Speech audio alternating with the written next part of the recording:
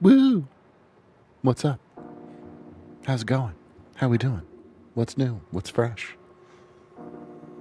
How is everybody? How's it going? Coffee.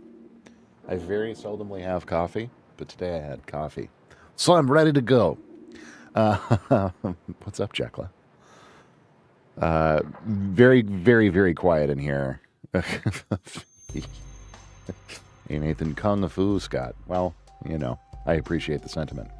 No, I'm super early today, so I don't anticipate folks being around for about an hour, which is totally fine. But today is going to be a bit of a departure. We officially have too much work. So we're just going to be diving straight into work today. We don't even have time for feedback. I am so terribly sorry. I love doing the feedback. I got to get caught up on some stuff. So little behind the scenes, little bit of inside baseball. We have, let's see here, what all do we have? Noseboro's record, which is going to need 2 more full tracks, and then more mixing and potentially punch up, and there's like all kinds of little smaller things that we need to get done there. So, and the next 2 tunes or might even be 3 tunes. I need to check in with him. Those are ready to go for us to start working on. So there's 3 tunes, or 2 tunes, whichever it is. We have the pop artist in LA that we started working with. I'm waiting for vocals back from her. We've only done 1 song on that record. That's gonna hype it that she has 20 that she wants to do. So that's a thing.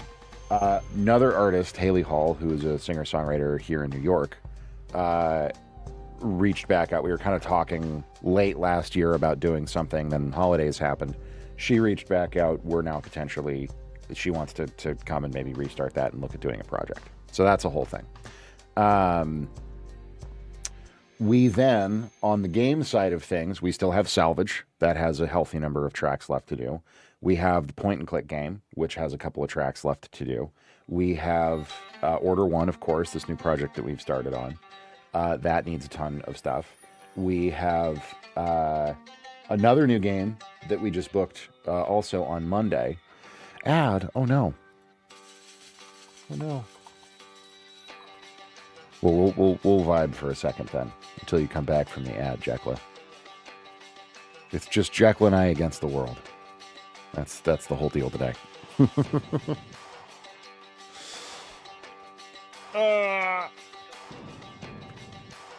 Vibing while the ad runs. I really wish there was better timing on Twitch of like letting me know when ads happen. Back with some ad revenue. Yay, thank you. I appreciate it. I'm pretty sure you're the only person here, Jekyll, at the moment, so it's you and me against the world, buddy. Yeah, we have Salvage, we have Point and Click, we have Order 1, we have another new game that we just booked on Monday that is an IVN, interactive visual novel. Very, very, very, low profile project, not anywhere near even like announcement yet or anything. I don't even think the project actually has a name. But that's going to need, sounds like between 8 and 10 tunes, really mellow, like very ambient backgroundy stuff. So we have those to do. I just got another episode of Carb Face, which is a podcast I've worked on for the last couple of years with my friend Lori Wolliver. Hilarious food podcast. Originally started by Lori and Anthony Bourdain, which is kind of cool. Rest in peace. Anthony Bourdain, my spirit animal. Yeah, I have an episode to edit for them. Juby, hey, how's it going? Good to see you. So yeah, needless to say, and then that's not counting Mirrorball, which we're technically like on break from, but we'll need to get finished up at some point. That's not counting, any other games. Like there's the Fantasy IVN that they might still need stuff at some point. Andrew Cosimoes might turn back around and need stuff at some point. Like we have so many projects in right now, it's crazy. So yeah, we need to just focus on getting things banged out. So our main focus for today is going to be finishing this tune, this first tune for Order 1, which we made excellent progress on yesterday. The devs are super, super happy with the new direction. We implemented feedback. Oh, Juby, you have to, we just counted. There's like 2 records and 3 games in active production, and then like more of both of all of those things on down the road. Then I have another record that's going to come in for mastering from Eric and Chris. That's a whole other thing. It looks like it's a lot. So I'm blessed. I'm very thankful to have so much work. It's very flattering. I love my job. Well, so this is honestly what life was like 5 or 6 years ago, way before I ever started streaming. Back in 2018, 2019, before we moved to Thailand, when I was running my commercial studio, I had 5 ghost producers working under me. That shit was crazy. I wasn't doing as many games, but I was doing a lot of records and a lot of commercial work. And so I literally, the stream's a new whole amazing thing that I absolutely love, obviously. But just in terms of like raw work, my Fiverr account, there was like a year period where my Fiverr account was so insane. I had my friend Jaden, her boyfriend Julian, I had Callum, and then Veronique and Miles that I was all outsourcing work to. Like, hey, these people need a jingle. These people need a podcast edited. This guy needs his rap record mixed. This guy, and I was like, because I was busy in the studio working with bands and producing records. Like that was a crazy period of time. So we're not even quite back to that, which I'm glad because I didn't actually touched my TV. Oh God, yeah. And that, like, even that was just like, that's another Tuesday. I don't that was just another Fiverr request that came across the desk. I was honestly lucky that I even knew that it was him. But I recognized the username because he didn't change it as much as he should have. But yeah, because we were doing all that. I was also doing tons of content for yeah, exactly. He's really not. I was doing tons of content for TrueFire and for Jamplay. I was doing Concertini. I was making Concertini videos every week. It was crazy. In any case, whatever. It doesn't matter. We're busy again now. And this is, funnily enough, I started my morning by having some fights on Reddit, as we all do from time to time. Because I gotta say, I am getting increasingly sick and tired of this, like, we're cooked mentality, right? Let me ramble about this for a second because I want to, because it's kind of where my headspace is at. I am really fed up with I log into all of these places, and especially, I know we talk about AI all the time, that's a part of it, but then like politically and just like all this other stuff, I'm not going to go into that because I don't want to violate my own rules, and I'm not trying to be divisive here, start drama or whatever, but it's like, it's Juvie and Jekla. I know you guys adore both of you, so I'm not too worried about it, but no, like, especially when it comes to the AI stuff and the music stuff, I keep seeing these posts over and over again of, oh, we're cooked. The industry is failing. Everybody get out now. No people are ever going to make music again. There's never going to be a professional composer again. There's never going to be a professional producer again. There's no more artists. We're cooked. And as time goes on, I hate that phrase more and more and more. This idea of we're cooked, because it's so defeatist. It's so, every time I hear it now, my immediate reaction, oh God, don't even get me started, Judy. We'll talk about that on our own time. But anytime I hear this phrase or I read this phrase, we're cooked, my immediate response to it now is, cool, so what? Just curl up into a ball in the corner and die? Like, what do you mean? What the hell does that mean? Because it doesn't mean anything. It's so defeatist. It's such a depressive thought. And fundamentally, from where I'm sitting, it's not true. I am busier than I have been in years. All of my friends, for the most part, are busier than they've been in years. If you look at the state of the music industry as a whole, is AI going to change things? Yes, absolutely. I have more people coming into stream every single day for feedback who are teenagers, early 20s, new to music production. They are buying DAWs, they're buying plugins, they're buying MIDI controllers. They're excited to make their own stuff. They're excited to share their own stuff. They're excited to collaborate with other artists. They're finding ways to monetize what they're making. Every day is filled with this. I talked to a kid a couple of days ago or a couple of weeks ago on Discord, who's 16 years old. He started a Ableton club at his high school. It is now the most popular club in the high school. It's more popular than the drama club. It's more popular than the debate club. It is the most popular thing at his high school, is kids learning how to use Ableton. The sales figures, if you look at sales figures for the gear in the software industry and music, up and up and up every single year. At NAMM, this is insane. It might not mean a lot to you guys, but at NAMM, 3 new large format recording consoles were announced at NAMM. These are the massive monster mixing desks that you see in big high-end studios. These are things that cost $50,000 to $100,000. They cost more than some houses do in some parts of the country and certainly in the world.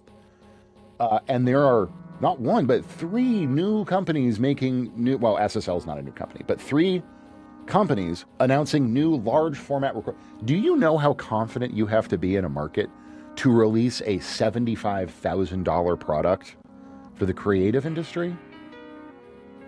It's like they're either delusional or things are going really, really well.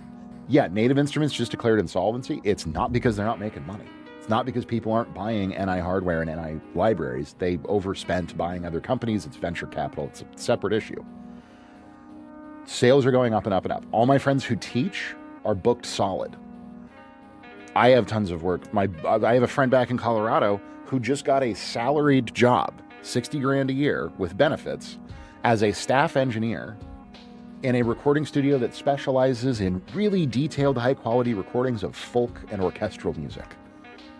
And they are doing well enough with their, like, this mailing list network of audiophiles who love these recordings that they put out. They are doing well enough to afford multiple on-staff engineers in their recording studio and, like, super extensive amounts of super high-end gear. So anytime I read or see this stuff where it's like, oh, we're cooked, I'm like, really?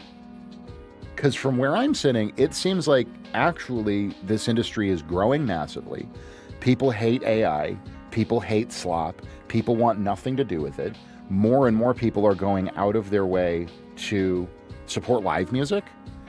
The wedding band that I was working with last year and this wedding band that wants to have me on board for this year, they are growing so fast, they can't find musicians fast enough. So anybody in here who there's like a good like guitar player or singer or anything, I'm like, hey, if you want work, go get in a wedding band. It's fun. It's easy. You can make $500 to $1,000 a night per gig. And these wedding bands are growing faster than anyone can keep up with because it's the new hot thing is having live music at your wedding. Like everywhere that I look, this industry is not only fighting back against AI, but it's actually growing in spite of it in a lot of different ways. Yes, Epidemic Sound is gonna, you would be surprised, Juby. You would be super surprised. Like, people are really branching out. One of the band that I used to tour with, the Sublime Tribute Band, which is like, I mean, it's Sublime. It's thrash, punk, ska. He's booking, that band leader, Dane, my buddy Dane, is now booking more and more weddings because people want Sublime at their wedding. You never, ever, ever think that people would want to listen to like Saw Red at their fucking wedding, but they do. So it would not surprise me if they're... I have played that song more times than you could possibly imagine, Juby.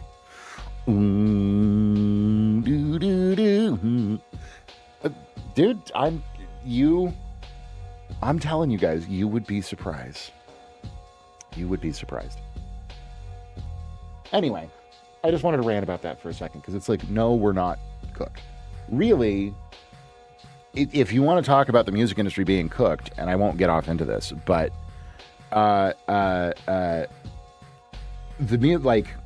you guys are probably too, I can't remember how old Jekyll is. Juby, I know you're too young to have been around for this.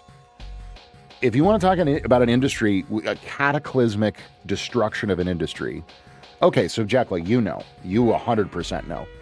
The advent of the internet and streaming and piracy in like 1999 to 2002, that destroyed the music industry.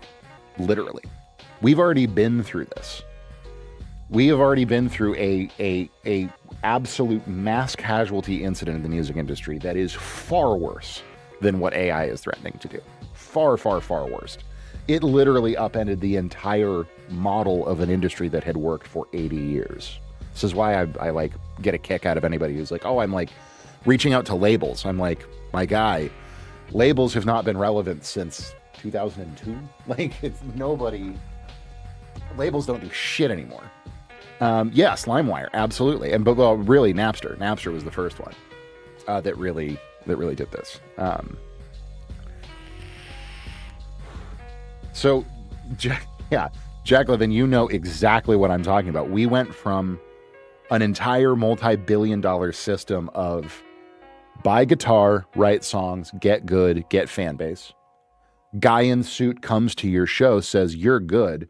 We'll put down $1 million to make $10 million on what? Your album. This is what a record label did. We will invest in you. We'll give you a studio. We'll give you a producer. You're going to make this record. And then we have national retail distribution networks to get your shit on radio. You're going to tour in support of it. And we're going to sell albums, sell physical discs, CDs, records, cassettes. That is how, and then you just wash and repeat that cycle over and over again. Make a record, tour in support of the record, get airplay, sell record. For 80 years from about the 1940s onwards. That's how the entire music industry worked. All of that collapsed in about 5 years. From the first instance of Napster to Apple Music to the LimeWire to then streaming, all that happened in less than 10 years. And it took the core principal product of the music industry and made it valueless. That is the destruction of an industry. So we all are already functioning in an industry that quote unquote got destroyed. And yet here I am, busy as ever, bunch of my friends, busy as ever, wedding bands growing, new studios opening, people mixing records, mastering records. I've seen more mastering work flying around than I ever have. I thought for sure that'd be the first thing to go away with like all these AI tools. That's actually, of everything I've gotten from Twitch clients, number one thing has been mastering requests from people, which I find fascinating. So we're not cooked. Anyways, we were cooked 20 years ago. This has happened again and again and again and again. Our industry is not going anywhere. And please stop saying we're cooked because it's defeatist and it is not productive. It bums me out. Anyways, you have a cassette recorder? That's neat. Sorry. Tiny rant over, well, medium-sized rant over. I just thought there was like a whole thread about this on Reddit this morning, and I was like, shut up, no, we're not. Like, this is a bunch of people who don't do this for a living talking about an industry they clearly don't understand. Anyways.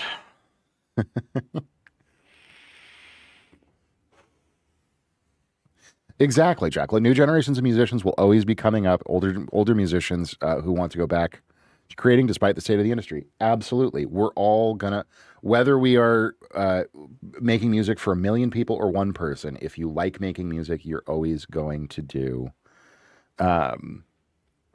you're always going to do it. You're always going to make something.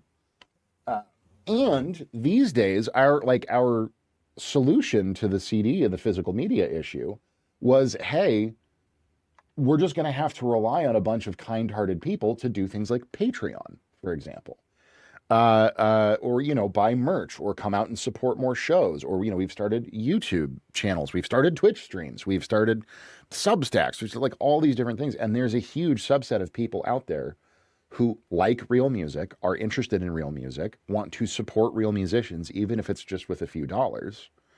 That's not as reliable a model as it used to be with CD sales, but they never do, Juby. Yeah, exactly, Jacqueline. And it's not going to serve the same purpose of being able to move units like it used to be, but it's going to be useful for you guys to book gigs. If you guys have any kind of like a fan support, a Patreon or something like that, it's going to be a reward for them. It's going to get your name out there. Like all of that is, indeed, Juby, that's a good call. It's still worth something, and people are, dude, Jekla, that's super cool, man. Oh, you pressed? I love that. I love that for you. I love it when people press vinyl. It makes me so happy. Um, that's very neat. Anyways, yeah, like we're not cooked. Stop saying that we're cooked. It's a giant bummer. Okay, so what are we doing today? Today we are working more on Geiger Counter, this first track for Order One. Um, yeah, it is a unique. I've only ever gotten to work on one record that actually got pressed, which was the Circles Around the Sun. It was my buddy Mark's band. Very successful jam band for quite a while. They were making some waves. But they did a record on Rhino called well, they did two that they pressed to vinyl, and I think I worked on both of them actually, now that I think about it. One of them was for Rhino, one of them was an indie release. What the hell was the name of the album? One was self-titled, but the other one had a really cool title. I can't remember.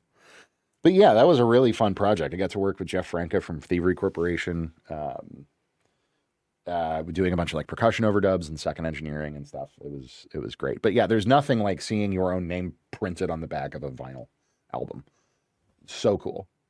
Apparently, I also mixed something years ago that got put on vinyl, but I never got a copy of it, and I don't know where it is today. So, anyways, congratulations, though, man. That's insanely cool.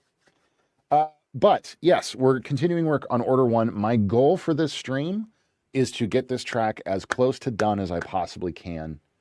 In its different versions and variations. So, we started on Tuesday, went off in a direction, got some excellent feedback from the developers, worked with Jake, the lead dev yesterday, was in here, in chat, and a couple other developers were in here in chat with us as well, which is very cool. I appreciate their support very much. I'm going to go ahead and pin the Kickstarter link again, just so you guys can go check out the project. Um, there is that. So yeah, they're loving the direction that it's going in now. It's definitely more like 80s kind of cinematic vibes, I would say, is the direction that we're going in. Did they really? Oh no, not quite yet. They are 24 out of $7,300 is where they're at. So we're a third-ish of the way there.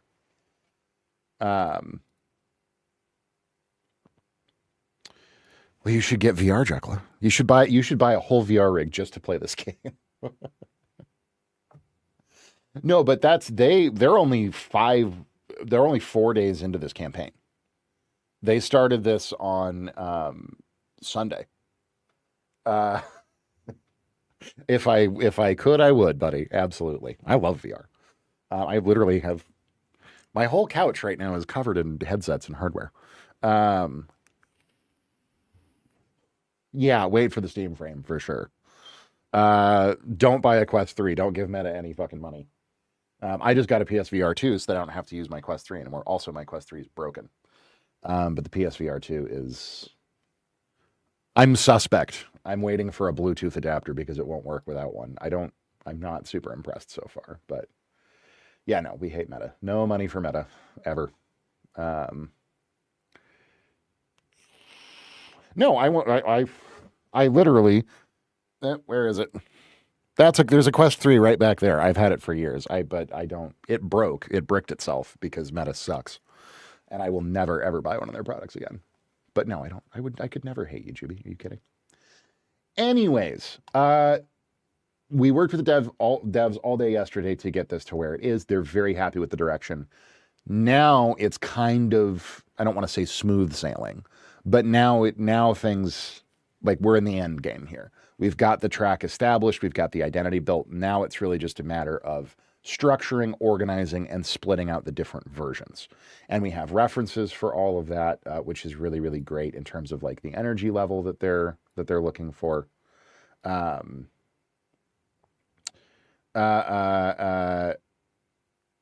Let's see here. Let me pull that up in the background.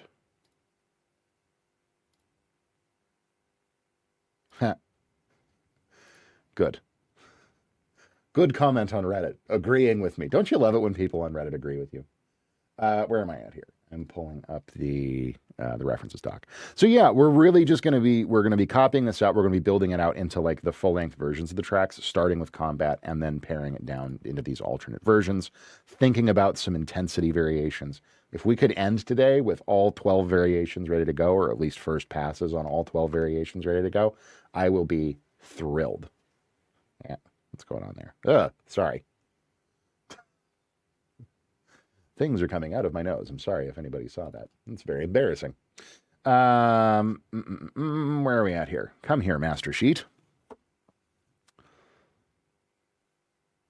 We're also, as we've gone over references and as I've talked more and more with the devs here, they really are wanting like a very kind of vaporwavy, synthwavy kind of a vibe,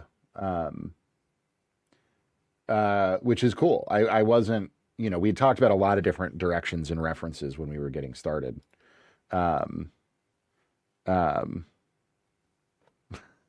True, Jekyll, yeah. I mean, if you were to go out and buy a Tesla now, I might have some questions for you. But like my sister has a Model 3 that she got like 5 years ago, and she has the bumper stickers on front and back. That's like, I bought this before Elon lost his mind. We support this. Okay, cool. So here is our project doc. So we have references for kind of the energy level. Most of these are from Metal Gear Solid, which I love. In terms of like the kind of energy and vibe for these alternate versions, these base alternate versions.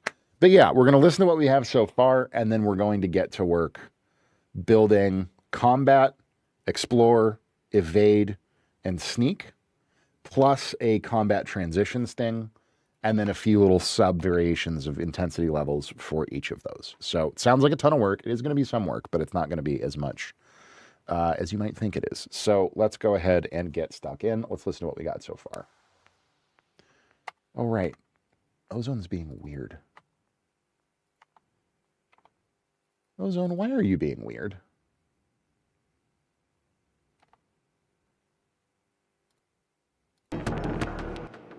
Or is it CTC that's being weird?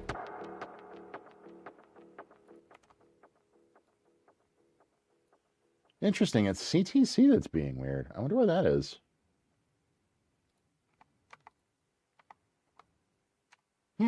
I don't know.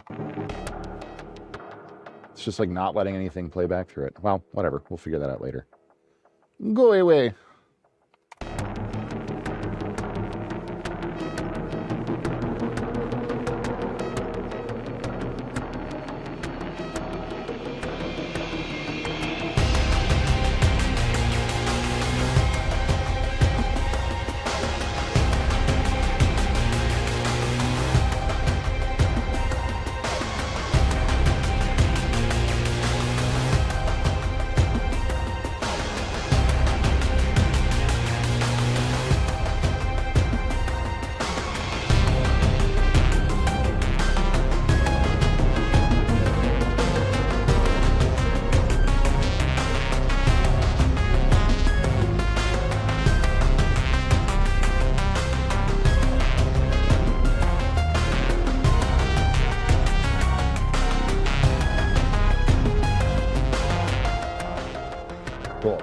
So one piece of feedback I did get.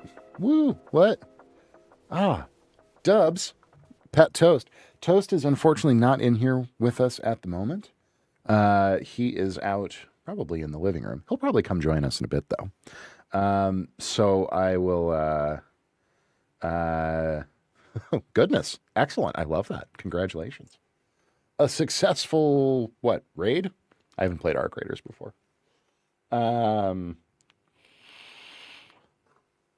But 45,000 of anything is a lot of that thing. So good work. Have you finished any tracks for the project yet? I have missed the streams. No, but that is exactly what we are doing today, Iconic. So welcome back. Good to see you, my friend. Good to see all of you. Yeah, that is exactly what we're doing right now. We just got started with stream. And we are going to be taking this, what we just listened to, is kind of our starting point for the combat version of this track. And we're just going to be sort of, finishing it. into what will ultimately be a four different variations of this track: a combat, an explore, which will kind of be the lowest energy level, then escape and sneak versions of the track, which we have references for all that, plus a short little combat initiation, sting or Q. So yeah, we want to end up with four variations, and each of those will get a few different layers or levels of intensity. All of this is going to be triggered and tied to in-game systems. Do I have a violin bow? Yes, in fact. Well, it's not really a violin bow. It is a bow for a bowed psaltery, which I got recently as a gift. You have a cymbal. Not a real one anymore. I have my V-drum kit here, which is how we do most of our live drums. But no, I used violin bow on the psaltery bow on my 8th-string guitar to make this sound.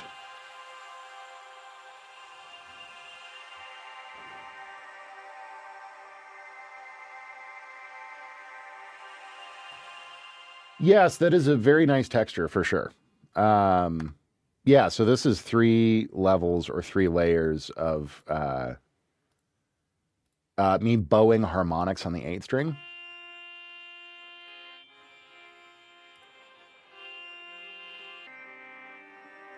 Then pitching it around a little bit, some EQ, compression, more sort of EQing, and then a very cool sort of spectral reverb.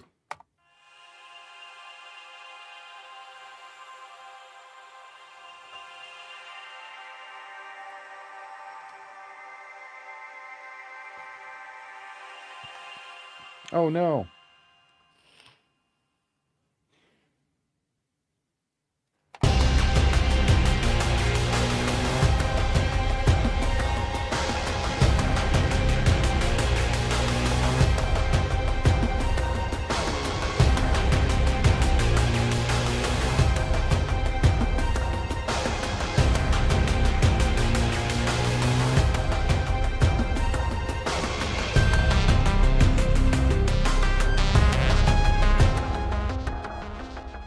Yeah, exactly. Iconic. Yeah, you gotta kind of think about how the notes are structured as you play them up and down, and what kind of chords you could make out of those. So, another piece of feedback that we got from the devs is we have this ARP in here, and I'm very quickly learning that this particular dev team is they are physically allergic to anything acid. So anything that sounds sort of 90s, like acid trance or acid techno or anything like TB303, anything with really strong resonant filters, they hate it. So we're gonna the first time I sent them a version of this track, it had a TB303 for the bass line, and they said it sounds like a dog barking. I sent them this yesterday, and this was louder in the bounce that I sent than I meant for it to be, but they said it sounds like lots of tiny farts. I was like, hey, fair enough. You're not wrong. So yes, we will be doing something different with that particular sound. I like the idea of an ARP there, but really I think we want to lean fully into just like 80s, like real classic 80s FM synth stuff, kind of Oberheimish stuff, and try to stay away from anything acidy. So we will be working on that. But first things first, we are going to take yes, for sure. I unfortunately don't have I have Vital, which is more of a wavetable. But what I do have is Arturia V Collection, which has like the DX7 and the Ensoniq SQ80 and a ton of other really classic, very 80s, very 80s FM synths, and wavetable synths, and just general 80s analog goodness.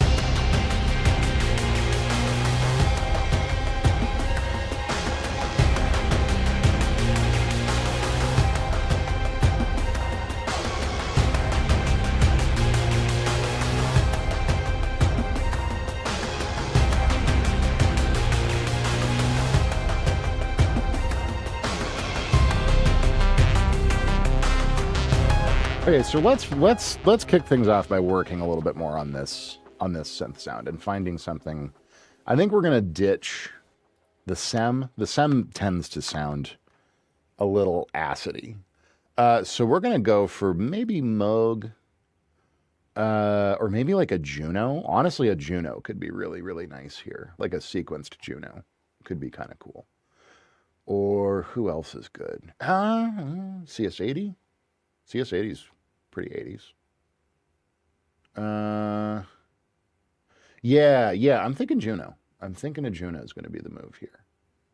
Get some of that chorus on it, and then like throw a clipper on it. Which I think we already have a clipper on it. Do we? We have OTT on it, so there you go. We'll need to turn noise off. We can do that somewhere in here. Let's pull up some sequence options on the old Juno here.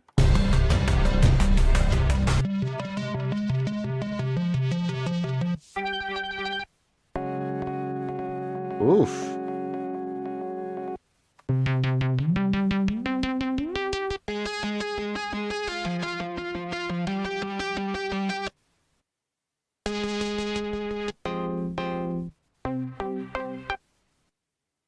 Yes, this is all excellent texturally. Yeah, and then we've got OTT on it, and we've got cassette, because I want that 80s cassette vibe. No, that's a little too...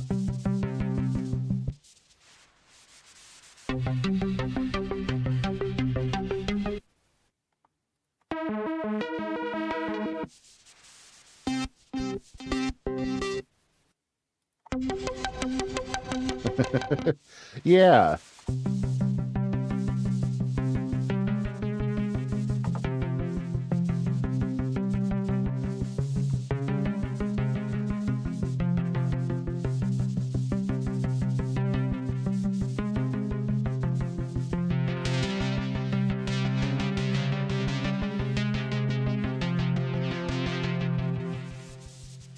Honestly, I really like that. Let me just get rid of the noise. Oh, look, here's Toast. Hey, chat wants to give you some pets.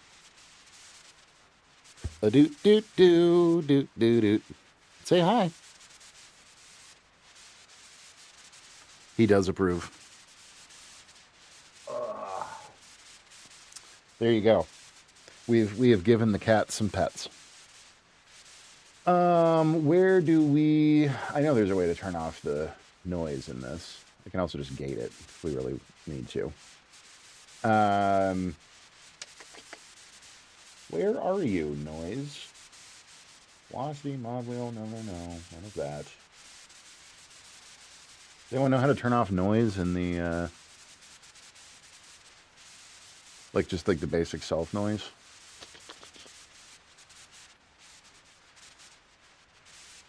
Maybe you can't. Oh, well, we'll just, kind of breezy. Yeah, exactly. No, this is, we just grab a gate. Well, look at that. Amazing. Immediately fixes the problem.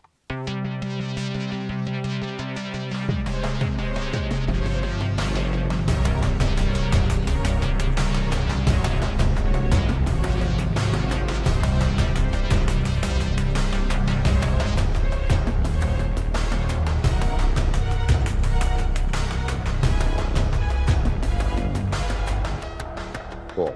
And we might honestly even like not have that in this exact section here.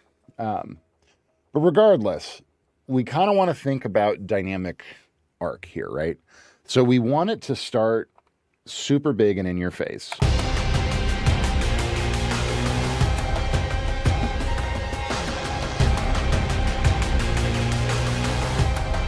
Yeah, Job, definitely some kind of a lead like that. Definitely.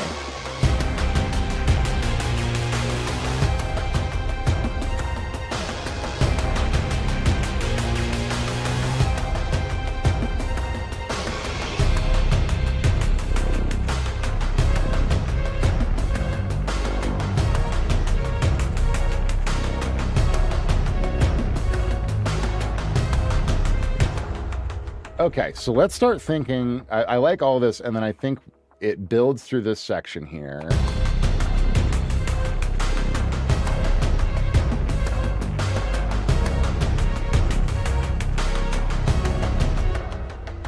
Good to see you, Buster. How's it going, man? Yeah, no worries. It's all good. Having Jake in here yesterday was excellent.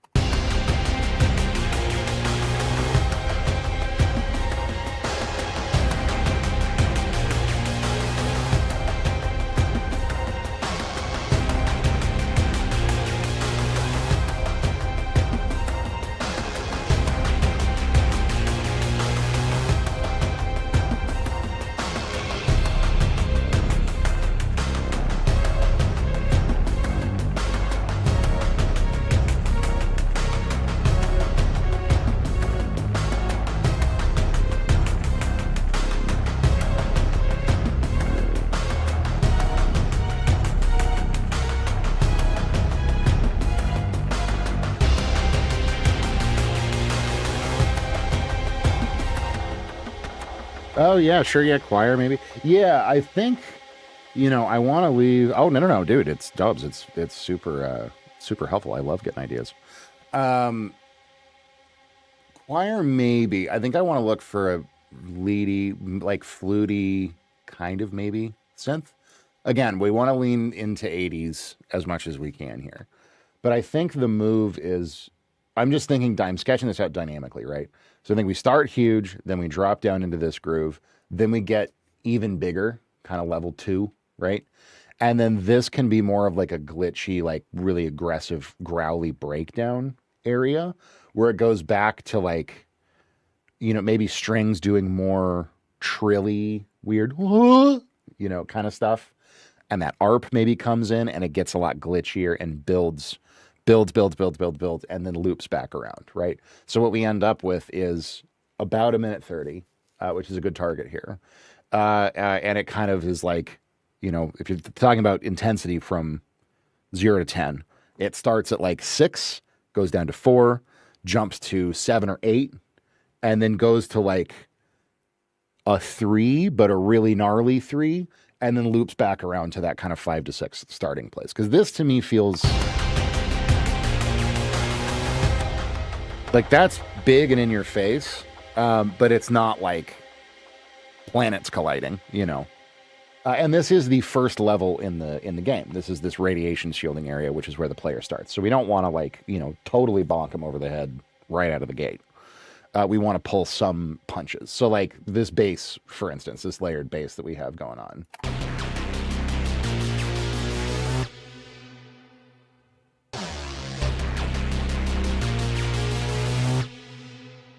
And we'll change up the notes a little bit and have it do some interesting things. It's good, but it's not like, holy shit, right? It's not totally crazy. It could be a lot more visceral than that if we wanted it to be, but I don't want it to be.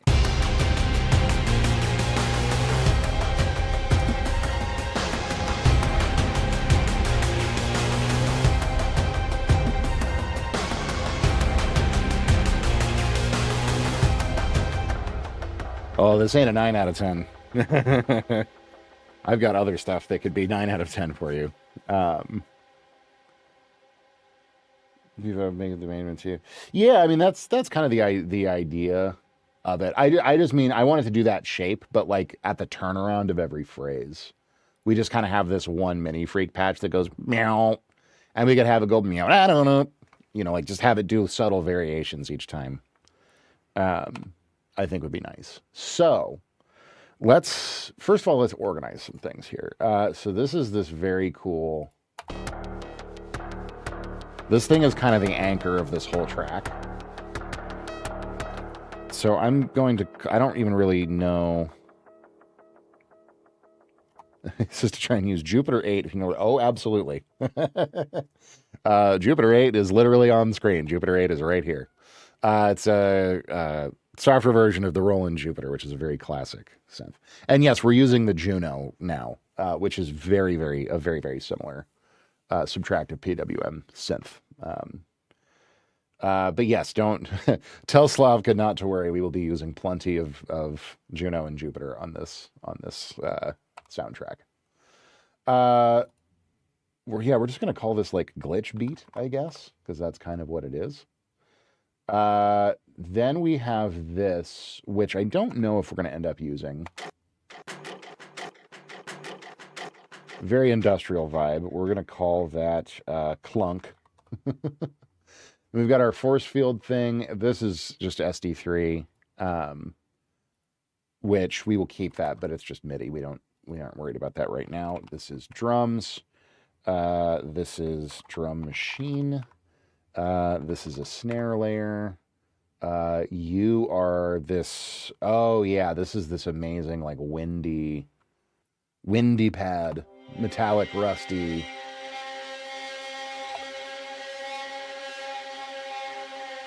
We love that. This is going to be bass 3. This is bass 1 and bass 2. This is guitar pad, layer 1, 2, 3. Yeah, that's Farlight from Native Instruments. This is a string patch that I also don't know if we're going to be using. This is a sample of the audio from an actual black hole, which is super fitting because the space station this game takes place around. These are going to be crashes. I have Haifa. Do I have Haifa? I should have Haifa. I have everything from Native Instruments. Those are going to be crashes, so we can actually build those into a bus right now real quick. Call that our SFX bus. Get out of here. Yes, exactly. What's up, Cakes? Hello. Hi, by the way. Hi. How's it going? This session is like the most disorganized session in the universe, so I'm just taking a second to clean it up. This is Action Strikes. So that's going to be our war drums. Keyscape is there for songwriting. That's an ARP. Then all of these are our strings. Or our orchestral stuff. Super. How's it going, Super? Everybody give Super some love in chat. So Super's kitty is not feeling well, and we're hoping that that rectifies itself soon. And then this is this great respace patch, courtesy of Cakes. Thank you again for all the presets, Cakes. 100%.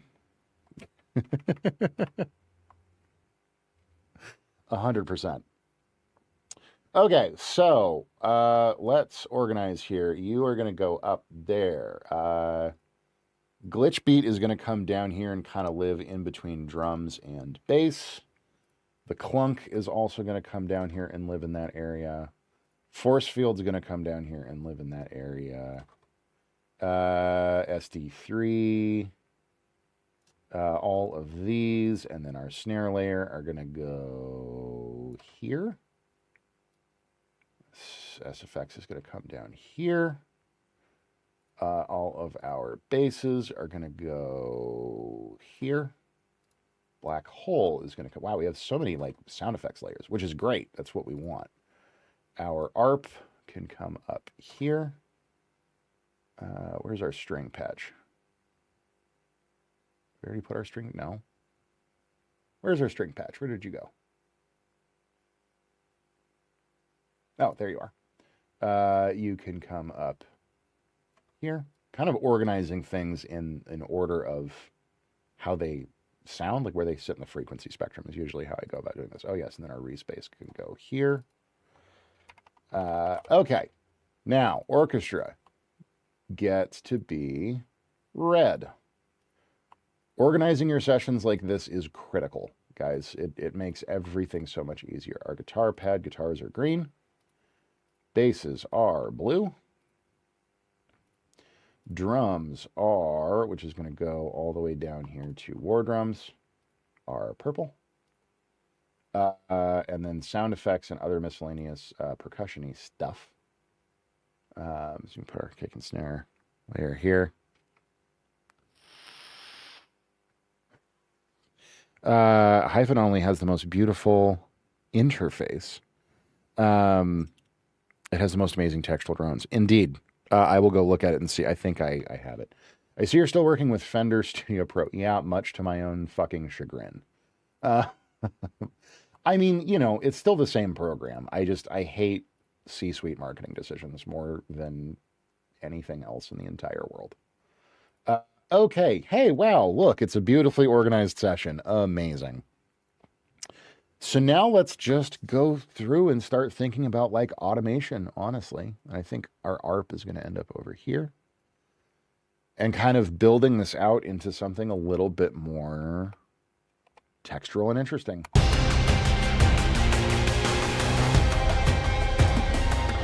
So my first and number one approach to doing this kind of work now, we're going to set up 3 buses, okay? And I want a, I guess what you would call a top bus, right? So we're thinking like our strings, our synths, or, you know, anything in that's like more melodic, more harmonic, right? We're going to stick on this first bus here. So we'll call that instrument bus, okay? Then I want to bus all my basses together, okay? Then I want to bus all of my drum elements together. You guys will see exactly why we're going to do this. So let's go back over on our mixer.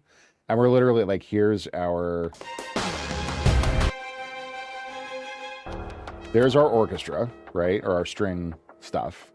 So we're going to take that. We're going to take all 3 of these synths. We're going to take our guitars. These are all going to go into the instrument bus. Then we're going to take all 4 of these bass sounds. Those are going to go into our bass bus.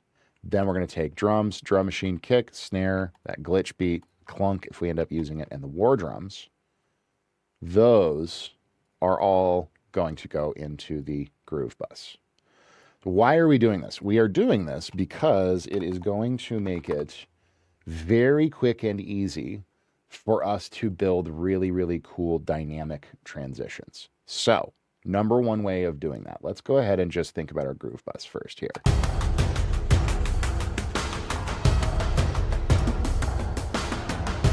You guys have seen me use it many, many times before. We're going to pull up an instance of Glitch 2. Glitch 2 is a wonderful, wonderful, wonderful plugin. We love Glitch 2. And I want to build a really interesting... so those drums are... It's a bunch of stuff. It is... what all do we have going on? First of all, Superior Drummer 3. Doing a very kind of 80s-ish thing. We're going to re-EQ this, too. I want to work on this sound a little bit. We have that. We have bit-crushed kind of Linn drum vibes with a big auto filter on it.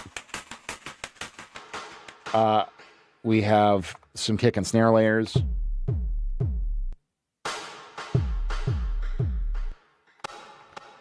Just kind of reinforcing things. We have this really cool Buchla easel patch.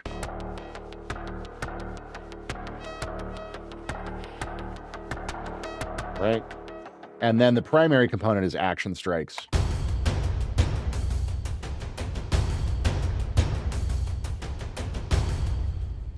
And so all those are kind of together reinforcing each other.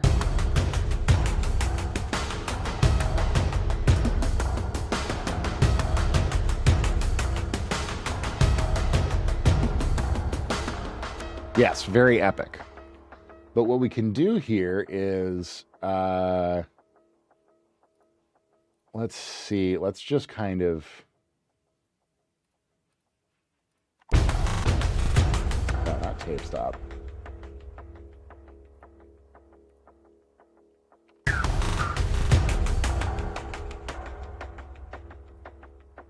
Yeah, let's try shuffler, and shuffler we will say, yeah, 8th and 16th.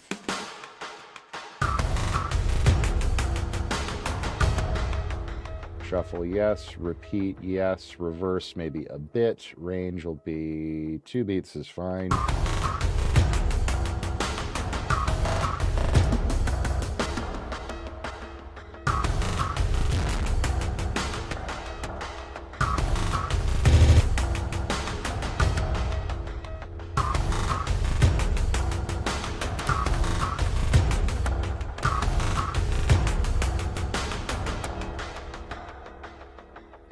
Actually, let's see if we can go up to 30 seconds here.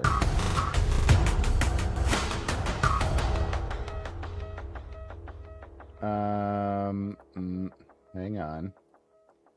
You guys will see what we're after here in a second.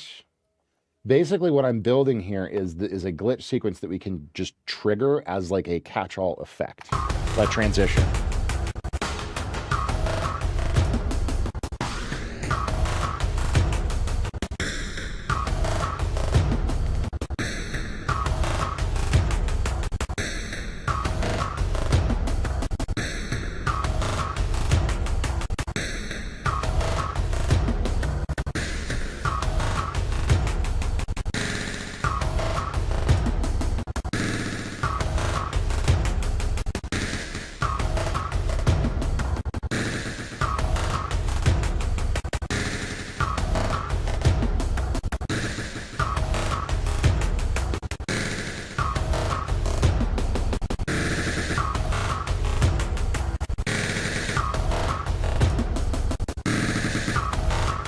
Cool.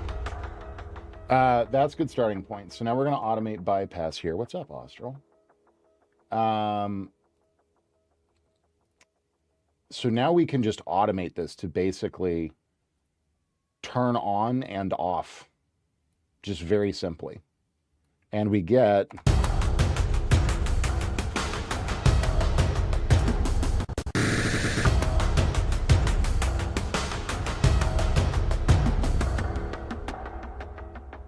very, very cool evolving textures.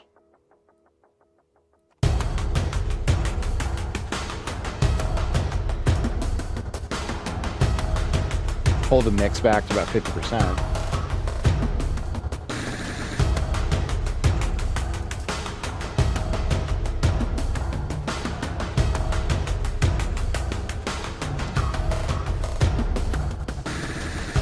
And so now for this next one, let's do something a little bit different. Let's pull up an instance of Tantra. This is like very similar in thinking to how you might do live like DJing effects, right? In something like Ableton for live performance. But it's a really, my cat is wandering around screaming and he wants me to pet him and then he goes away when I try to pet him. Oh, thanks, Iconic.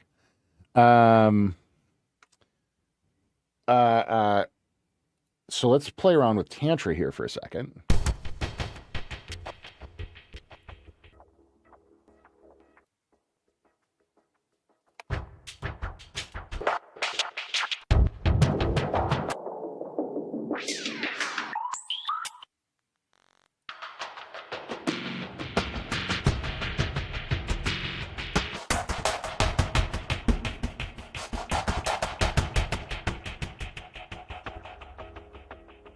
Pull the mix down on this, and then let's go bypass here. And we can like kind of combine the two. And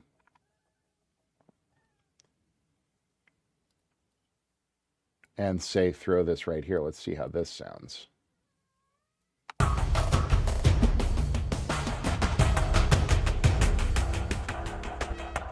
Not quite as heavy as I want it to be, but let's just loop this section here.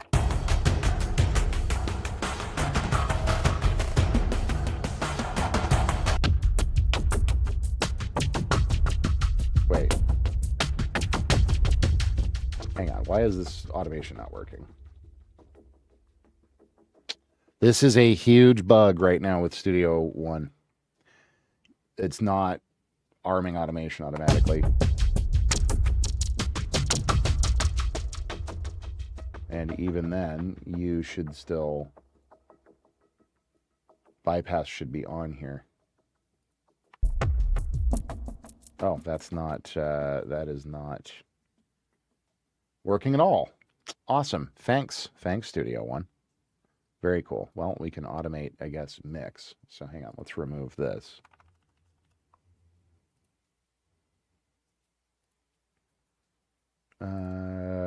Yeah, remove that. And then we will add mix automation here. And probably do like a ramp. Like so. And then kill it. Um,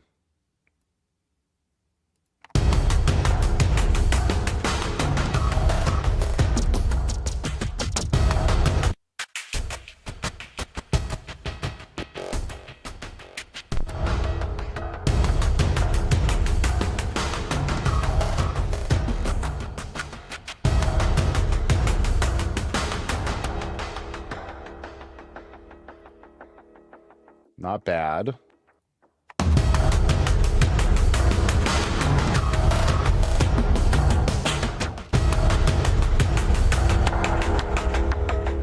Jesus.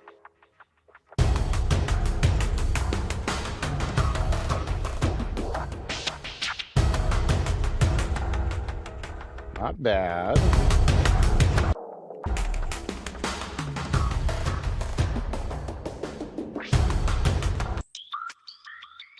Ooh.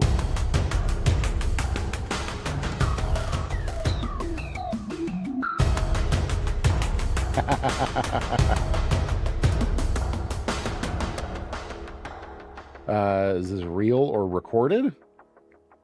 I'm not sure what you mean by that over on the YouTube side. Hi, welcome back, Juvie. I am live, if that's what you're asking. We're scoring a sci-fi horror stealth action game.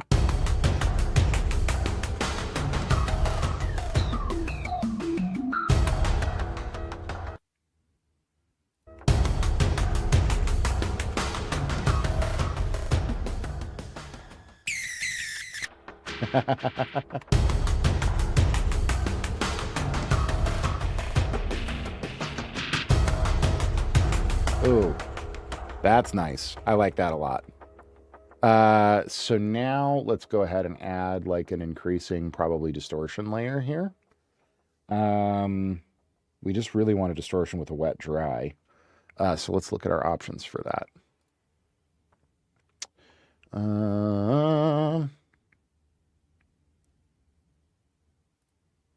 BX Saturator might have one. No, it does not. Why would it? That would be crazy. Does Red Light have a wet dry? It does. Yay.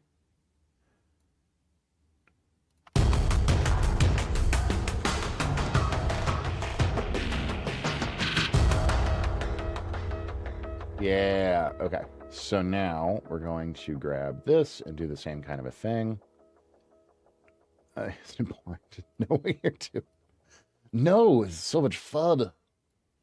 Because you could just go, here's exactly what I want to do. And it's great.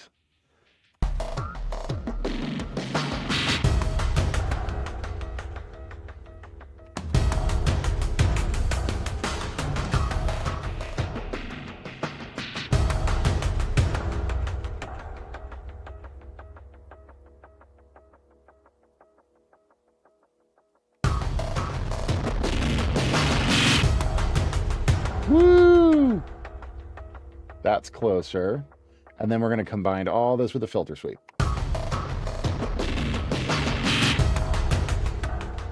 Amazing.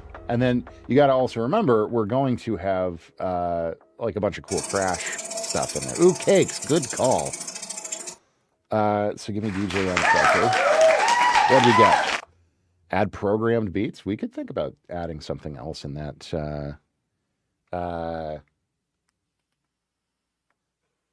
direction. This is a DJM filter. I love DJM filter because it's very, very effective and simple. So we're just going to take this and we're going to have it do probably like that and add some drive.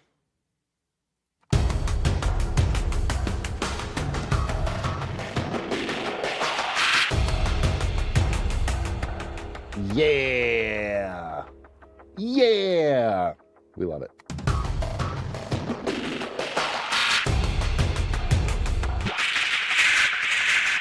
Jesus.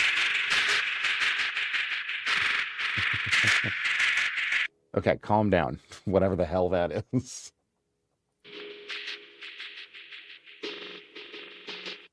Tantra, what is happening with you?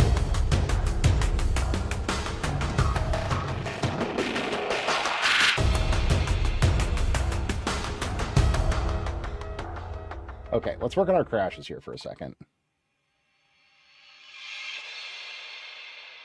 Oh yeah, that is way too subdued. First of all, let's get Warble and Black Hole on our bus and then get it off of our these. Mixing in a nutshell, I feel like I'm telling my elements to calm the fuck down. You often are. That's very true, Juby.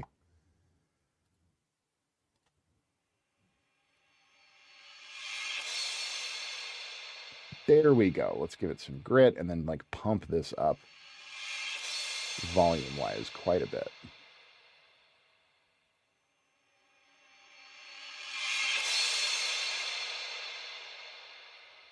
Yeah, that should be okay. Let's hear that.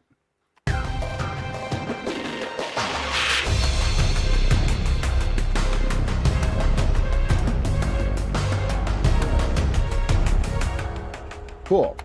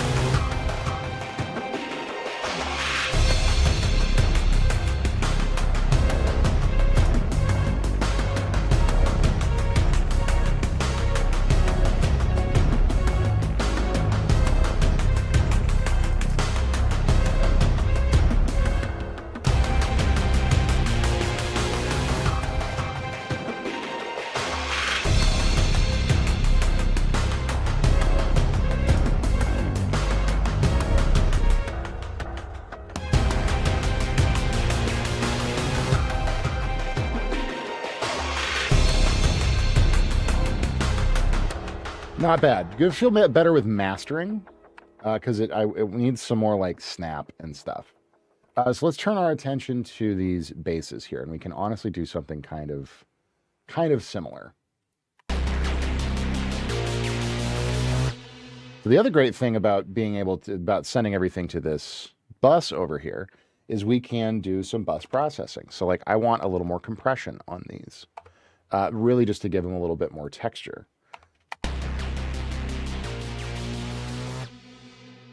A ton.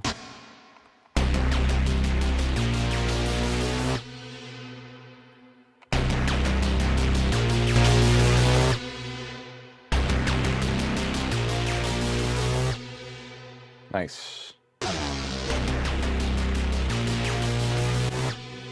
Now I hear we've got really good presence in the subband. But there's this sort of first order harmonic right around 200 that I'm not loving. That guy.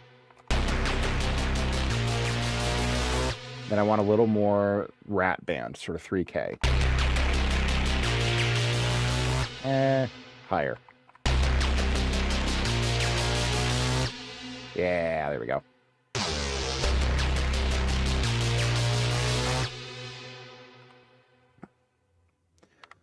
Sounds like a Tom Cruise movie trailer, for sure.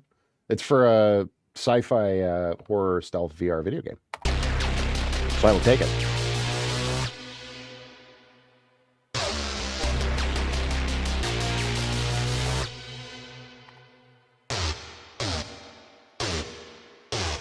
So now here...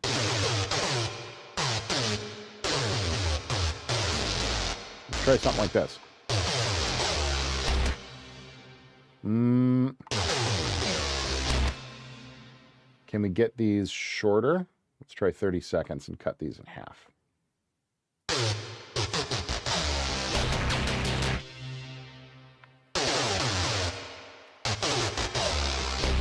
No. What happens if we octave these way up? I always like to, if I can avoid doing a bunch of automation to change sounds up, I will. That's kind of interesting. Let's hear that.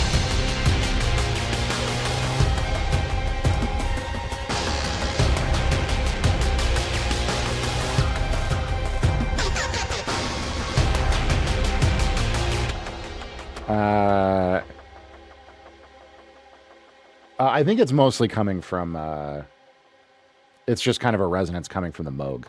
Because the vital patch is very scooped.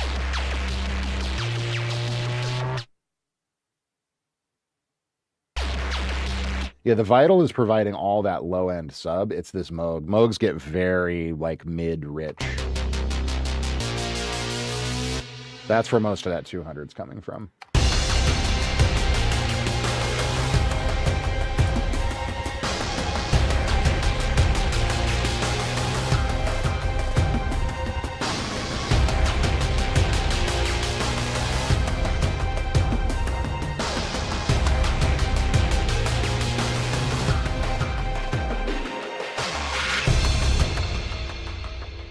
And then, like, on that transition, we can kill that last base. What else can we do here?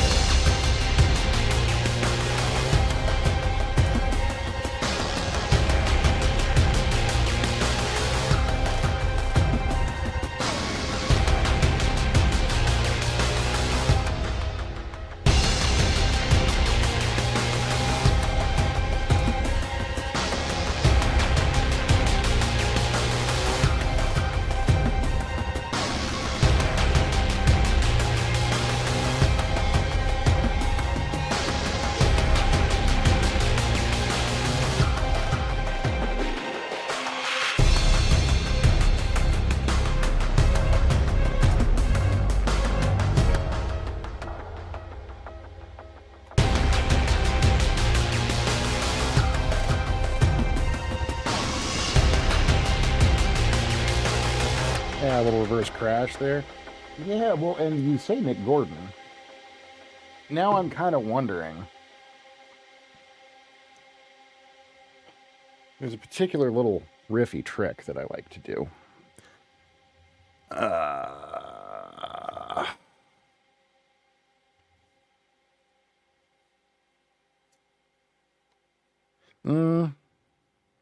Not Chugs.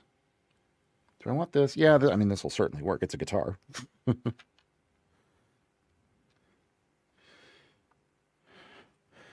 But sort of not lead either. You guys will see. Chugs, there's no real room for Chugs here, to be honest with you. We have so much in the way of other stuff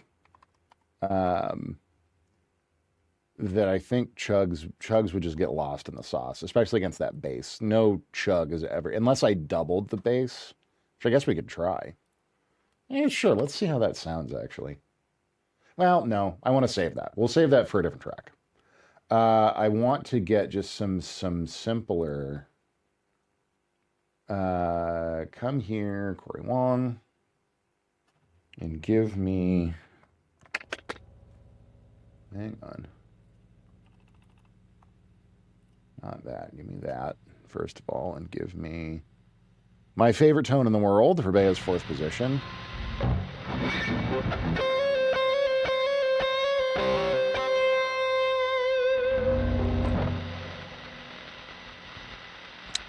Jesus Christ, you're so noisy.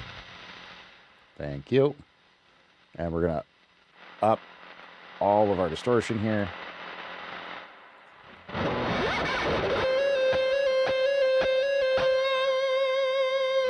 Little stuff like that.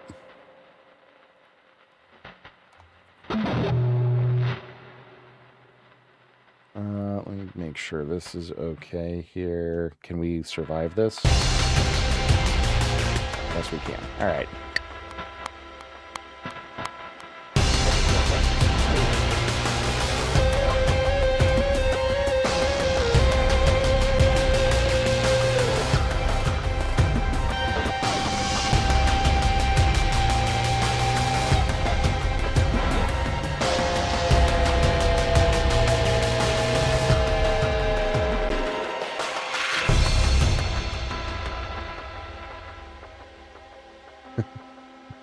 I was clipping my preamp just a little bit there, so we're going to try that again.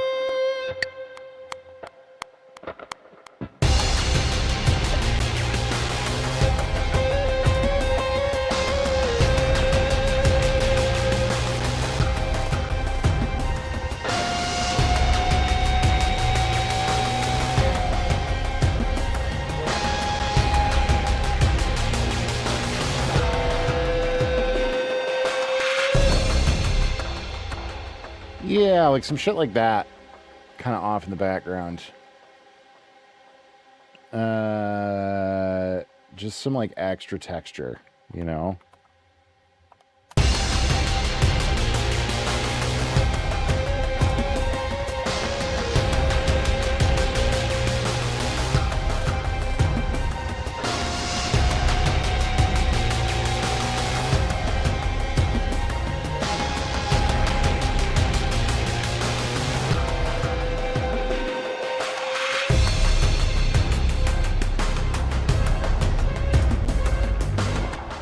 Actually, now that we're doing it, I kind of do wonder. Give me Gojira.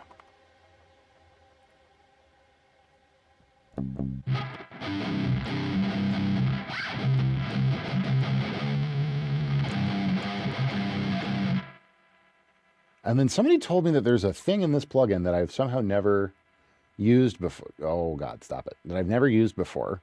That'll like auto double or something. Which is kind of crazy. I did not know that this was a thing, but apparently it is a thing that happens. And I don't know where you click to get it to do the thing, but apparently it will do the thing if you ask it to do the thing. And that's crazy. I like somebody was like, oh yeah, you'll do it. And I'm like, I've never seen that. And now I'm clicking around and there's like no option for that.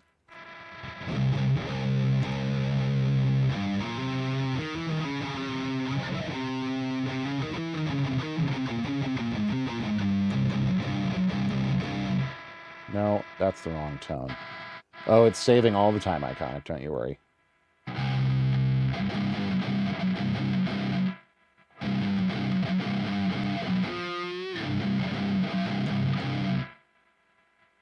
That's not heavy enough.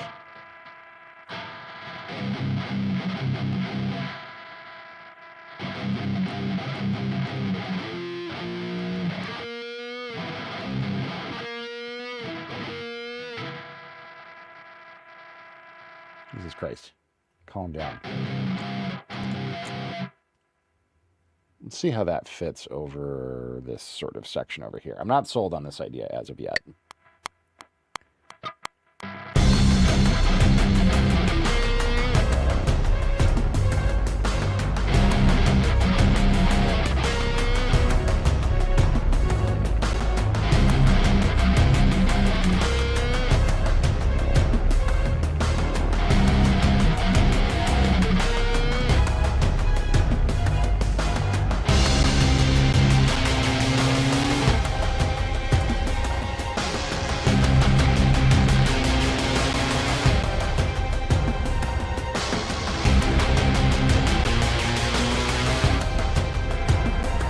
Okay, no, that's sick as hell. Never mind. I'm so wrong.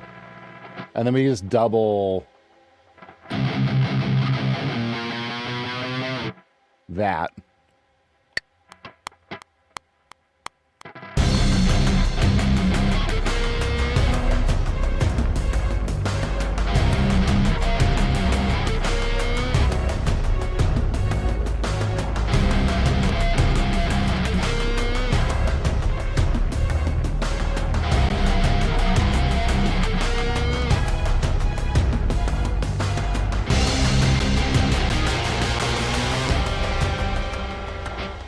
There, and then we're going to double track all this.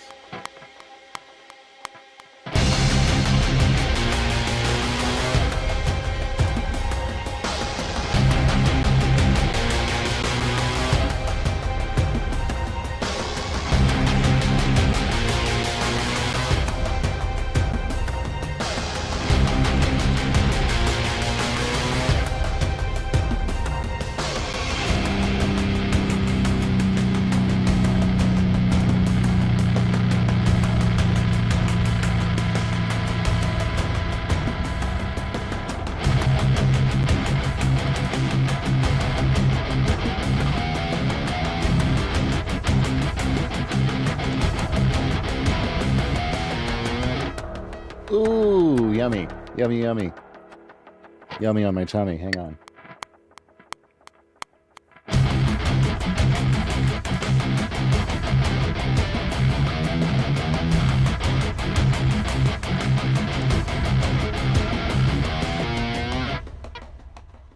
Yeah, then that can be kind of part of the turnaround. Okay, cool. We're going to edit all that, of course, clean it up a ton. But first, duplicate track, please and thank you. Left, right, very good. Let's swap to that. Oh, God. We love it.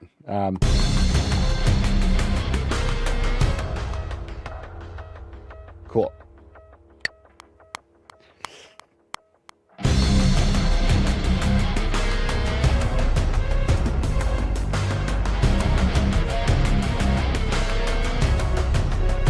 Yeah.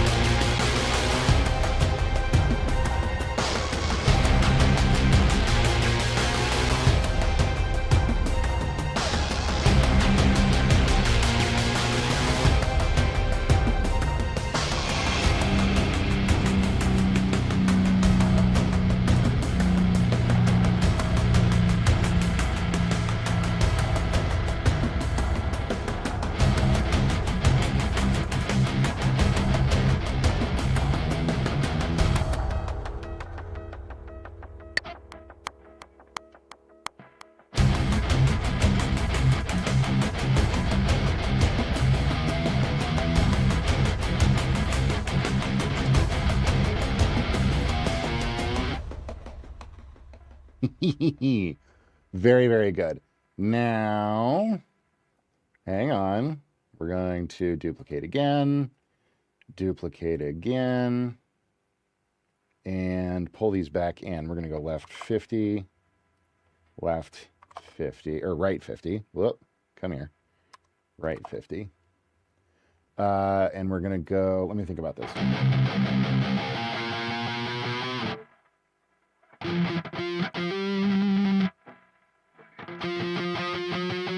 Yeah, I just want to catch that.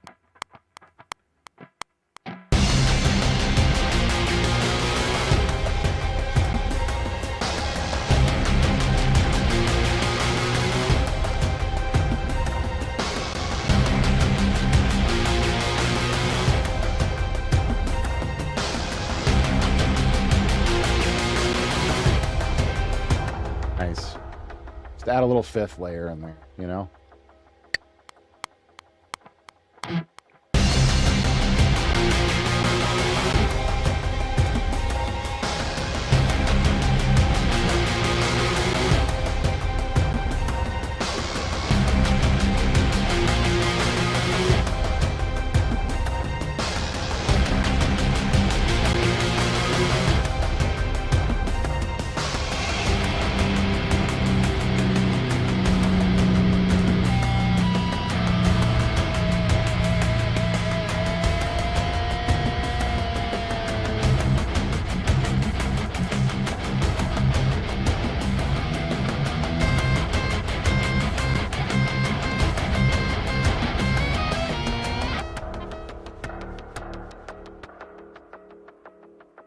Hang on, we can do better than that.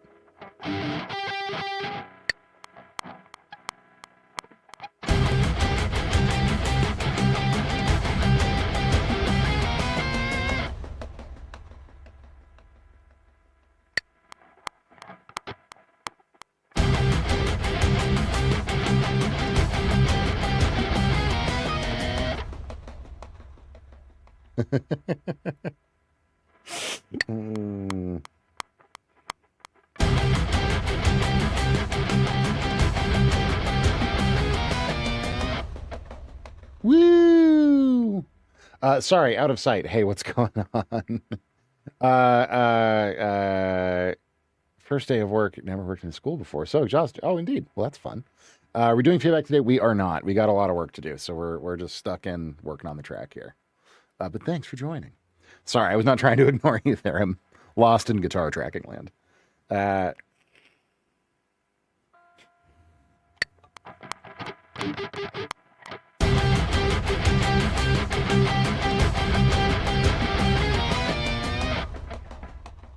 Might get rid of that layer. Definitely like the fifth layer in the middle, though. Okay, great. Let's... wait, what happened to you? There we go. Very much so.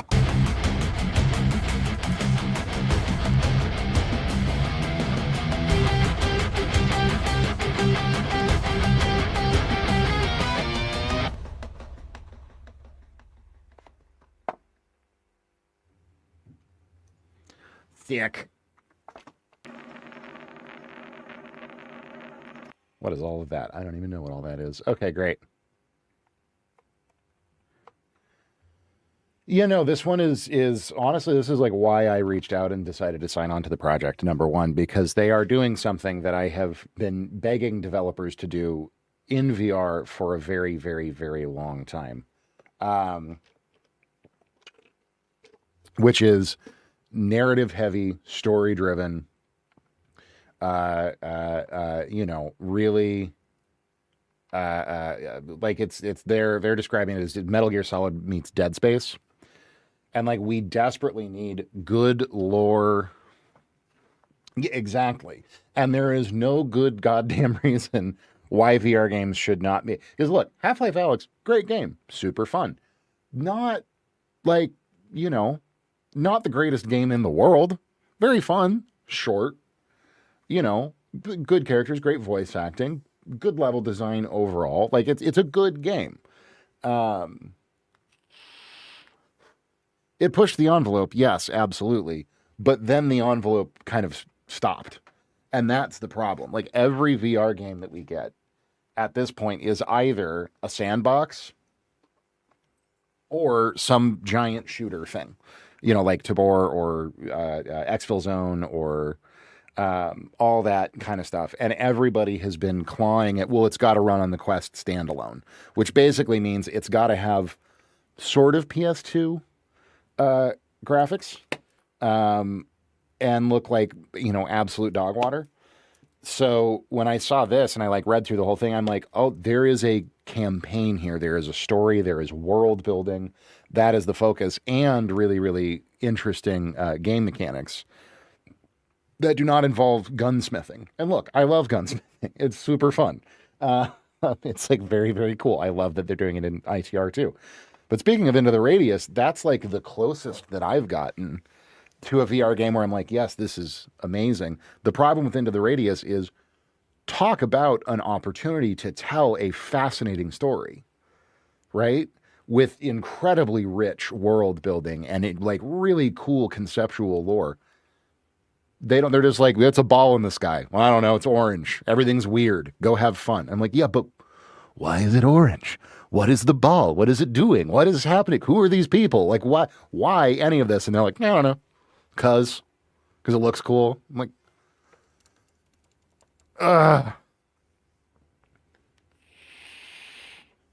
honestly, I think the soundtrack for ITR could be better. Well, yeah, and so like what we now have is like a whole lot of ports of flat screen games, which is also great, and I'm also super in support of. But like I want a Metal Gear in VR. I also think stealth action is like a wildly underdone concept in VR. Yeah, for sure.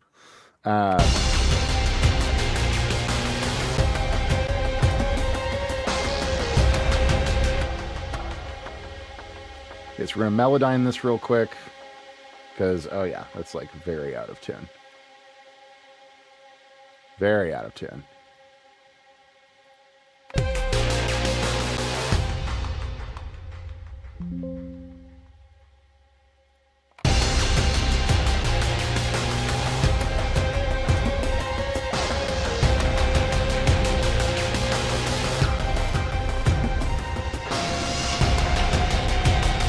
Oh. Thank you. Yes.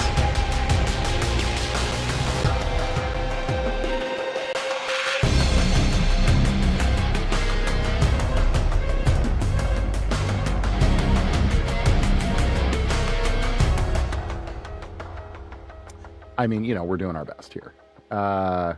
Okay, so this is all sick. I want these to be much less bassy. I don't want them to compete with that lovely Reese that we've got going on down there.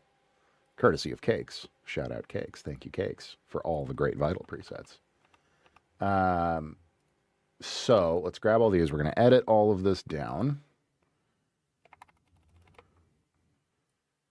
And we're going to do our real classic extreme polish edit techniques here, where we just cut out everything, get it ultra wicked tight.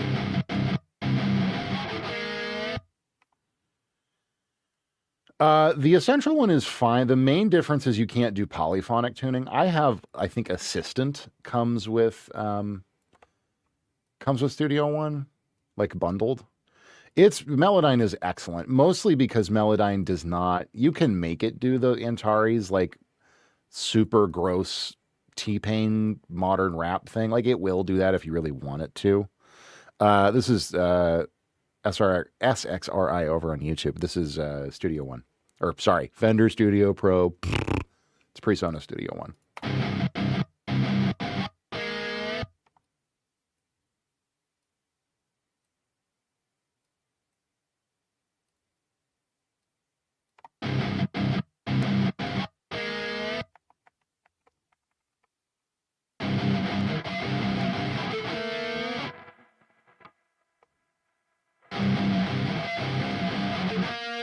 Well, it's yes, but what it really is it's extremely natural sounding.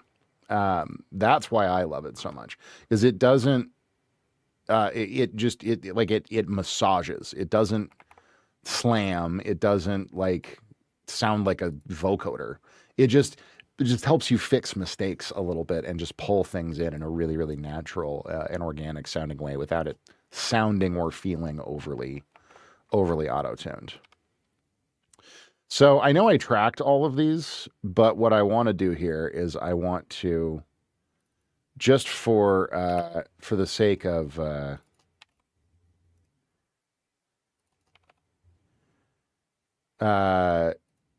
yeah, and their algorithm just sounds really nice.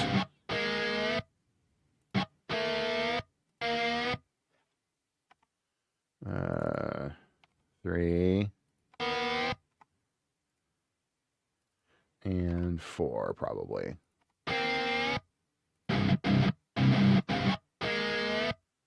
So let's now throw like an LA3A on these guys, not mono.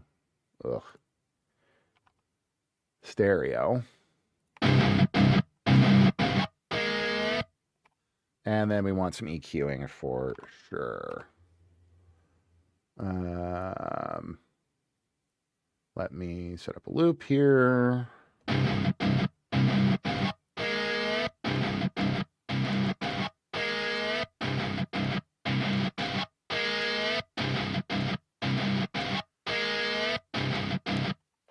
Okay, and then let's like bring all of these back by about 6 dB and just kind of get them to sit nicely.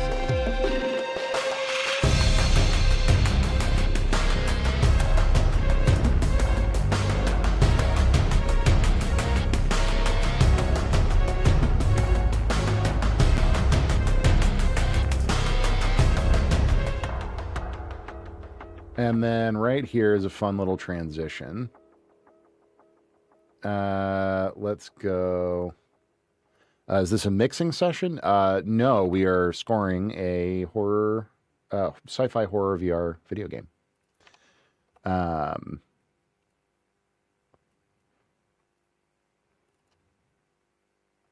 going to pitch these up 2 octaves and just do a little stutter edit here.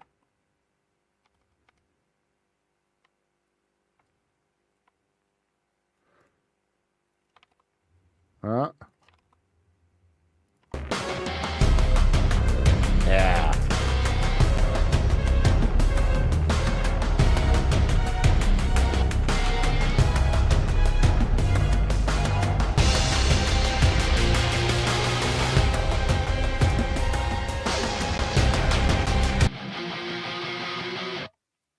Okay, so now for all of these, we're going to cut here, Do the same thing here. We're going to just Melodyne real quick, and then these will be easier to edit. Come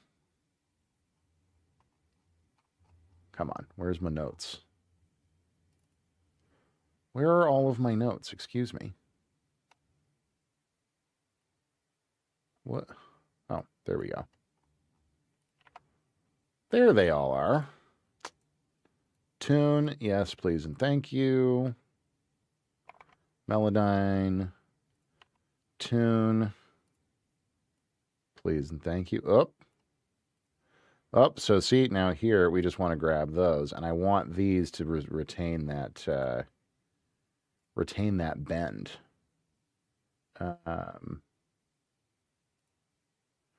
Cool. So we're gonna do the same thing up here, yeah, because it's gonna try to tune all those. I want them to tune the low ones so they're all nice and in tune. But everything else, no. Yeah. Melodyne here, and then at the end of this, we're gonna just time align all these, and then give them the good chop. It's gonna sound heckin' great. You trust you me.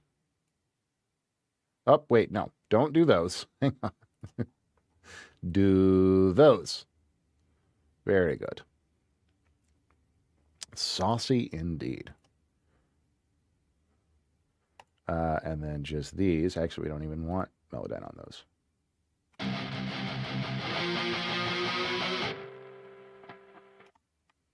Yeah, so like all of this, we want up.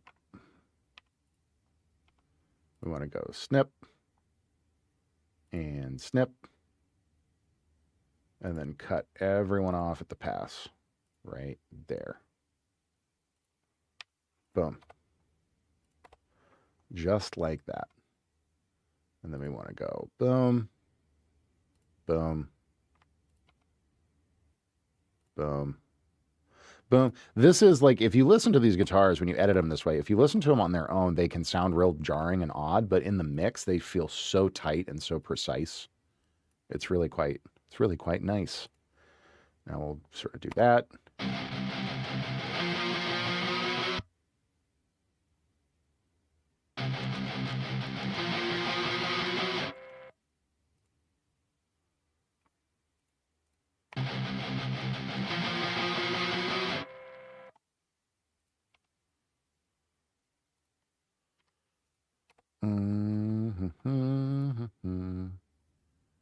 This takes a little bit of time to get them all nice and cleaned up.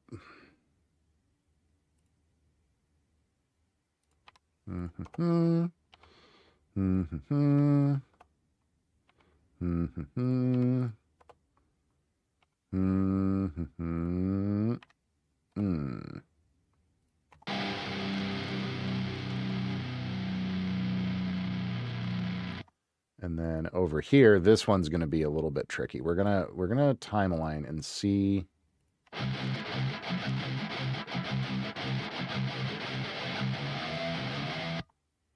Oh God, what happened? Why?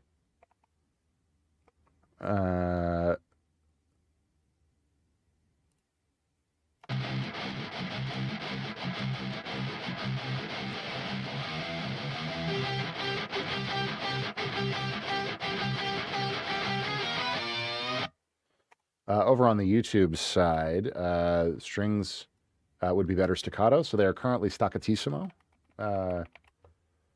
Most of the strings, at least, and then it's staccato on bow when it gets into this sort of B section area here. The library that I'm using is Composer Cloud from East West, and they're not the tightest articulations, unfortunately, but I think as a background element, they will do okay. We have some other ways that we can sharpen up the attack transients on those as well, as if we really need to.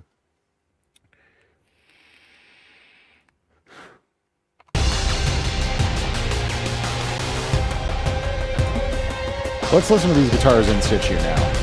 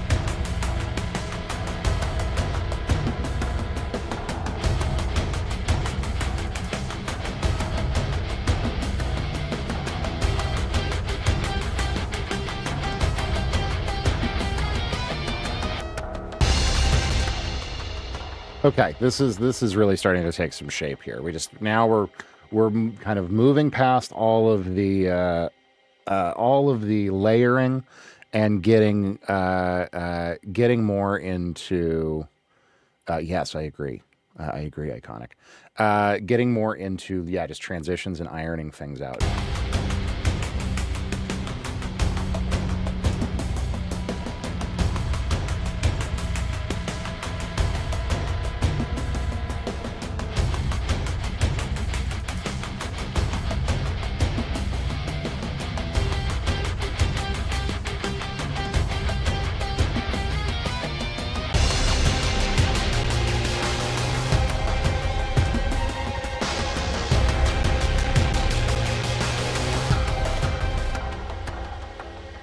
Okay, so first of all, let's keep working on kind of programming some of these like glitch layers here.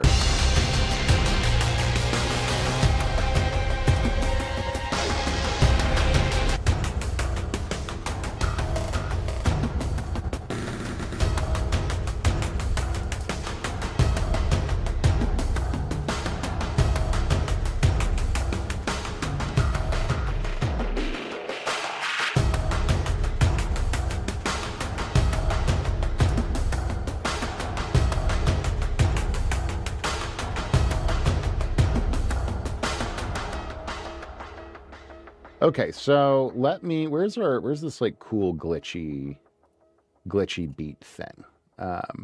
Because we can play very much so with our cutoff filter on this, which is going to be subtle, but it's definitely going to do something. So like I want that to drop way down. We want a big dynamic kind of shift here between these two sections.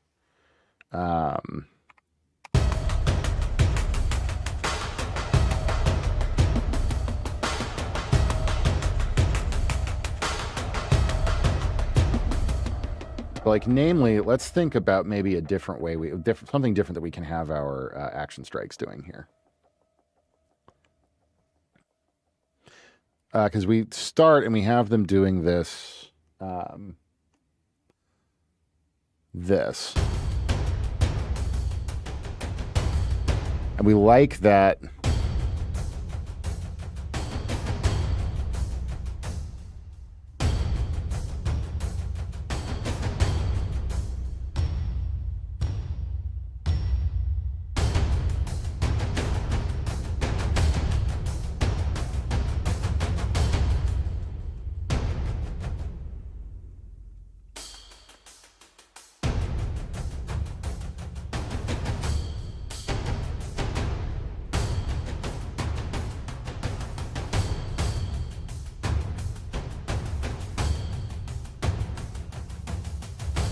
Ooh. Oh, that's great right there. Okay, so let's get rid of all this. And let's go here.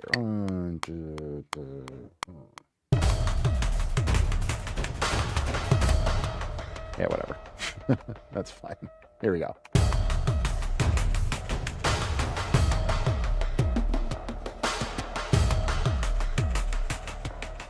Oh, what's the problem here? Okay, so there's our key switch. Just make sure these are clean here.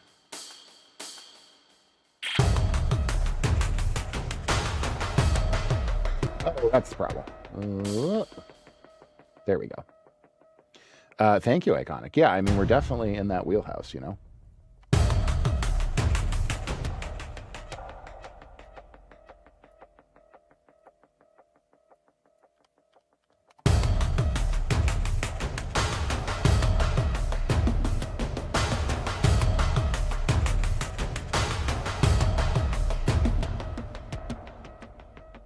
And then we can probably have these.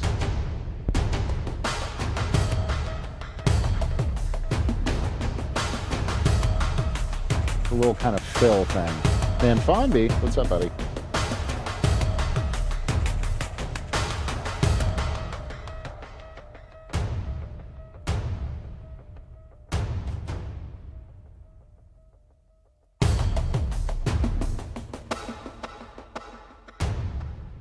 We're doing great. We're just hard at work.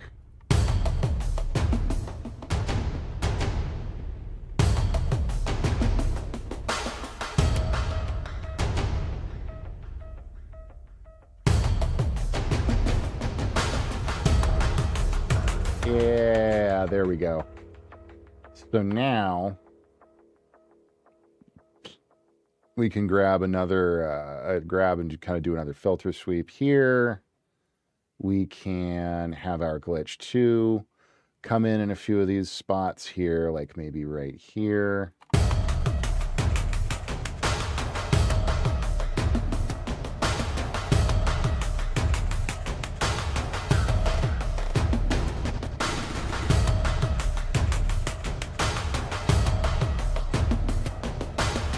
I don't, Manfondi.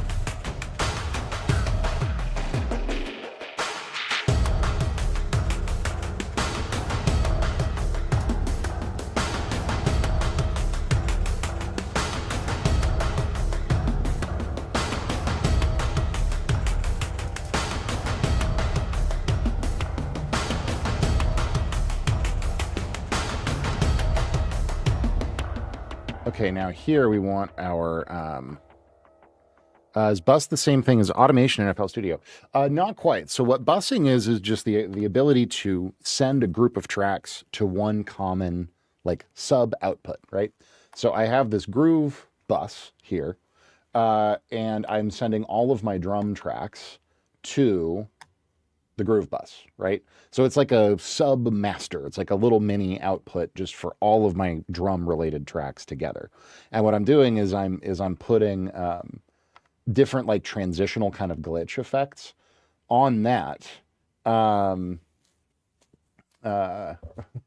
good. Thank you, Blue Life. I'm so glad. So I don't have to go through and do like a zillion little moments of like really intensive automation on like a bunch of different tracks, right? I can just put them all together and automate on one track and get kind of a more cohesive sound.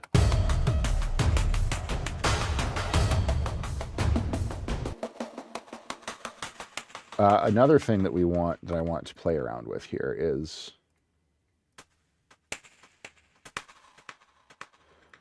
just having this be a little bit simpler. Oh, not quite.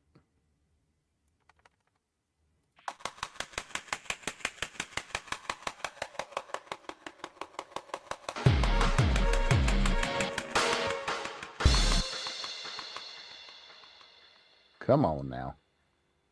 Oh, right, because we're on 30 seconds. We don't want to be on 30 seconds anymore.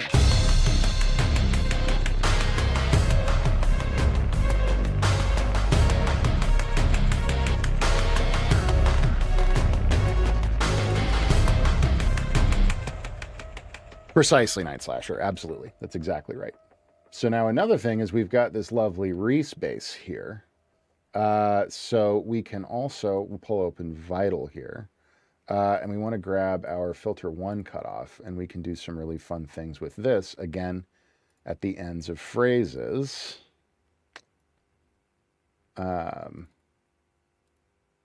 Like so, like so.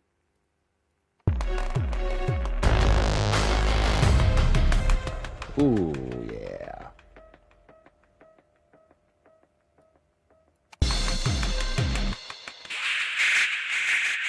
Goodness.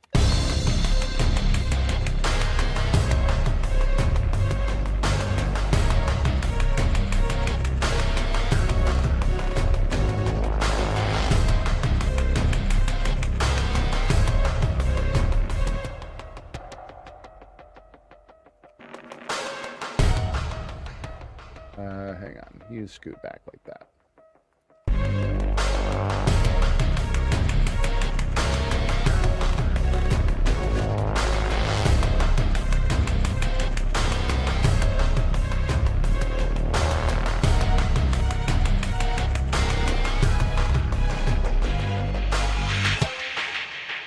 And then we can have that open up again here. Again, transitions. Nice. Sick. Over on YouTube, out of curiosity, this is good to show your work process live.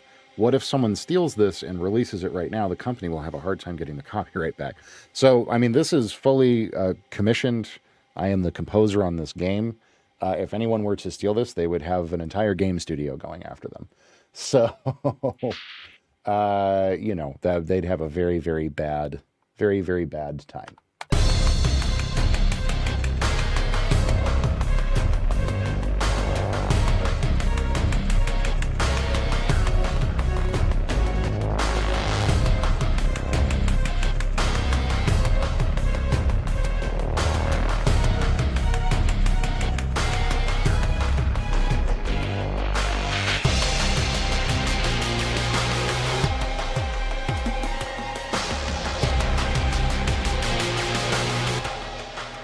Yeah. Okay, let's work on this drum sound a little bit more. You guys see how this is starting to come together? We're really going through and paying attention to a lot of texture stuff here.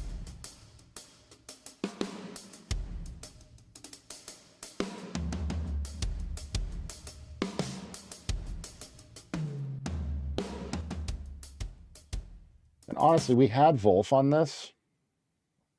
I don't like Wolf on this. It's too muddy. I want the API 2500 here for sure. Get that really, really blasty 80s rock.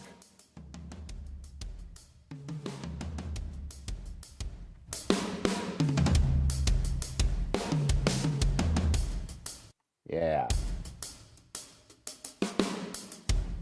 And then, oh God, look at all that 200 hertz that we don't need.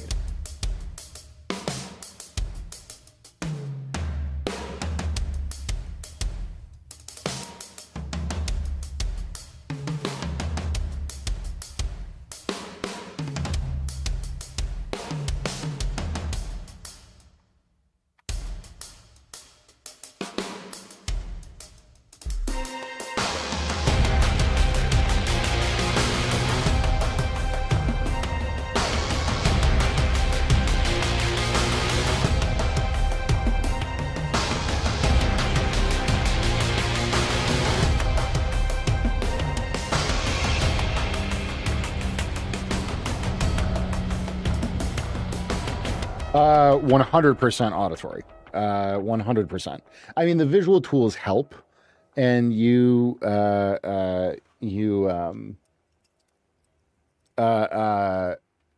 really, when it comes to EQing, you just learn over time. The more you work, the more you mix, you start to learn just what frequencies sound like, and you just hear something, and you just hear like, oh, it feels like it's heavy around 400 or 500. Now, obviously, having a visual EQ like this speeds things up because you can just grab. But I'm basically never really look unless it's like a really specific resonance, and I'm like, oh, I know what range that's in. Then I can look at the RTA and the EQ and really really notch something out, you know, based on what I'm seeing in the RTA, the real time analyzer. Um, no, well, so I heard it and then I saw it, right? It's like I know there's too much 200 in here, and then I opened it up and like the kick and the toms were like very present in that area.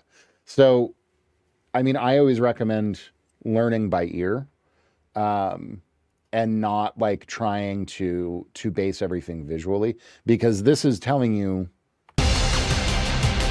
a very, very small part of the story. Like it's useful, it's a data point, but it's not something you want to like rely on.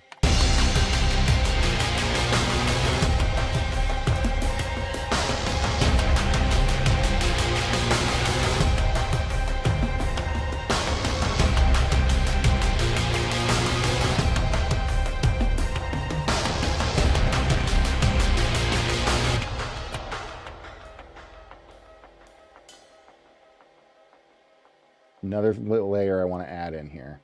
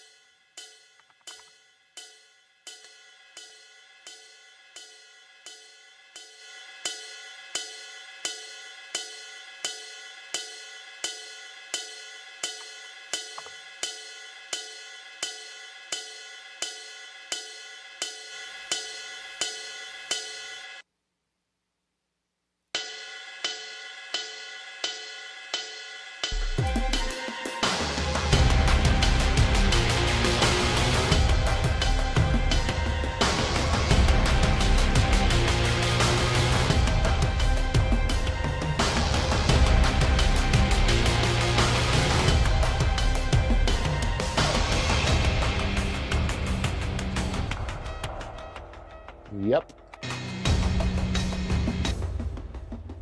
And then we want a little analog delay set to 1/8 notes. So go ging, ging, ging, ging, ging, sorry, 16ths.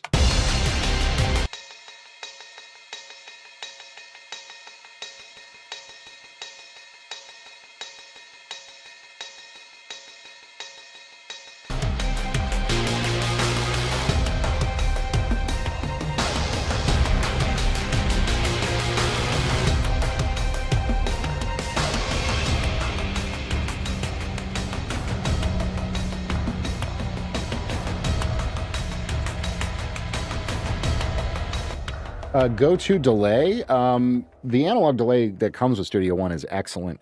I love anything tape delay-ish. So like tape 201 from Arturia I use constantly. Anything kind of in that vein, like something that's sort of Roland Space Echo-ish is always going to be a really good time.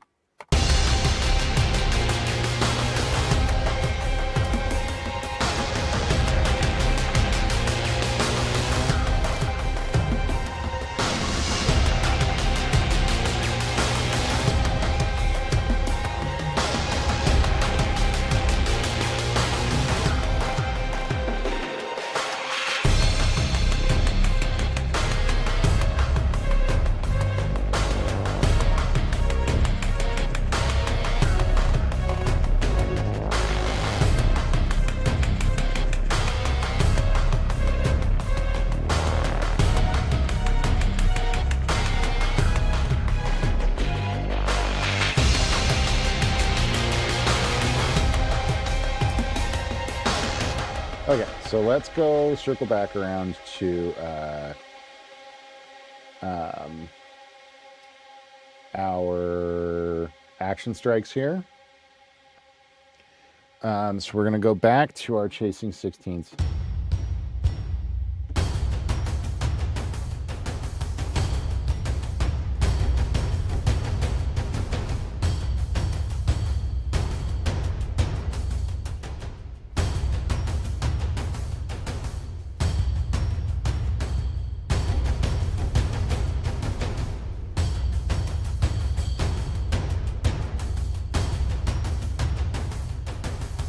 I think this is the one that we want here.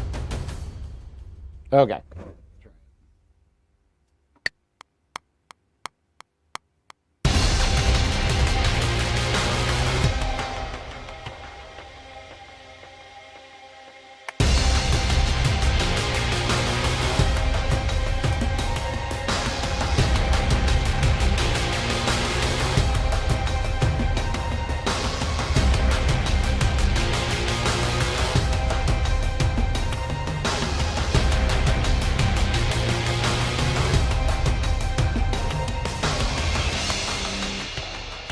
Now here,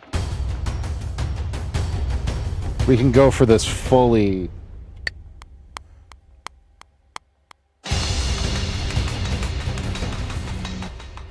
ignore when I do that and it's all out of time for a second. Nice, Avia. That sounds pretty par for the course with VR chat. What is Bro cooking over on the YouTube side? Hello, thanks for tuning in. We are scoring a indie sci-fi horror stealth action roguelite title called Order 1.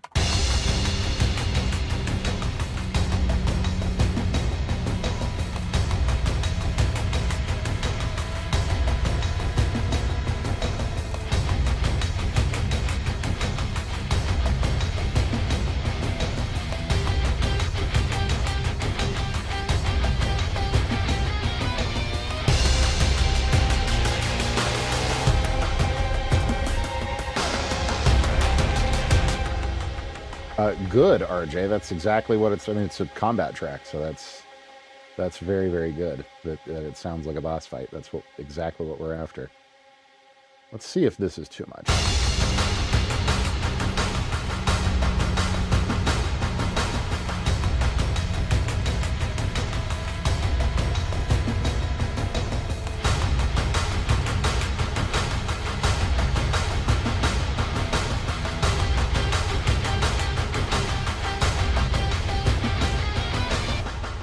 have that fade in.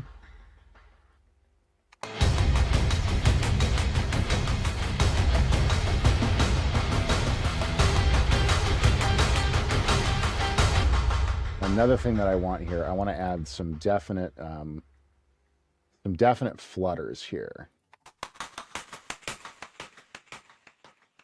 Let's just see how this sounds. Ooh. Nope, too much, but definitely a little bit, like maybe end of every beat.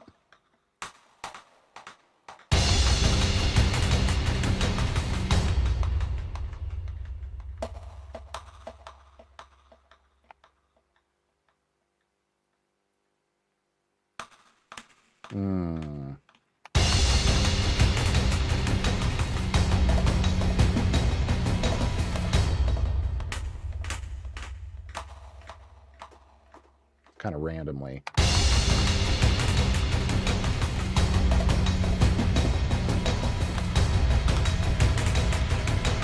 Thank you very much. Thank you very much, SXRI. I can talk, I promise.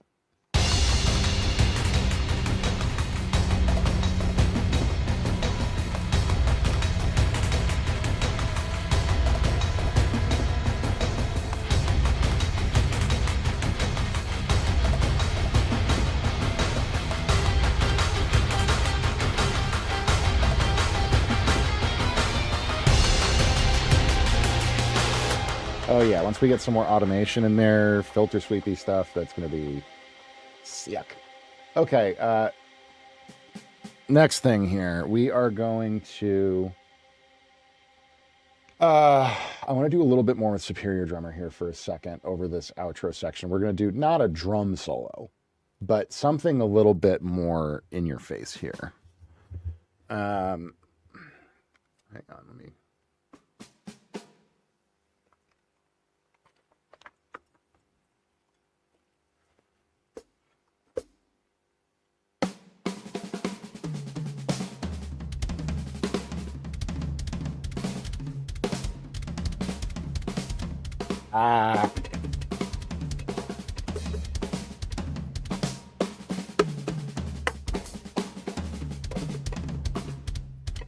Yeah. Yuck. Phoenix Flying. How's it going? Thanks for tuning in. Did we get drum view? Are we in drum view? Yeah, more or less.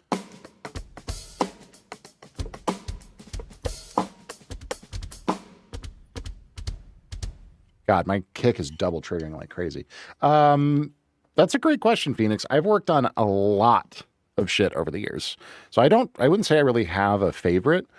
One of my favorite things I did recently is a soundtrack for a game called Ares VR, which is unfortunately not available publicly yet. But what we're working on today is pretty damn cool. I'm quite pleased with it.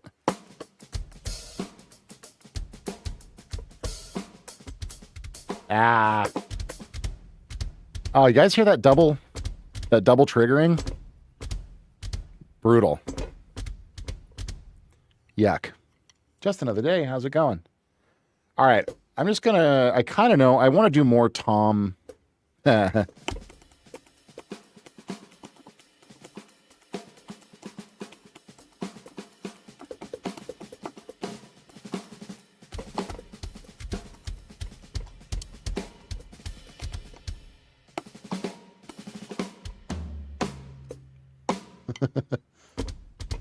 hang on. Let me see if I can deal with this.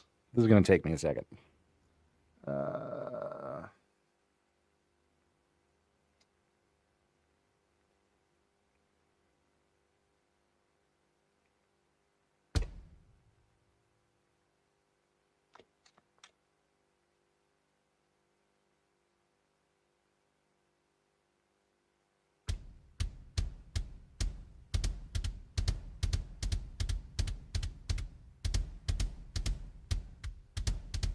Hey, there we go. Fixed. Ha-ha. Excellent.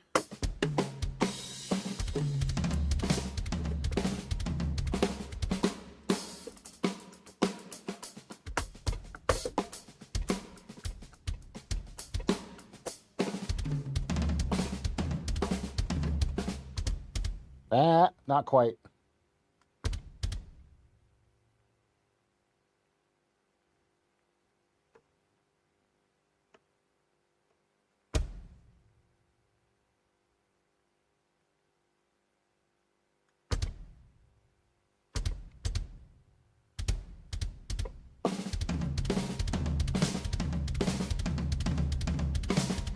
There we go. That feels pretty good.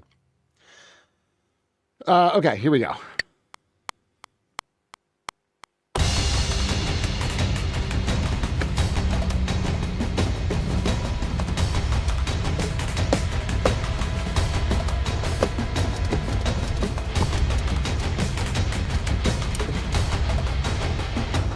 Jesus Christ, this is so fucking epic.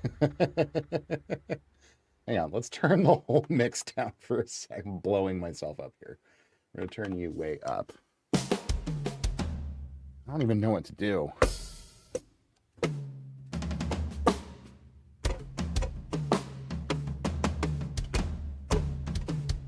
Maybe we do like the something.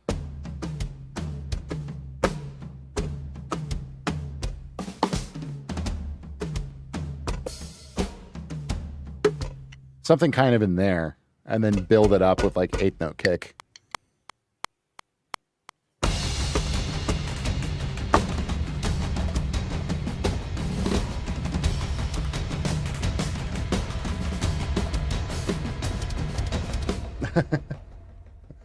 Why is a bunch of other shit happening?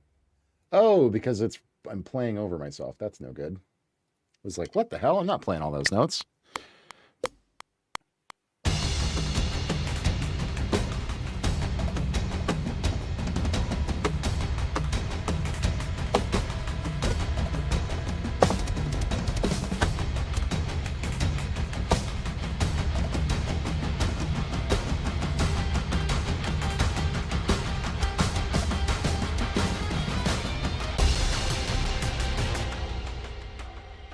Closer.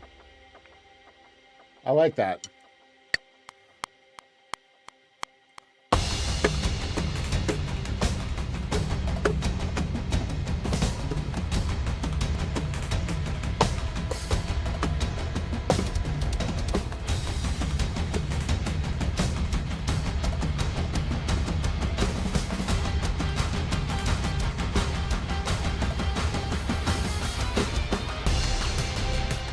There we go. That's good. That's good. Zoop. Oh, we've got right in there, Iconic. We very much have right in there. Oh, very much so, Jerry. What's up, buddy? Oh, we very much create the music that we play, that we hear when we play. It's the funnest job ever. Okay, so we're going to quantize all this to 30 seconds. It was pretty tight, so it's fine. Oh, thanks, Phoenix. I appreciate that. And then we're just going to drag that down there.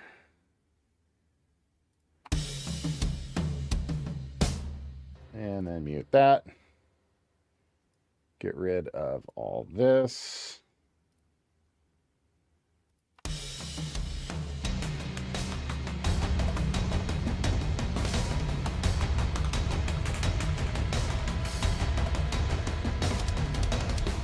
Ooh.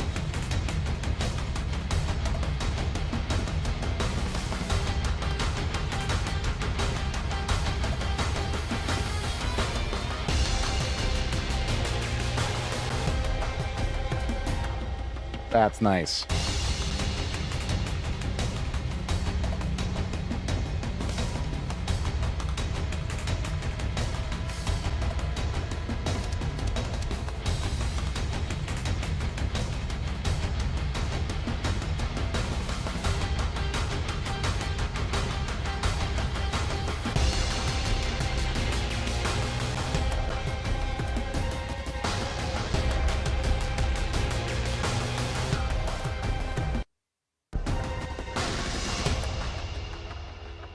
Bring this back up to bear here.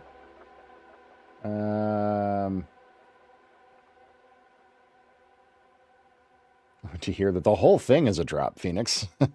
Literally the entire thing is a drop. It's a combat track.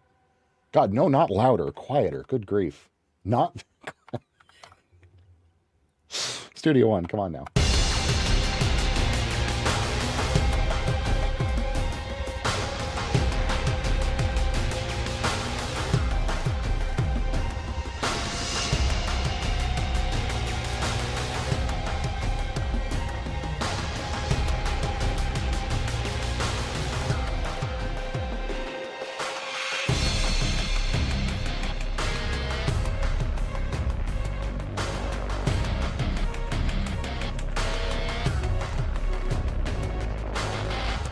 Do you have a game that needs music, Iconic? Because whether or not whatever this project is, I'm always looking for new stuff. And I have a lot of work at the moment, but if you have a game, you give me a call, mister. Or Mrs. Or Captain. Okay, sound effects are also glaringly way too loud.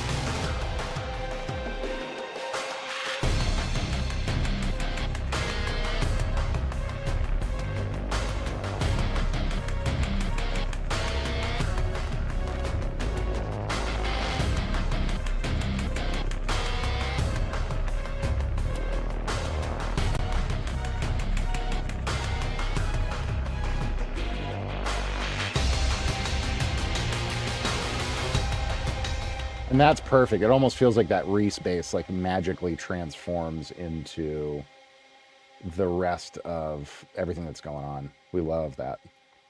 Let's just add a little bit more of these, like, these chops over here. Like so.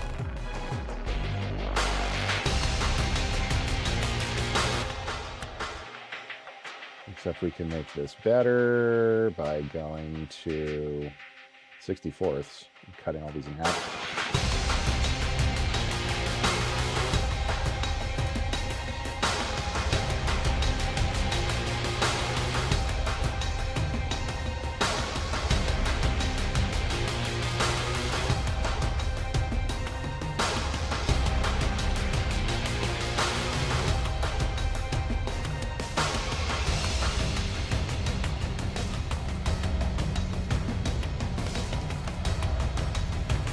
Zach, what's up, buddy?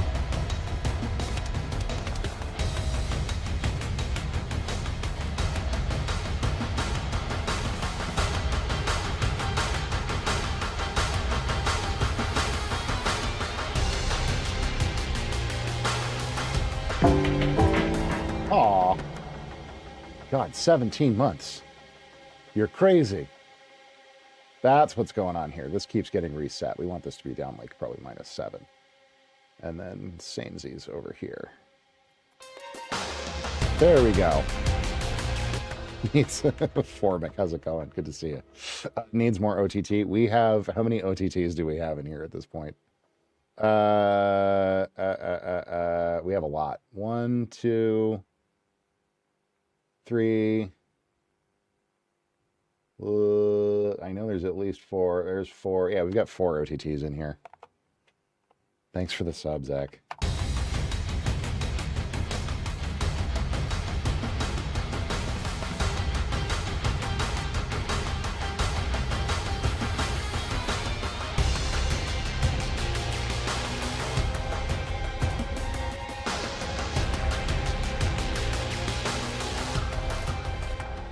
And so then I think these strings are actually out this first time around, too.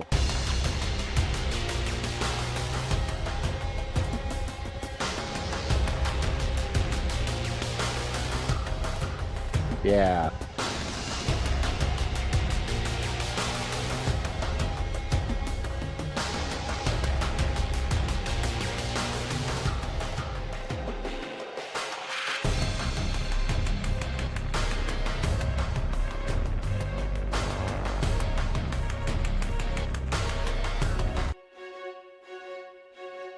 You know what? I'm a crazy person.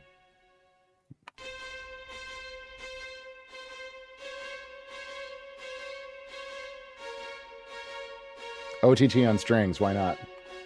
Actually defines the transient really nicely.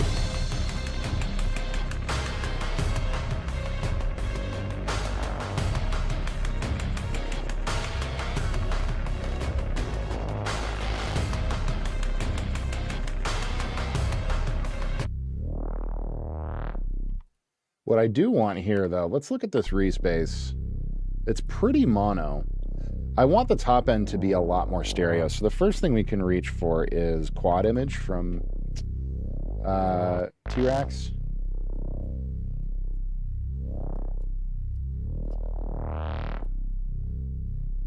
But even then, I still kind of want... Gami, how's it going?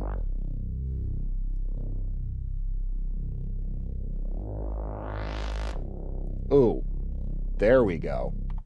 That's great, because it's still going to be summed to mono down in the low end.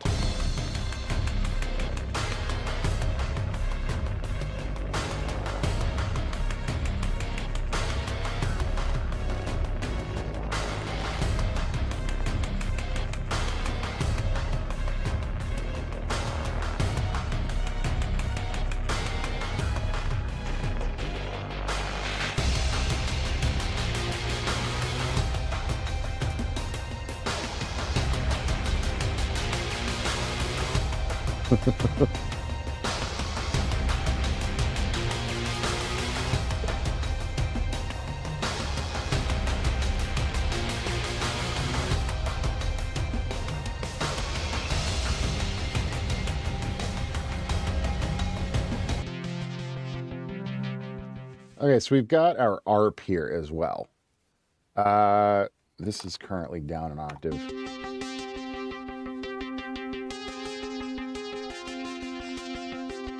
Fantastic sound. It's just super buried. And again, we have a lot of like 200 low mid here and a lot of honestly just bass information that we don't need.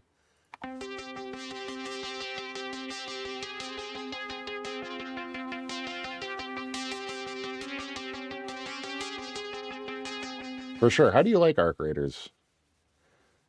I've heard good things. I need a new thing.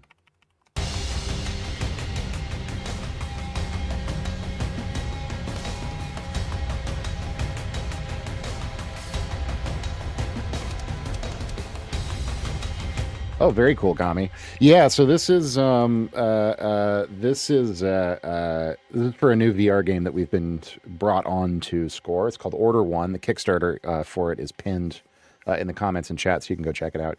It's very like think Dead Space. Dead Space meets Metal Gear Solid, but in VR. Very, very, very cool concept for the game. So we're very much leaning into like some classic '80s synthwave kinds of sounds. You know, like John Carpenter-esque ideas, but also very modern, very intense. This is the what is going to become the first sector of the game, which is the radiation shielding area of the space station that's orbiting a black hole. So this is the combat track, and then we're going to take this, and we're going to pair it out into 4 different versions.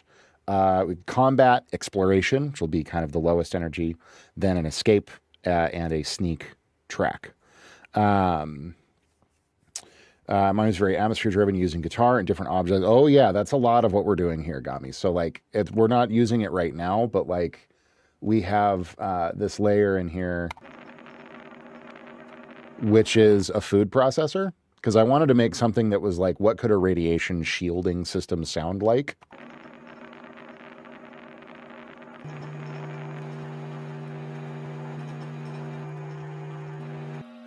So that's literally just like pitch shifted and ring modded, just a food processor running. So that's a texture we've got going on. I did also use, yep, we've got Geiger counter clicks on this right there. I want to bring them out. They need to be a lot more prominent. These are going to be more prominent layers in the other versions, like particularly the Explorer version is going to be very just atmospheric and very low key. So we're going to lean a little more into those sounds. And each of those four, yeah, no, they're buried in here right now. I don't even think we need them in this part of the, or in the combat track. And then for guitars, we've got a ton of real low, chuggy awesomeness, which we just tracked on. If you're a guitar player, Gami, you'll like this. Oh, you move, you go there. Great. The main axe, the 8 string. This thing's a blast. So yeah, we got the super low Mick Gordon chugs. But then also I did this pad layer, which we're going to use in other portions, other versions of this, which is this sound.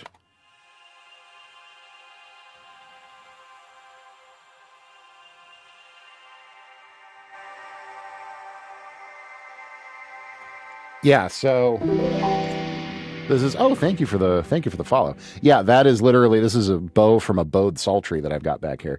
And that's literally me bowing on this harmonics and then layering it up with a bunch of different stuff. Spectral reverb and, compression and a lot of EQing. So yeah, that's all bowed 8 string.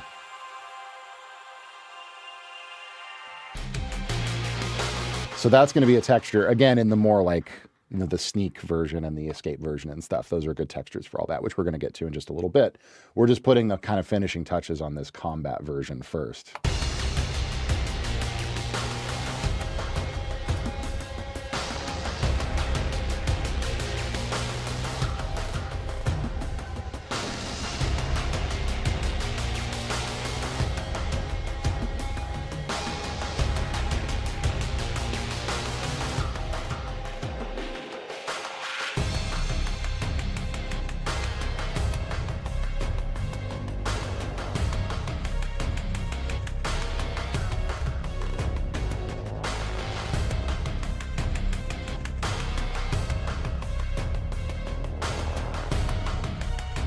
So we're gonna finish our transition programming here.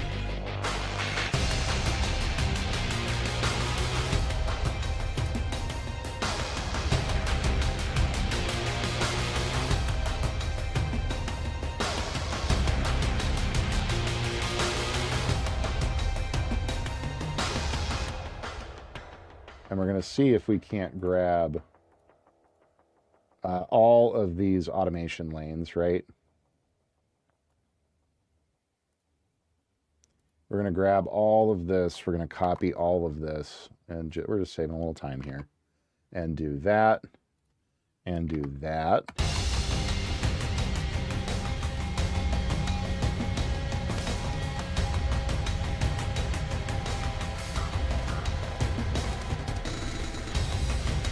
Oh, yeah. Oh, that's sick.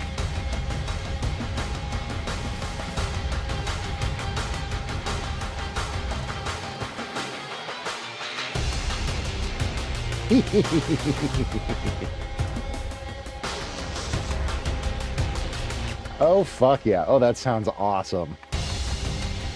It's such an easy way to add so much texture, is grabbing those like stutter edits. And I don't have stutter edit, but it's another great example of a plugin like Glitch, like Tantra, where you can just get really easy, fast, really intense sequence stuff, and you just blend it in, automate it, pull it in and out on a bus for a bunch of elements. And we're going to do the same process now with the basses to get a lot of really cool texture out of the basses.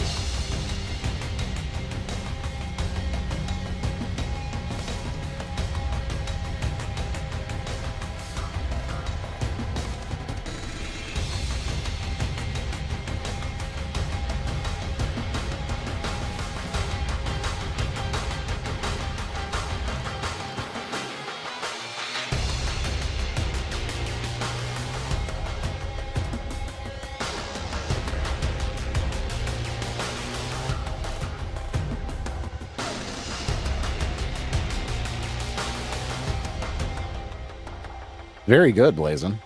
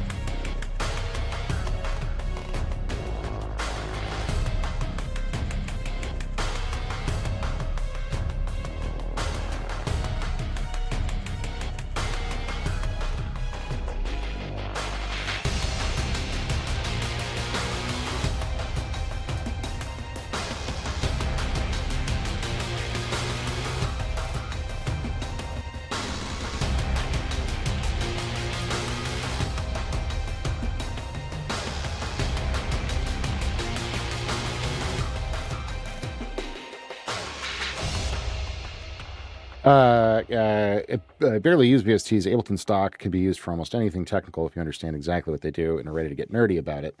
I do make EDM, but I still believe the same applies for most non-preset heavy styles. Yes and no. For modern EDM, I would say absolutely. You know, for like any of your like dubsteps, progressive house, like any really modern stuff like that.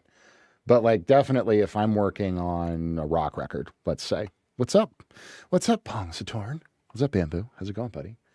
If I was working on like a rock record or a country record or more organic / acoustic styles of music, blues, folk, anything like that. Like, don't get me wrong, Ableton stock plugins are very, very powerful, and you could get a lot done and get a perfectly great sounding record out of it. But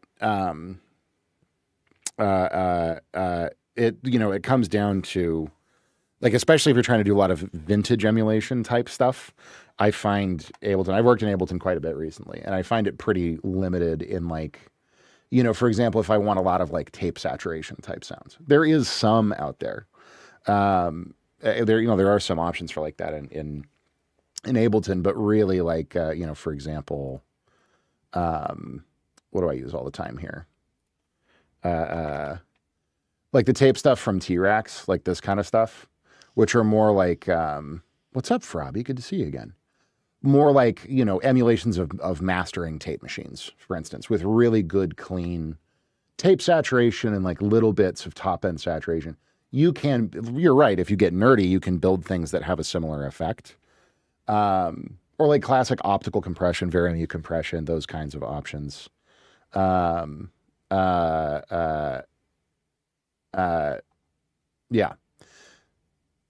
Be nice, Blazin'. Yeah, no, but I mean, you're absolutely not wrong. Like in terms of really modern electronic stuff, yeah, the stock plugins in Ableton are amazing. And if you know what you're doing and how to get more granular with sound design, and then especially Max for live devices, like, oh my God, get out of here. It's crazy the amount of stuff that you can do.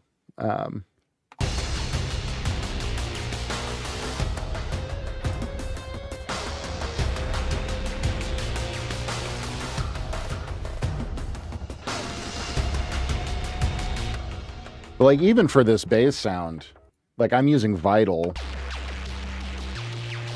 No, I know, I'm just giving you shit. Which is like, that's Vital is, I'm in Studio One, so I don't have the Ableton stuff, obviously, but that's very much in the direction of like really modern stuff. But we have a lot of synthwave influences that we want on the soundtrack from the developers. So what I'm using is leaning into the main bulk of the sound is a Moog Mini, which is, from like 1978? No, earlier than that, 74.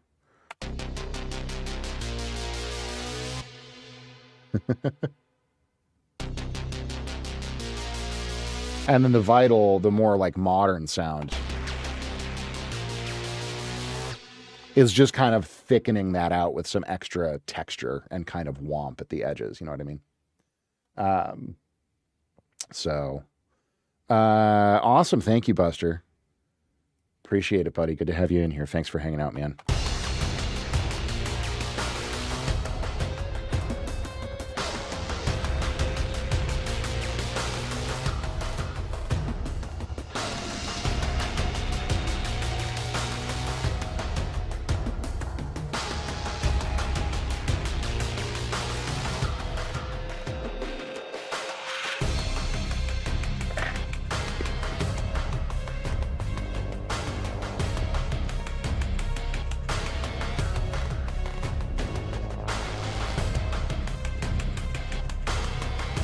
Yeah, we're getting a dialed in, Bambo.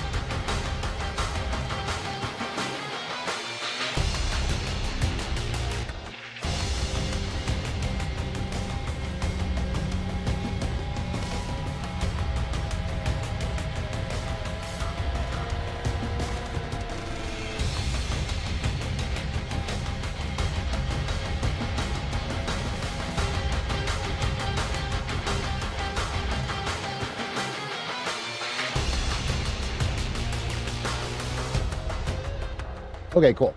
Let's just do, this is really close. I want to do a little bit more transition editing on the bass sounds overall. And I want to get, first and foremost, these like sound of sort of SFX crash, little risers and stings and things. I really want more texture out of. So I think right now, yeah, we've got them like pitched down. I want them brighter. I want them more present. And I want them nastier. So we're going to just throw a clipper on here, I think. We'll go BX. And I'm going to give these not an insane amount, but I definitely want them, you know, relatively crunchy. Yeah, like much sharper. Honestly, even just that right there is like a pretty decent. Let's see how that sits in the mix overall.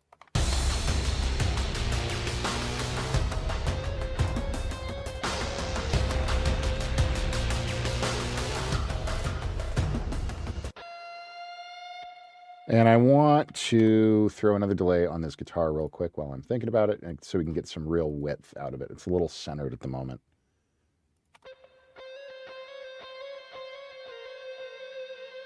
Yeah, that's nice and 80s.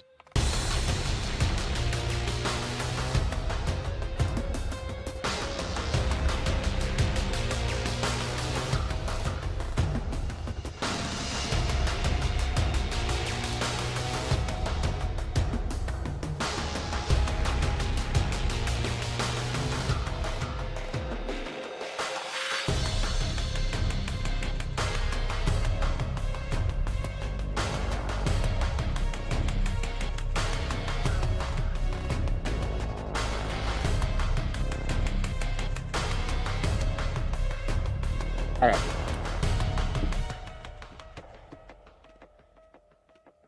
So, let's see here. We've got our groove bus sorted out. Let's check out our bass bus, quote unquote.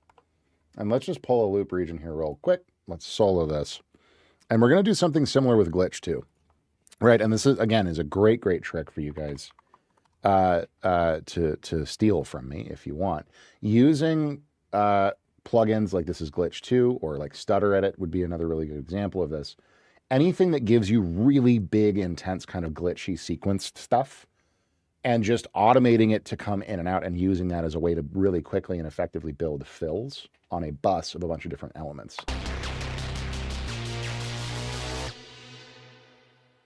So this is going to sound kind of crazy for a second, but like I want to get like some shuffler in here.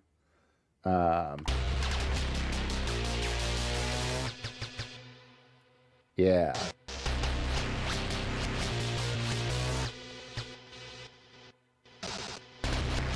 And then like re-trigger, we can probably just set at like a 16th note.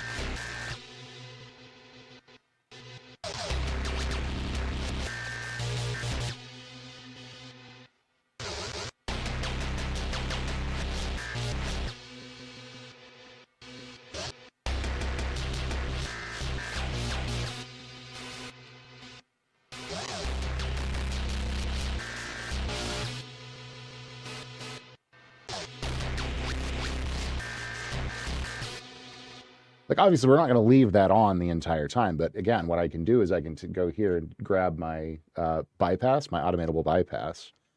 And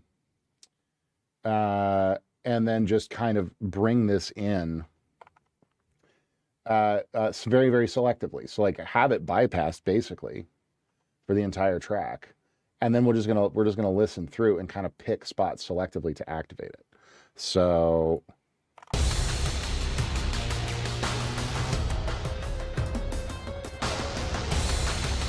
oh, hang on. Let's turn off the loop first of all.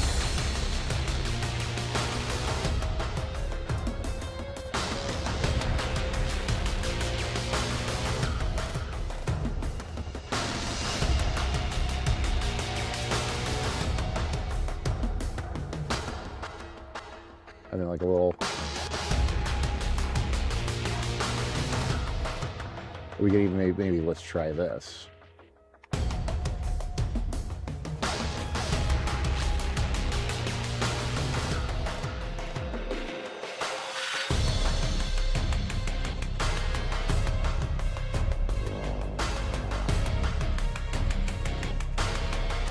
And then our respace is now going through this. So this, like, again, it's just we can add little like moments of cool distorted texture here.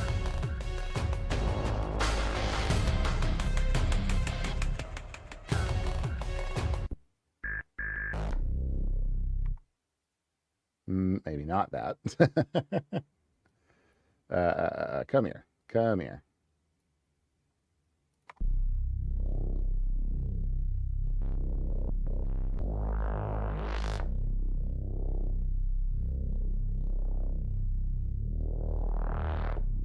Yeah, like there's a nice little growl right there.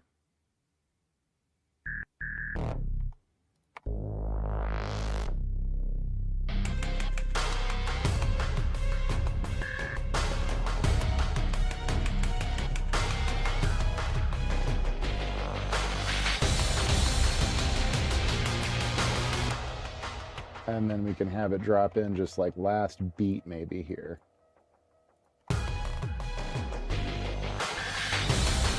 Yeah.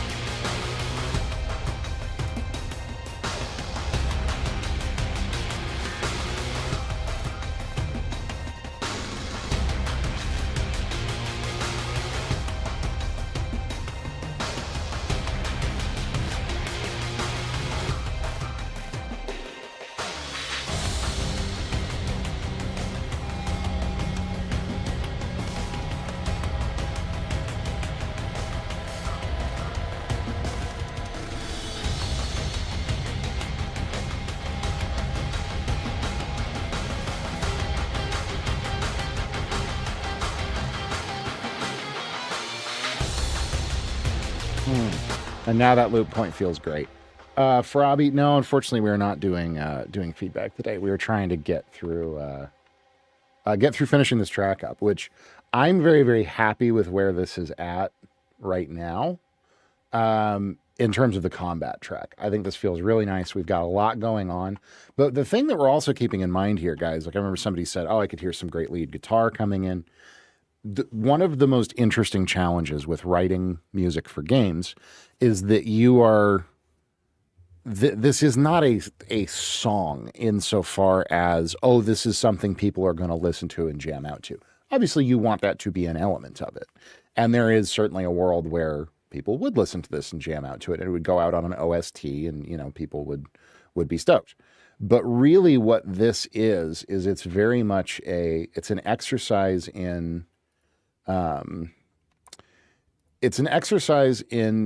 writing to, yeah, you have to underproduce to a certain extent because, stop it. What are you yelling at me about, Studio One? Why are you so angry? Because you have to think, this is a combat track. So what is going on in the world when this track is playing? The player is in combat, so they are potentially dealing with their inventory. They're equipping weapons. They are looking for enemies and identifying targets. They are thinking about, like ability activations and cooldowns. They are potentially getting dialogue cues from the mission commander or, whatever the situation may be, depending on the game. They are listening for enemy movement. They are listening for enemy gunfire or enemy attacks. They have a million other things going on. A lot of those involve sound cues. So you want to simultaneously have it be really in your face, brutal, visceral, make things feel dangerous and threatening and like you're actively in combat. But also, you can't have it be completely over the top because it's going to clutter all of the sonic space for all those other things that's going on, right? And a lot of times you don't even get a full picture of that until you can start doing a little bit of playtesting with the music, and you might end up coming back around and editing things or tweaking the EQ a little bit.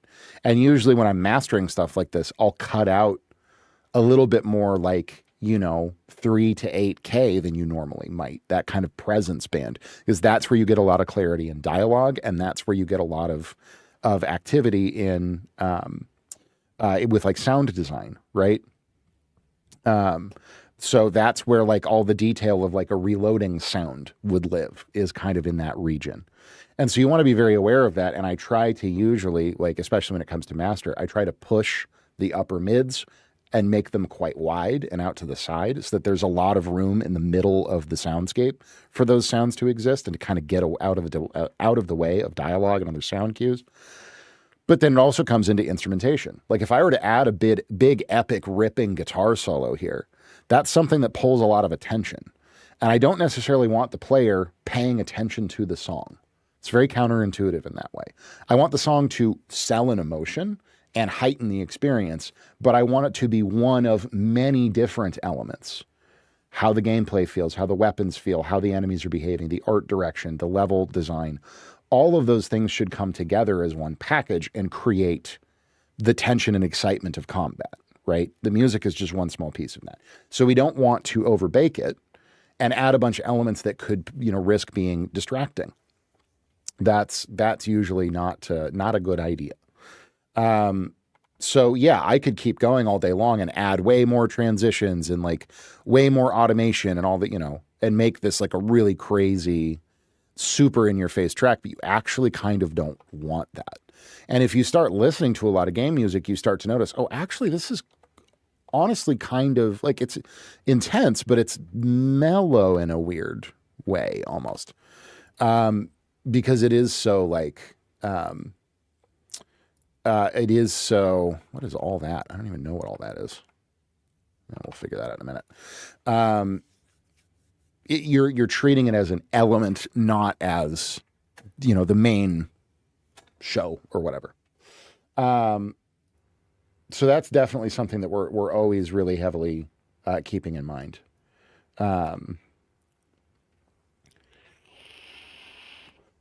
Usually think Doom for the extreme side of game OSTs. Yeah, absolutely. And then like Fallout or Skyrim. Sure. Well, and they're like another game that we're going to be working on probably tomorrow is this new AVN that I just booked. And that's literally like, cool. So the main theme of this is going to be 2 minutes of like a few notes on piano and like a little chord on a guitar. And that's the whole thing. Very, very, they want very restrained, very subdued on that particular project. So yeah, like it's all very situationally dependent. It's all very, there's a lot of kind of nuance that goes into it. And all of this is stuff that you have to kind of keep in mind. So yeah, I think this is at a really good level of,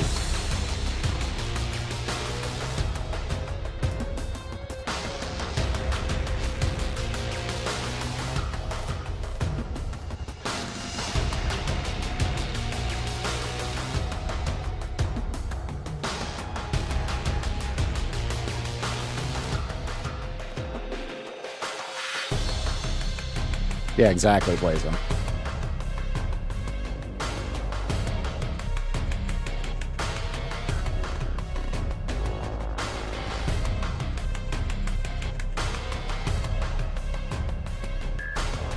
Like there's quite a bit of space in here still.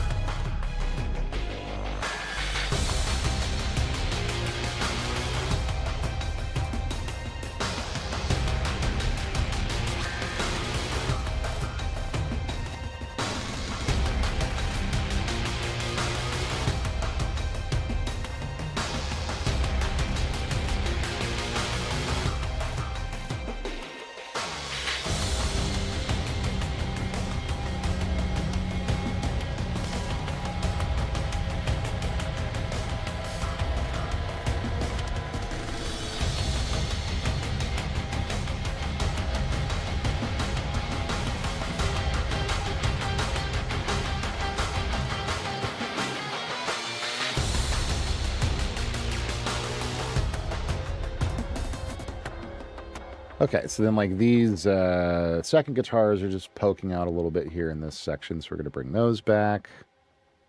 And then I think we're in a pretty good shape for me to call this kind of like an 80% for the developers. and they can give me feedback from here. So we're going to move on to building the lighter versions.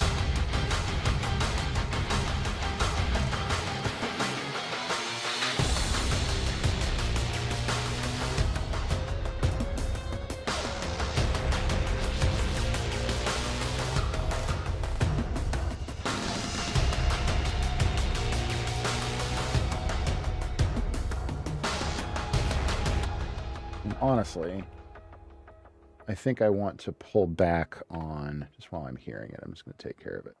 I want to pull back on that. Up. Get rid of all that.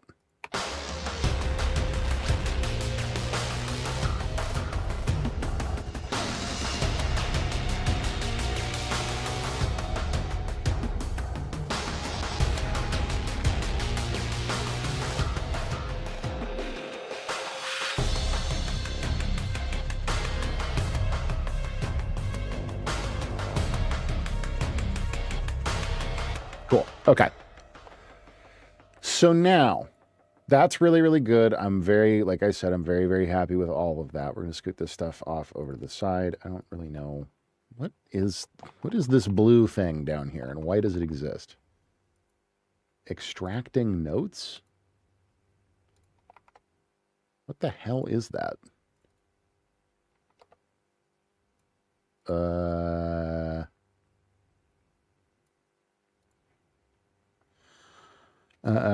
BX Clipper, is it distortion? Yeah, so it's a clipper. So it's basically cutting off the top and bottom of the waveform almost intentionally to add distortion and kind of really brick wall limiting without pumping. Clippers are very interesting tools. Historically, I've never really used them until recently because all the EDM kids in chat were like, use clippers. And I was like, okay, fine. You all use them all the time. So sure, why not? Over on the YouTube side, Rob Murphy, I have a lot of songs written and need someone to put music to them and a vocalist. If I send you an example, would you help in any way? I would be happy to, Rob. If you come over to the Twitch side of things and hop in chat, you can get an invite into my Discord server.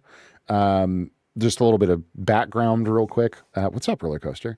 I am a professional music producer, composer, mix master engineer, so I absolutely can do that. This is my full-time job, so it's not something I would be able to do for free, but my prices are pretty reasonable. So yeah, I would welcome you to come jump in the Discord server if you're interested in connecting. I would love to chat. Absolutely.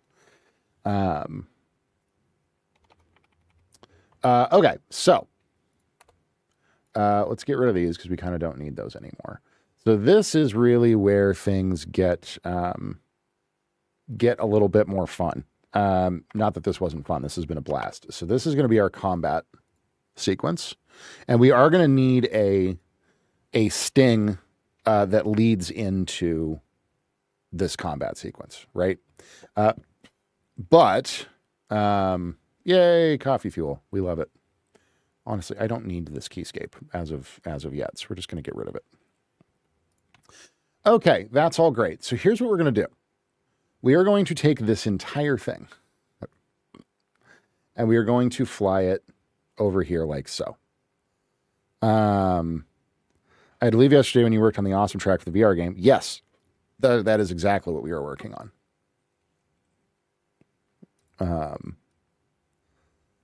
Excellent, Rob. Yeah. It's very easy to make an account on Twitch. I just don't have, YouTube I just kind of stream to because it's easy for me to do and it helps new people find my Twitch stream. Twitch is very easy to sign up for. I just don't have any like commands or anything to get you into the Discord server on YouTube. I should, to be honest. You're making a good point. But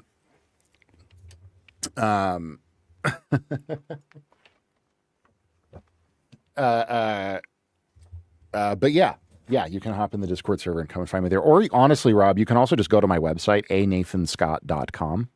anathanscott.com. It should be in my YouTube description and stuff as well. And you can reach out to me there, send me an email, and we can absolutely chat. That's also very easy. Okay, so here we have our combat. Here we're going to have our next version that we're going to do. You know what, chat? Which one should we start with? We're going to do a poll. We have 3 other versions that we need here. Explore, Sneak, and Escape. And it's going to, it's the same track. It's going to be exactly the same length, same key, same all of that stuff. But I want you guys to vote in chat right now which version we make first, because those are the 4 versions that we need. And then we're also, at the very end, we're going to try to figure out a way to give ourselves 3 different levels of intensity on these, which is going to be kind of interesting. So hop in the poll and pick which version. Explore is kind of going to be the lowest energy and the most ambient and spatially kind of open. Then wow, somebody really wants to do Explore. Sneak and Escape are going to be a little bit more in the middle of the road in terms of the energy level.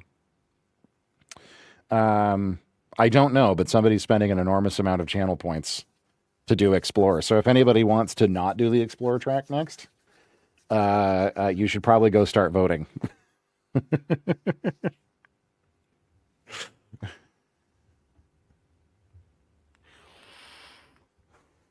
Well, go vote, Blazin. Explorer's going to win. You better get 30 votes in for... Yes, you can do multiple votes. Yeah, absolutely you can. So get in there. Fight back. If you don't want to do Explore. Up.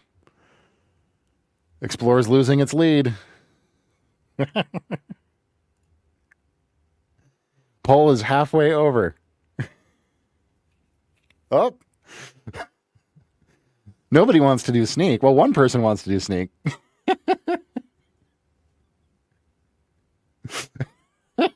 Oh my God, this is great.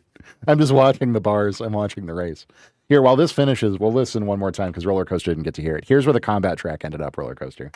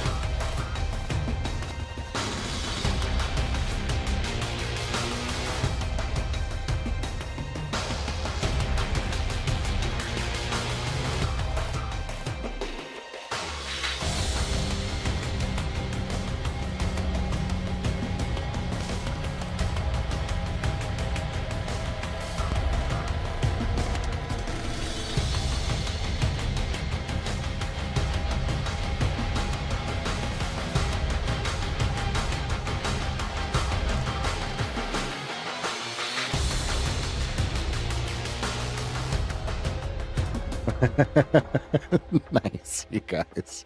Okay, so I mean we're gonna do all 3, so don't worry. But wait, it just went away. Which one won? Twitch.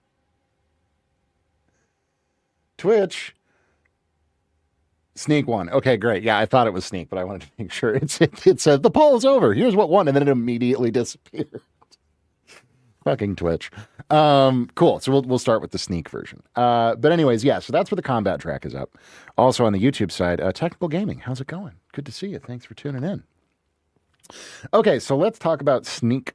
A lot of the references here are from Metal Gear, particularly Metal Gear 3.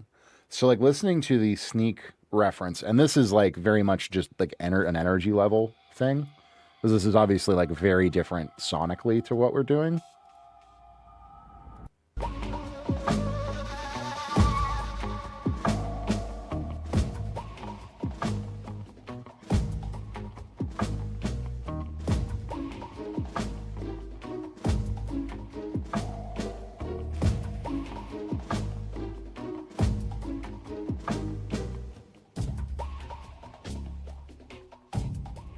So like this is all about like tension and kind of a lot of those filter sweepy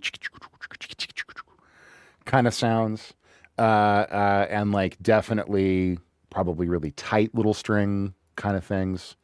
So this will be here. We're gonna just block these out real quick here, so that we just have them all. Boop, and then we're gonna take this and we're gonna go over here.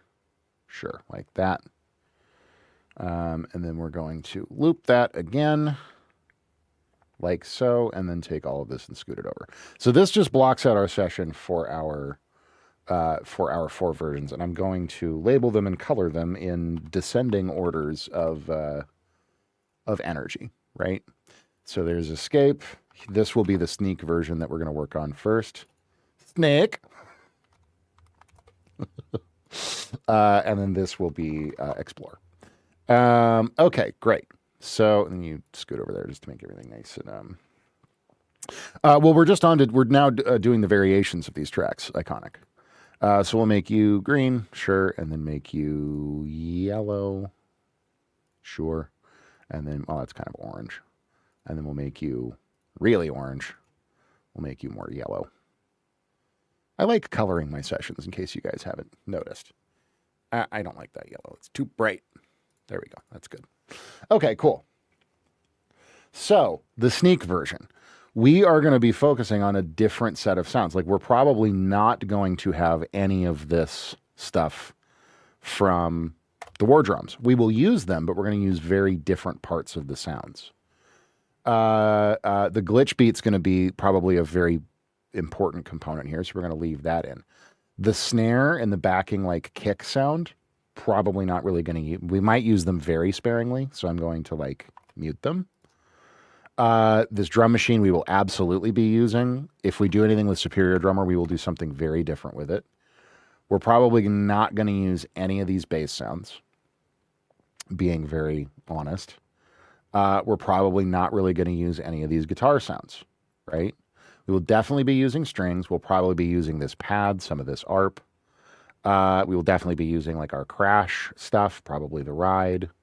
But what we will probably be using here is like some of this guitar pad texture. We probably won't use the string DX7.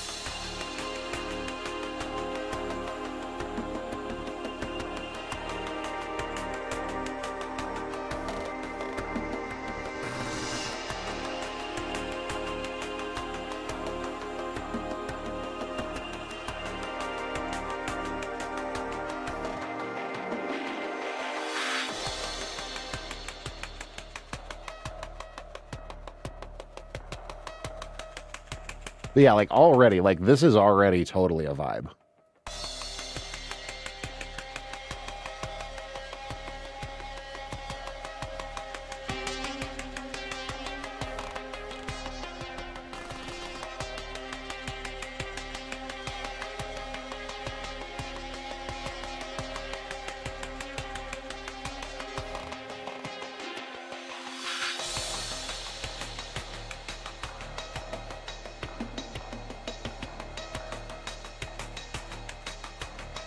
Definitely bamboo, absolutely.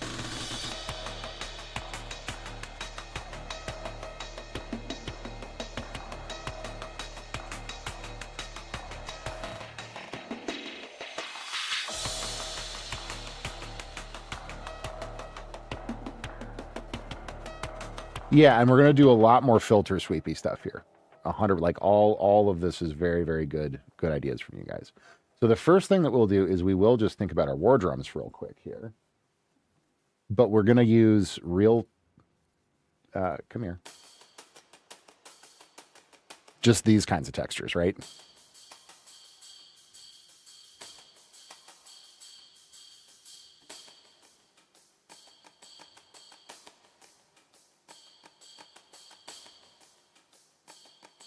Holding breath sound? What exactly do you mean by that, Roller Coaster?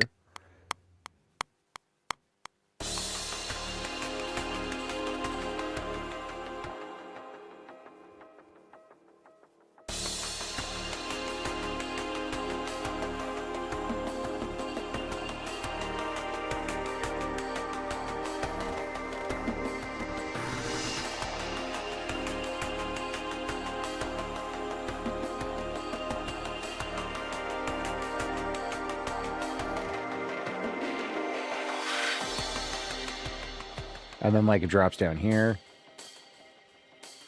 So we'll get like a slightly different pattern.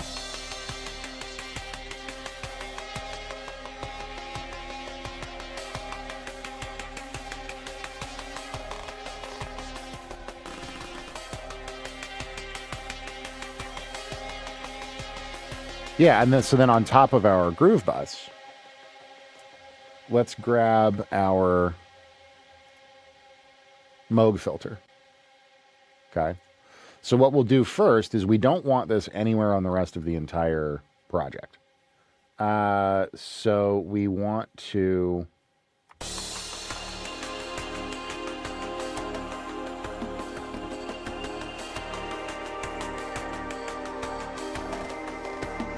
first of all automate the on-off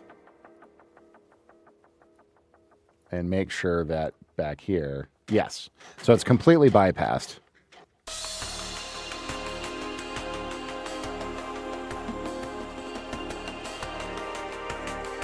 And then we're going to automate our global cutoff here.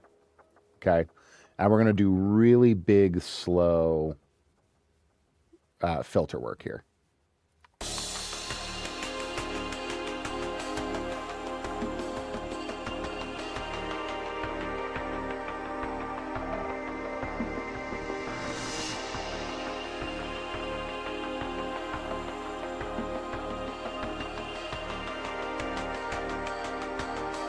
Explorer is going to be even much more sparse than this. Explorer is going to be mostly like atmospheric textures. So we want to bump the resonance on this filter a little bit, probably give it a touch of drive.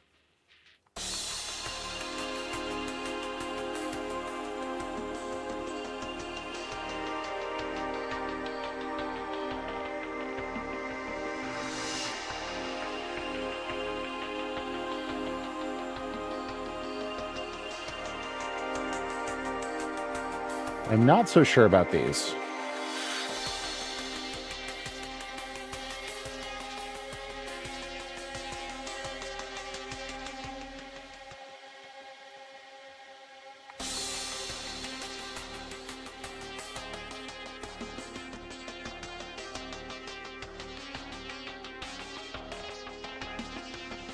Over on the YouTube side, Shrieks. How's it going, friend? And then we're immediately going to do something a little bit different here. We are going to do some Superior Drummer. We're going to do some drums, but we're going to do something different.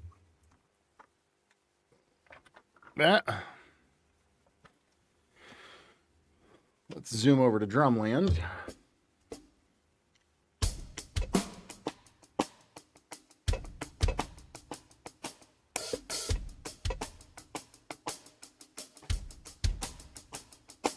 We're going to do this kind of a thing, right? Real tight, real minimal. And then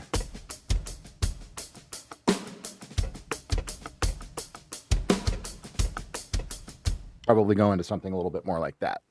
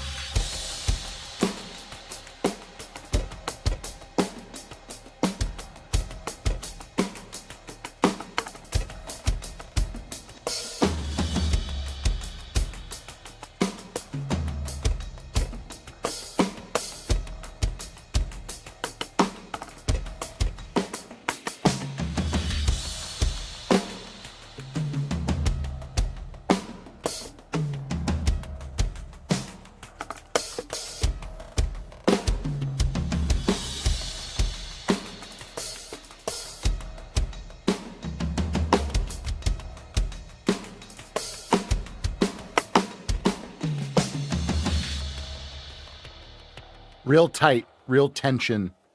Nothing big and open. Always a little bit kind of like unexpected in a way. So that all felt pretty good. I don't think I'll need to do too terribly much in the way of editing on that, but we are going to quantize, of course. Whoa. So we're just going to go quantize, 30 seconds straight. Very good. Yep. And then we should just be able to do this. Good. Yes. Clip my drums. We love it. Everything's 32-bit float, so it doesn't matter. Nothing actually clips here.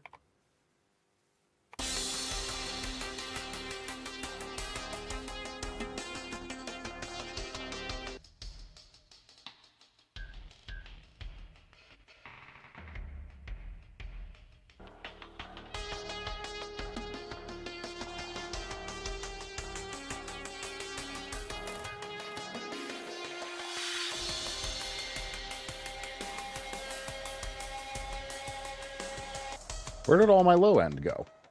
Excuse me.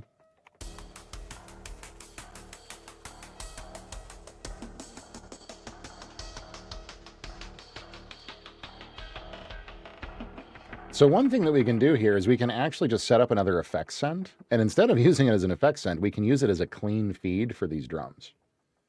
So that we still get the filtered character of them, but we also get like essentially a clean mix of them the whole time.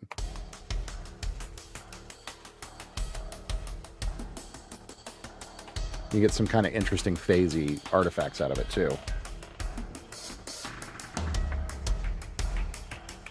Oh yeah.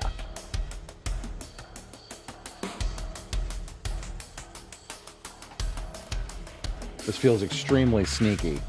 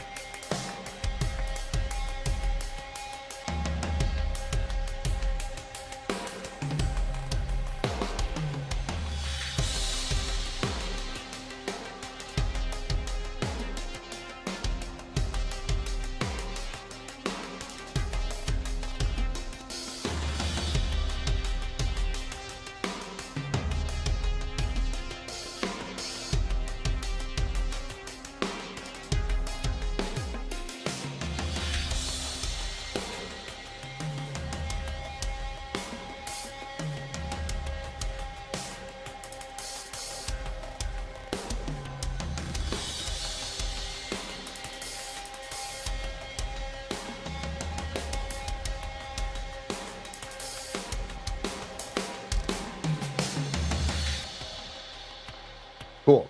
Like this already feels really quite nice.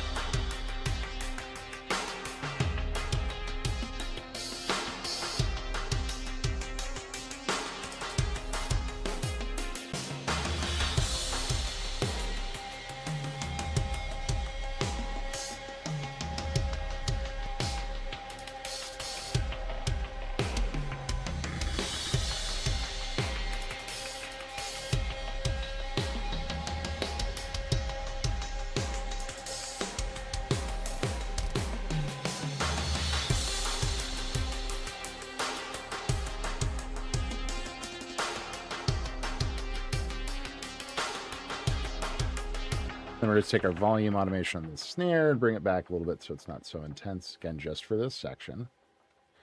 Yeah, this is great. This feels very close in energy to that reference. But we are definitely going to do some string work here. And have some little boop boop doop boop doop boop doop kind of things. So it's a little bit less, you know, like sort of atonal-ish. Or not atonal, but...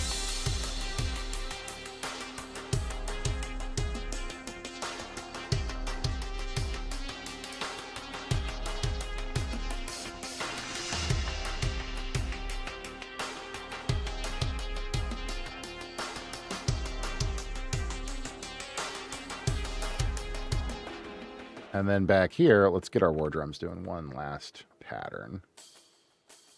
Probably like that. Yeah.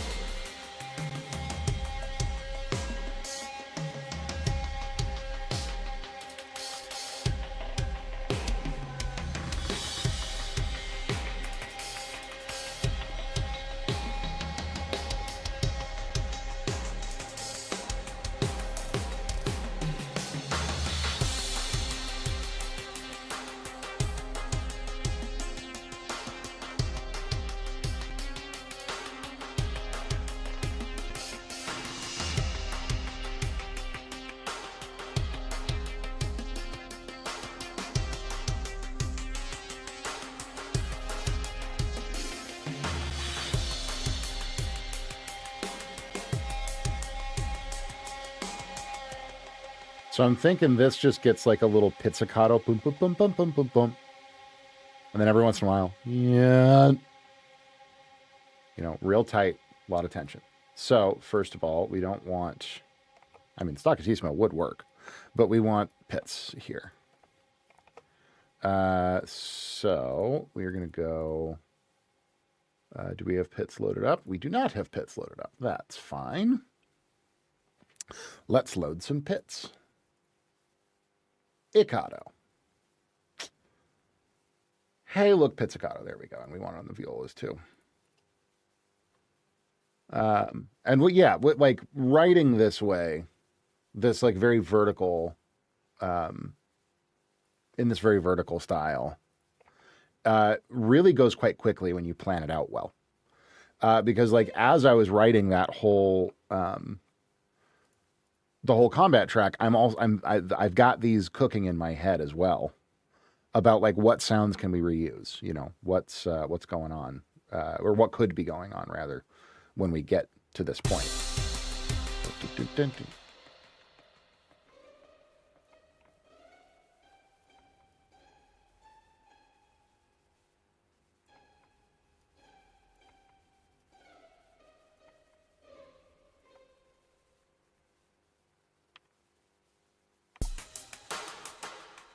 Ooh, yes. 100.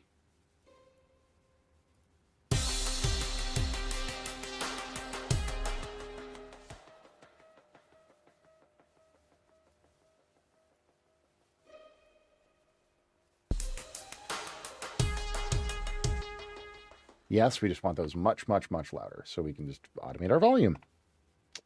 Zoop, just like so.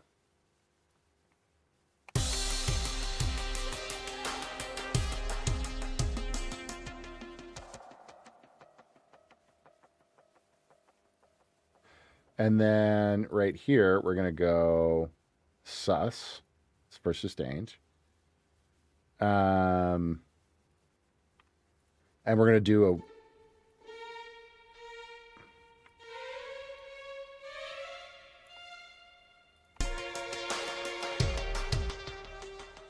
a... And then that's going to be a nice swell in, like so. And we're going to lay on the vibrato real thick at the end of that. So it's a nice big, big moment of drama. Yeah.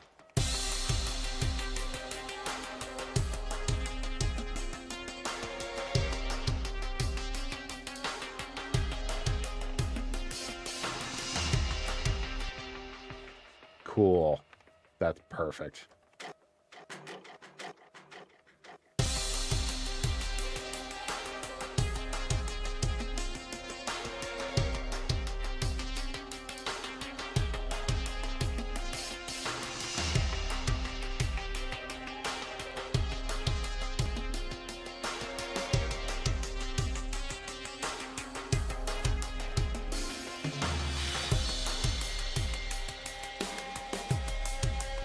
And then honestly, we are going to bring this back over.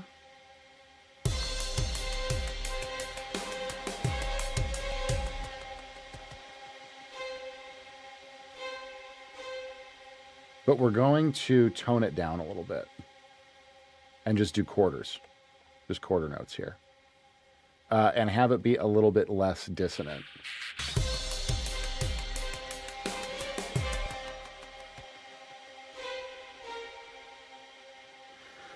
Oh, no worries at all, Jake. How's it going, man?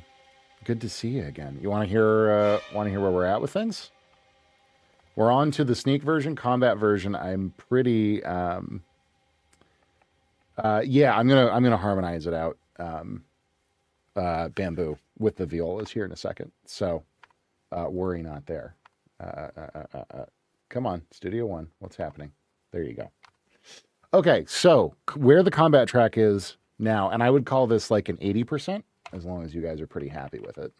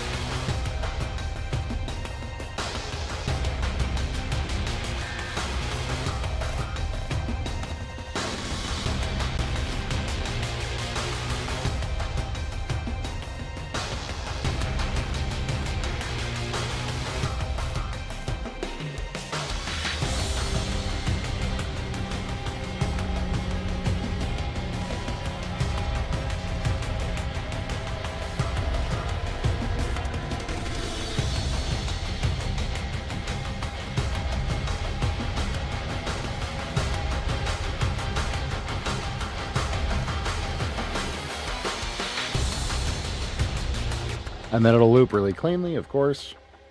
Yeah,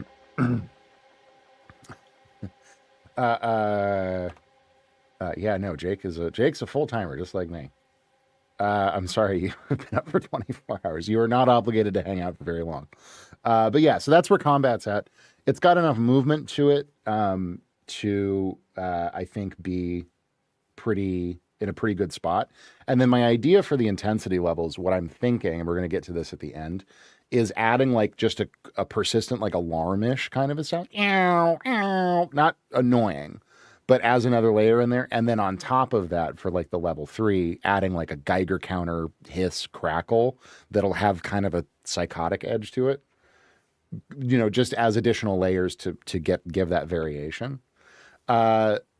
So yeah, like it's dynamic. It goes a couple of different places, but the energy level is pretty consistent. I'm trying to keep some space in it because obviously we're keeping in all the sound design and environmental cues and stuff like that, dialogue, everything else. So I think there should be room for all that stuff in the mix. It's not like overbearing or too distracting, but I think it's got a good level of energy. So that's where combat's at. Right now we're working on sneak, and this is how sneak is coming so far.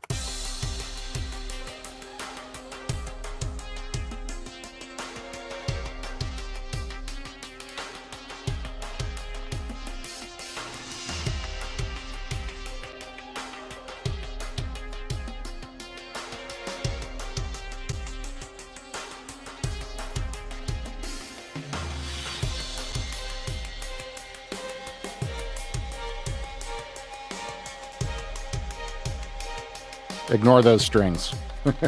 Those are bad.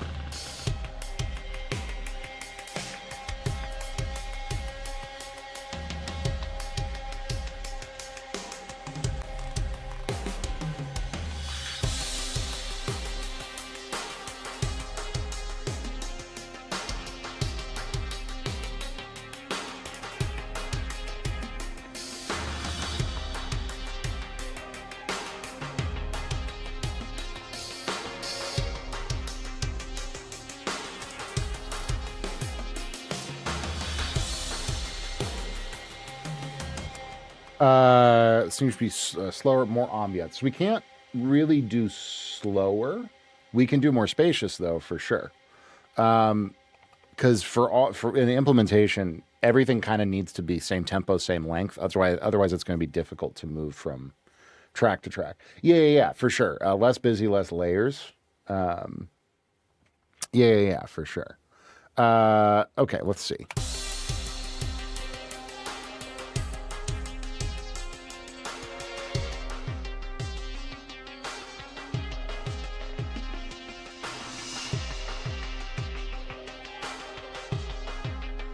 Because mainly the layers that we have right now, in terms of like melody-ish stuff, we don't really have much of anything. We have this ARP.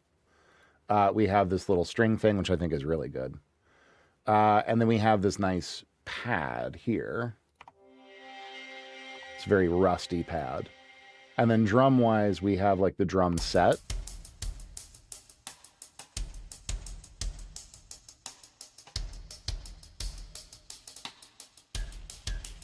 Which is pretty active, so I would think about pulling that out if we want lighter. Then we have drum machine, kick, snare, some of these other things. And then this war drum layer. So let's hear, tell me what you think of this. If we just take out the drum set, how does this feel?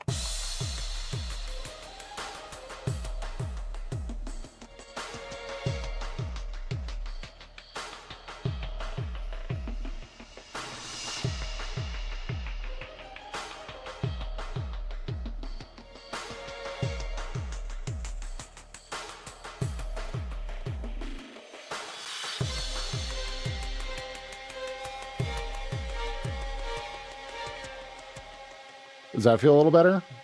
I like that a lot, personally.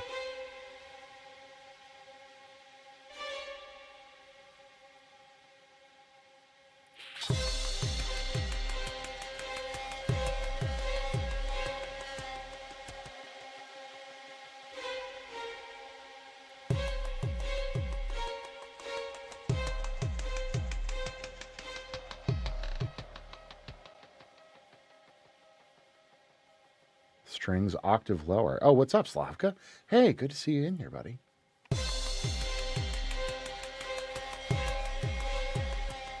Strings can barely go an octave lower, yeah.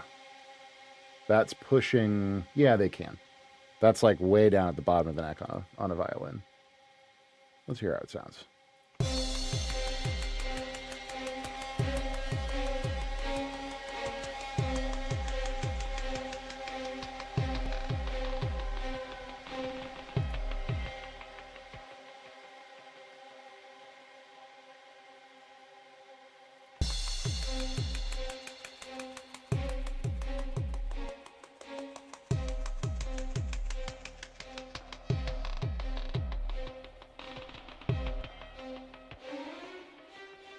Let's just pull that to a G there. Or actually, wait, no, let's go like that. That, I think, will be nice.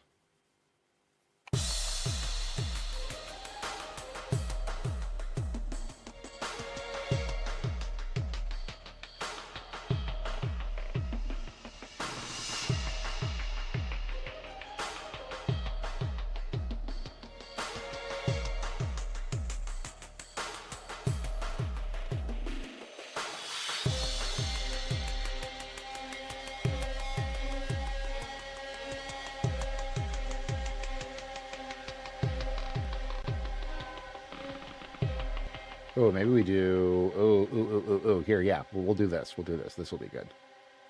Do you guys think this ARP is too much?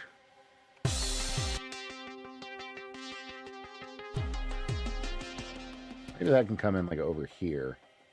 Oh, it's already in over there.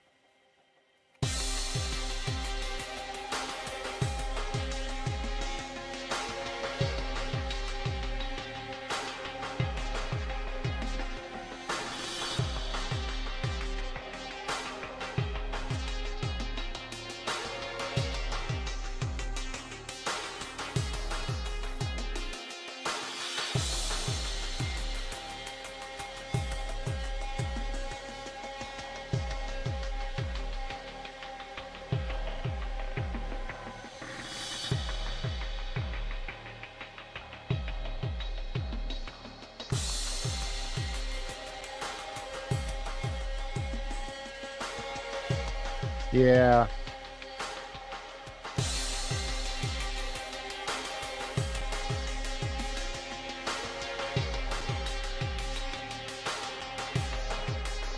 Well, you know what we can always do is we can, yeah, well, I was just going to say we can automate the cutoff.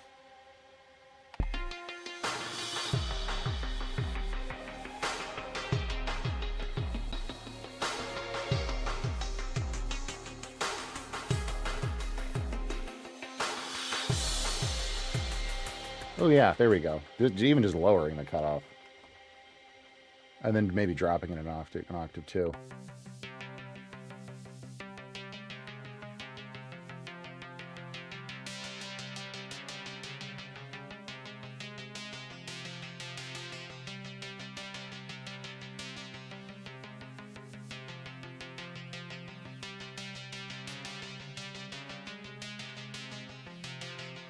Yeah, that's cool. It's a little bit darker.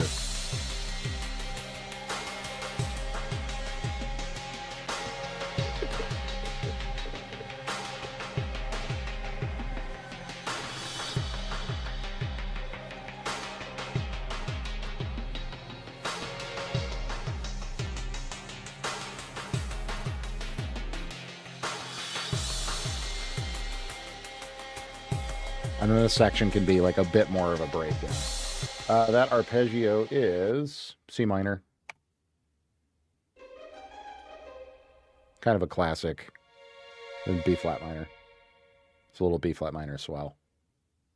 And what I would probably do is just double all of that with viola as well, just to make it a little bit thicker and more present.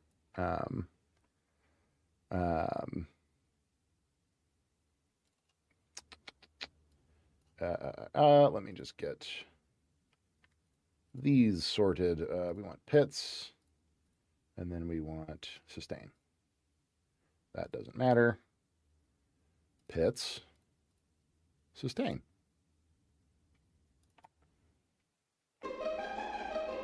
Cool. Thank you for the follow, sir. Much obliged.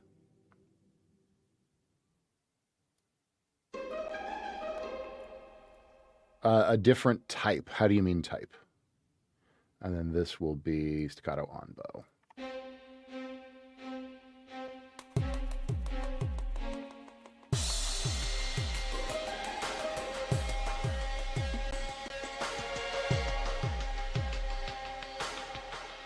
can lower velocity here.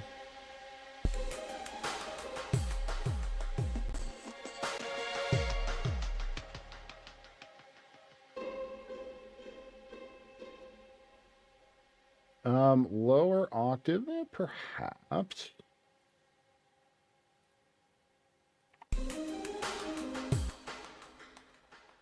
Lower octave is going to make it feel much smoother and kind of lower energy. I would worry it'd be a little bit less tense feeling.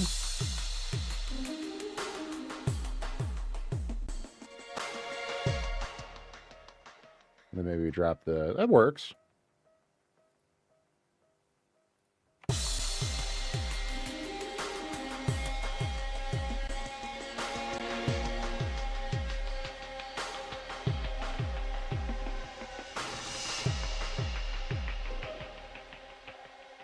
Yeah, that works. I still like keeping the violins in the higher octave for that chord, that little swell there. So it just pokes out a little bit more, but sure.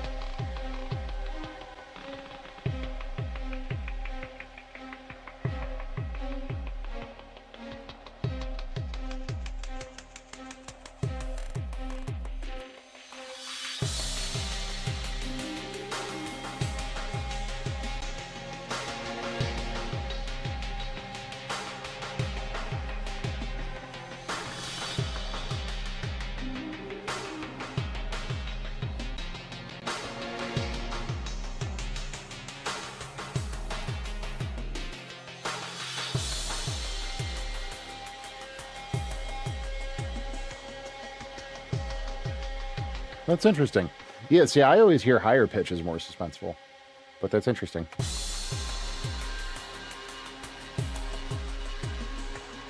Ooh, yeah, then have that get lower.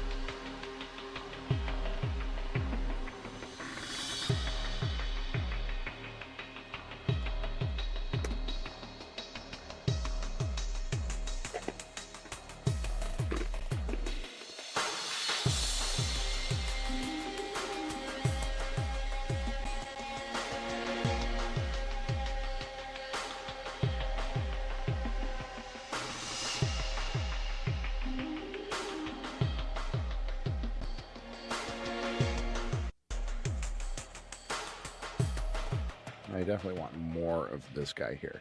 Yeah, I don't disagree. I'm sort of basing that off of this was y'all's reference.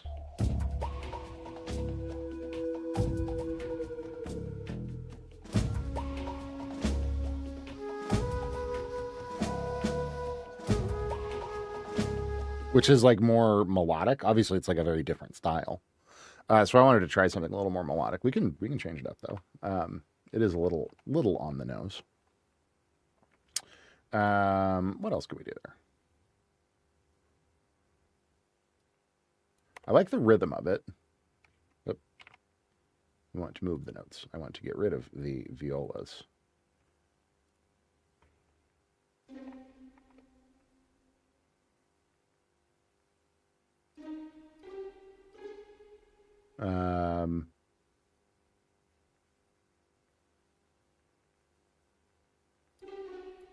If you want it more like dissonant,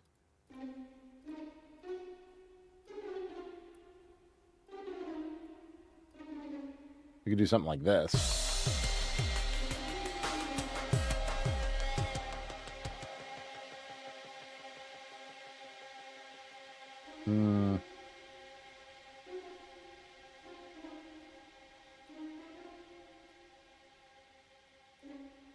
Yeah, exactly.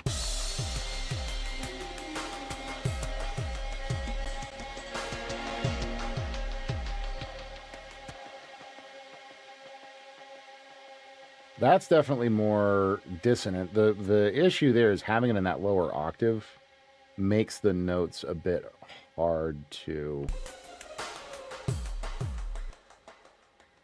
Excellent, Dubs. Very good. Makes the notes a little harder to hear, but here, let's double that down in the violas. That's definitely like crunchier, note-wise.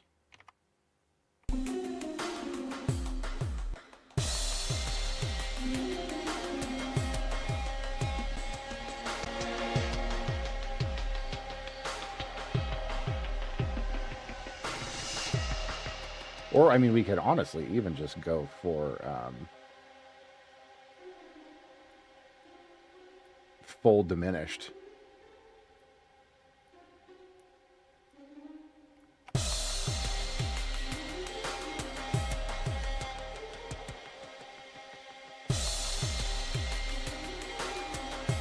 Or like half diminished.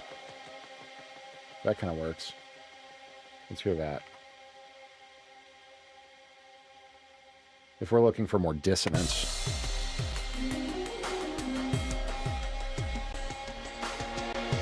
That's nice. I like that a lot. I actually like that quite a bit.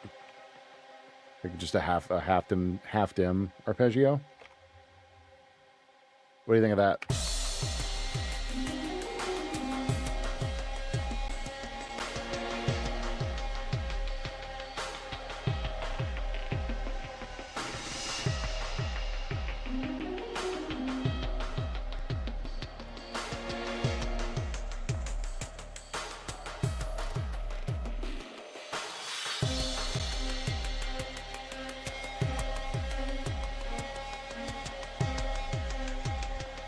Synth brass, eh?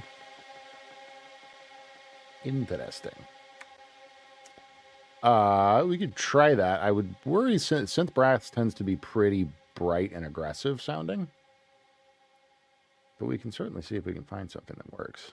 Wait, no, I don't want Juno. I want Jupiter.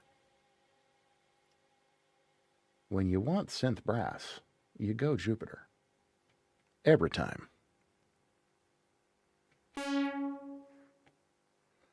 Not today, feedback, sorry. Let's grab some brass sounds here. That preset's literally called Carpenter brass.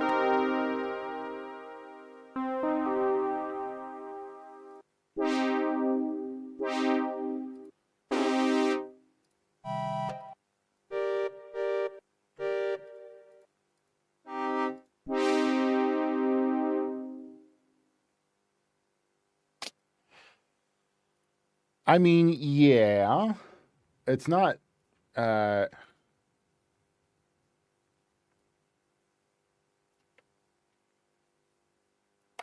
to just remove the arpeggio and then have that play.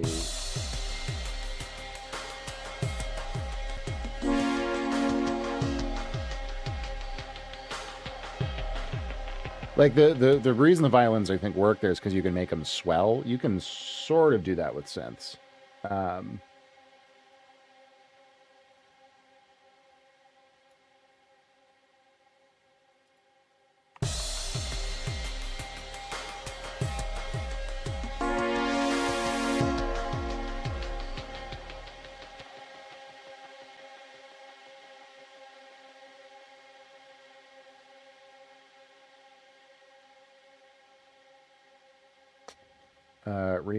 Reverb. Who do we want for reverb here?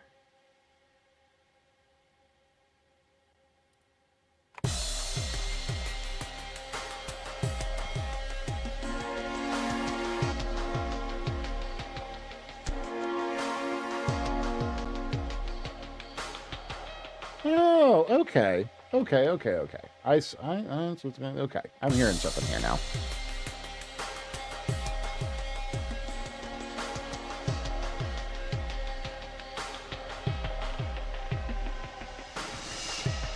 What's up, Devour?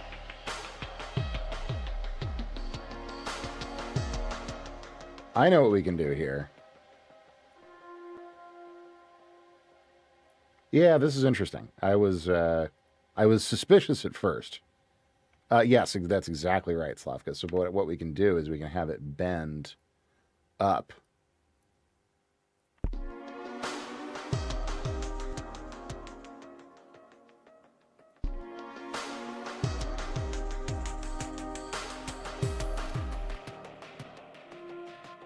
Something like that.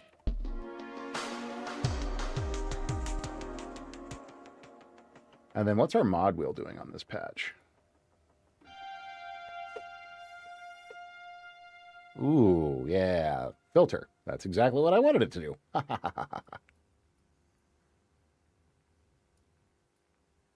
Hang on. And we'll have that, like, die off.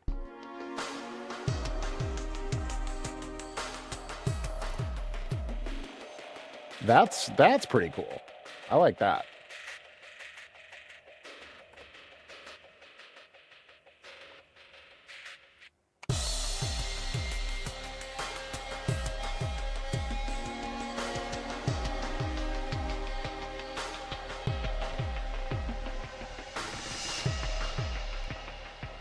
Now, let's just generally...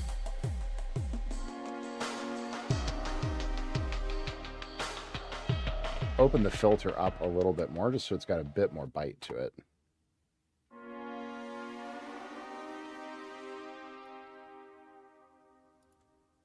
Okay, all right.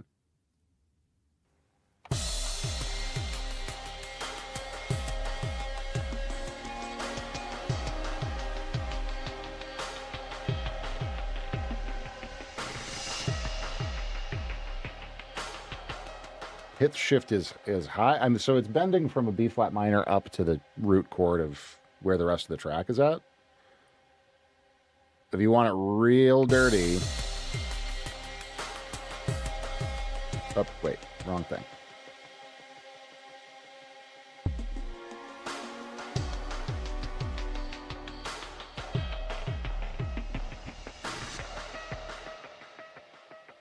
No, there's no other bending going on. This is literally the only harmonic element, really. I mean, there's the pad as well, which is bending slightly, but it's all of that is very much centered around a C.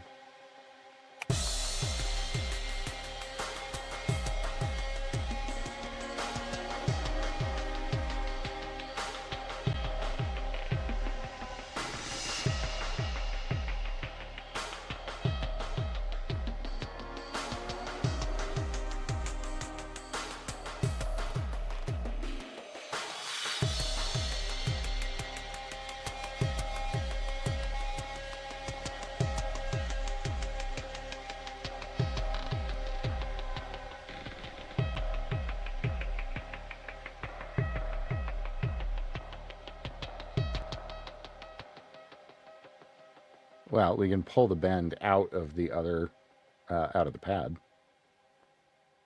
Get out of here. Nope, not that. No. Get out of here. Also not that. Good Lord, Studio One. Come on.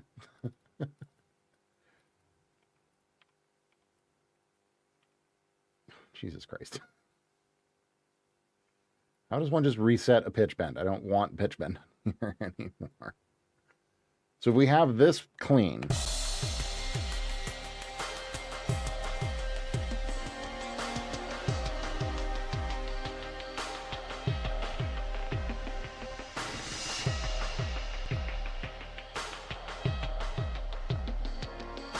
Now, what I would do personally is I would then flip this one and have it start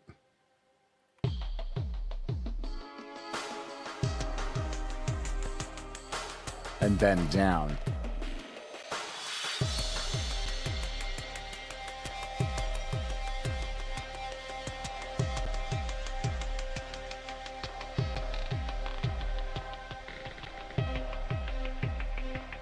We're going to have the strings in just here.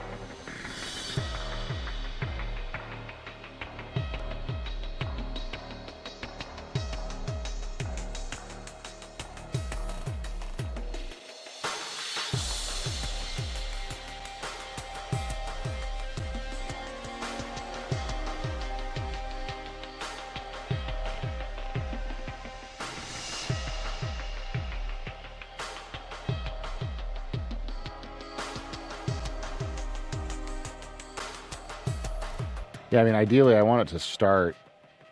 Where's exactly 0.5? So I want it to start a half step up.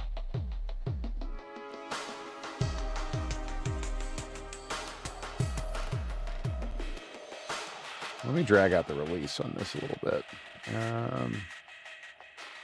so that it holds on just a touch longer.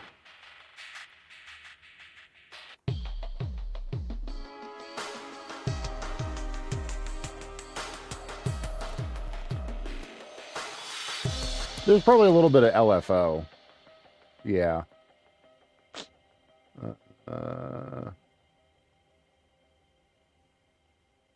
Yeah. Where's it going? Oh, well, no. No, there's no... Well, there's a tiny bit. Hang on. Let's slow it down even further.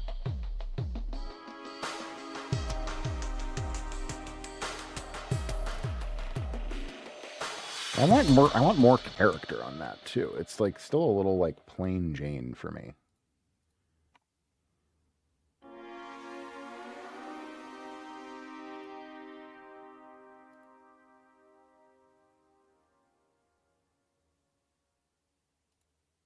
Maybe just a touch.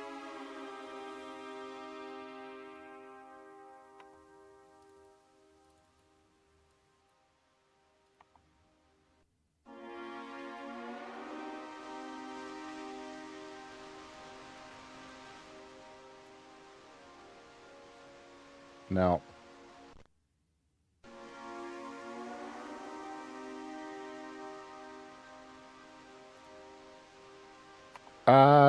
We could do that. What you're going to run into there is a lot of clashing with the notes, because of the notes that are going on. You're going to have a bunch of clustered stuff ringing out over other stuff, which is not usually a very good idea. That would sound like this. Wait, why is this release suddenly way, I barely tweaked it. That should not be that long.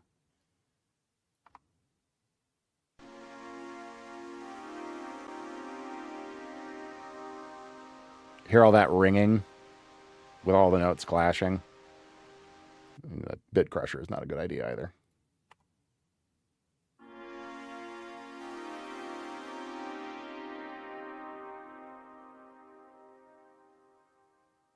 Yeah, like that to me just sounds kind of bad.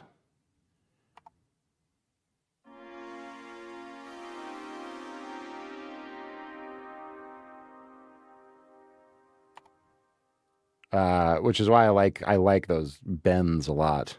Because it's a nice way to like have a lot of tension. Yeah, exactly. Iconic.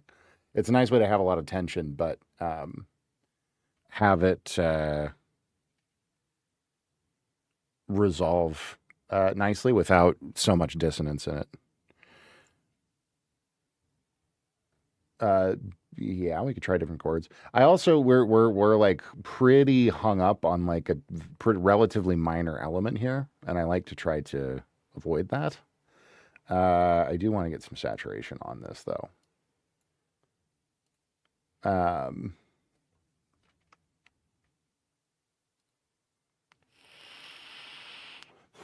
You see what I did there, Night Slasher. What am I looking for here? I am looking for cassette.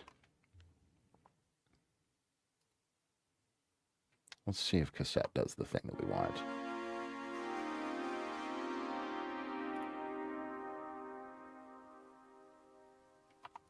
That gives it a little bit more character, yeah. Different chord.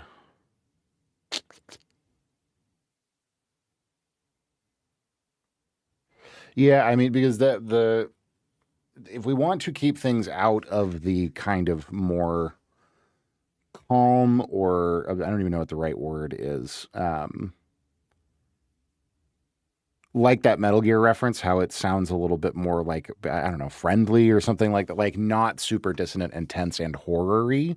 Horror-y always comes from dissonance. So that the two chords that we have is a B flat minor, right, which is B flat, C sharp, and F, or B flat, D flat, and F, and then C minor, which is the same chord just moved up a whole step. So you get the tension from those two notes.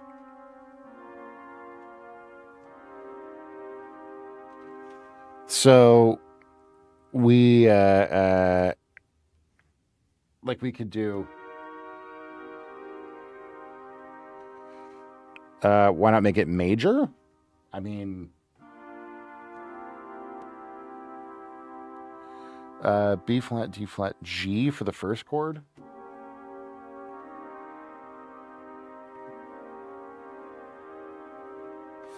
Yeah, that's then a B flat minor with a 6 in it.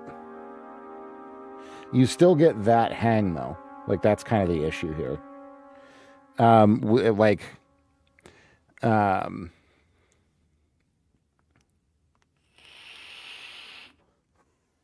Oh, it's all good.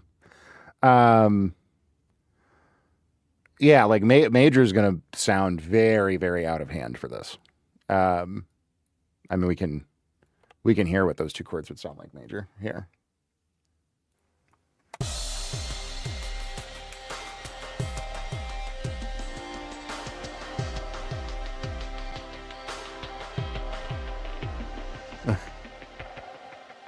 which makes this feel like very, very, very, very different.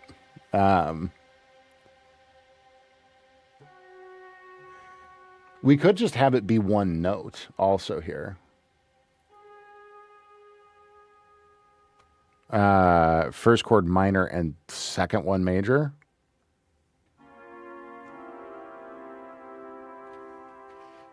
Yeah. You're still going to have this issue of these two chords ringing. First chord minor would work better.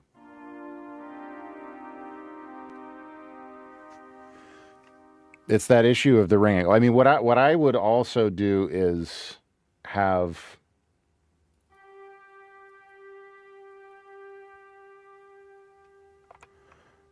you could just strip it back to one note and have that note bend like so.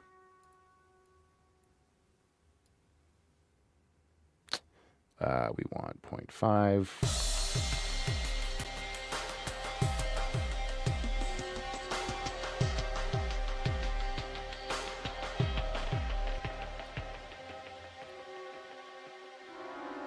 Or even have this. This could work.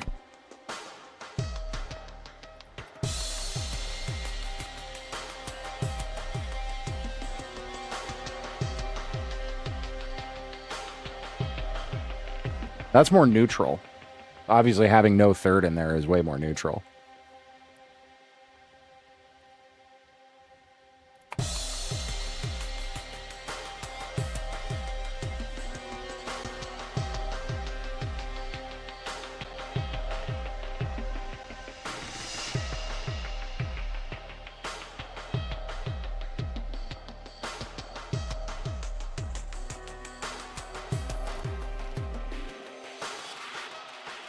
And then we could do the same thing, but again, flip it to where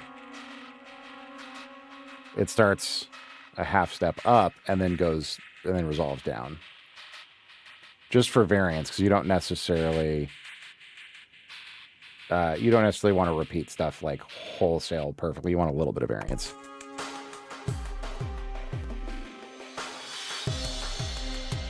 There we go. I think that's really, really nice. And if that's still a little bit too much, we can also strip it back to literally just the single note.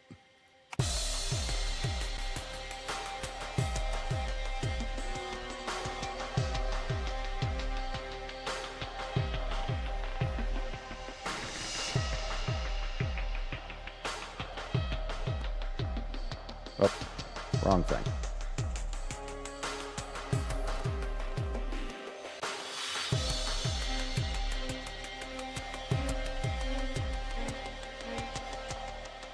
Slavka, Jake, what do we think?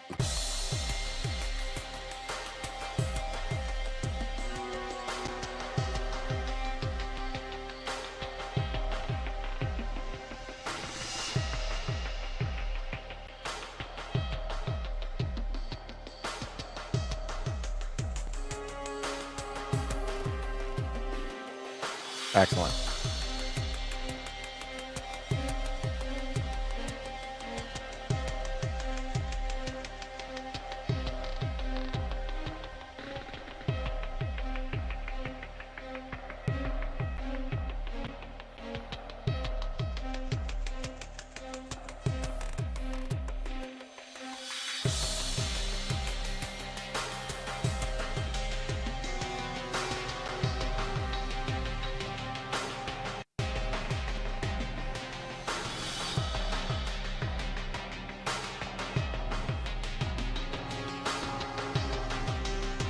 Excellent. Okay.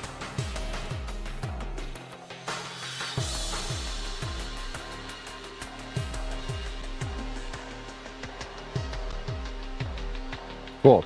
So yeah, I mean, I think that as far as a sneak track, I think that's probably pretty solid. I don't think it needs to be anything more than that.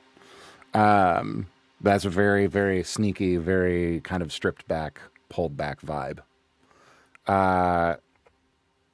So personally, I'm pleased with that. Do you guys feel like it needs anything else?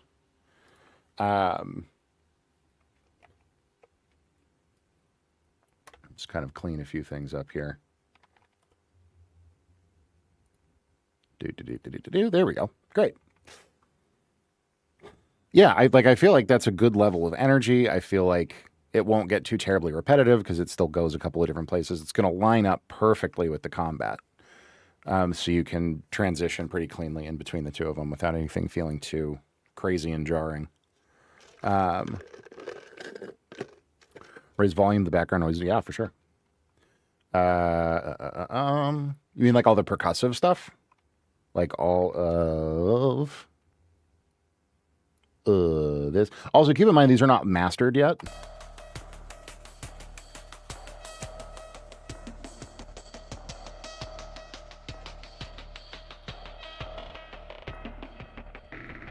So mastering will level out a lot of volume stuff quite a bit more. But yeah, we can bump these like 3 dB.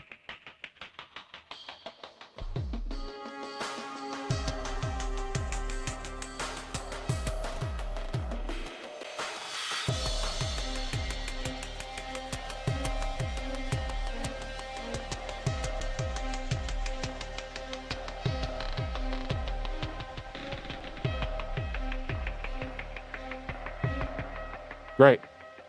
Okay. There is our sneak. So we've got our combat, we've got our sneak.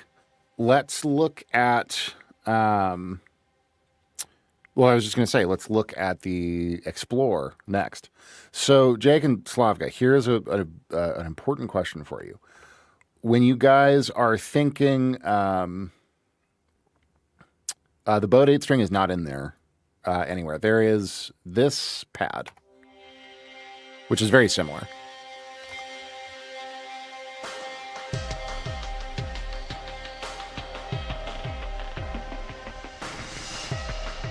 Yeah.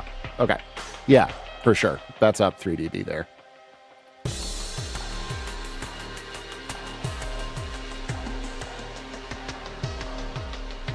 Cool. So when it comes to the exploration track, how much like groove percussion do you guys want? Like, do you want it to be like just ambiance, like literally like some windy noises and an occasional little chord? Do you want it to have some movement to it? Very little. Yeah, that's kind of what I figured. So the ambient, little to no beat, minimal percussion, absolutely. That's exactly what I'm thinking as well. So we're going to strip out basically all of this. I do think this glitch, well, I don't even know about that. We'll mute it for now. We certainly don't want any of this. I think if anything, we would want like just that as like a tiny little occasional moment.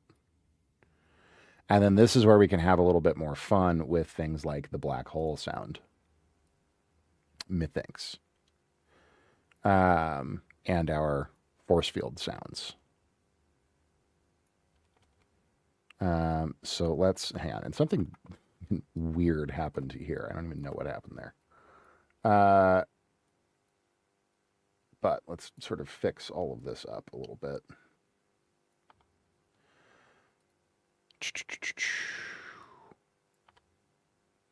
So let's first listen to this. And we're going to start building more of a soundscape here than anything.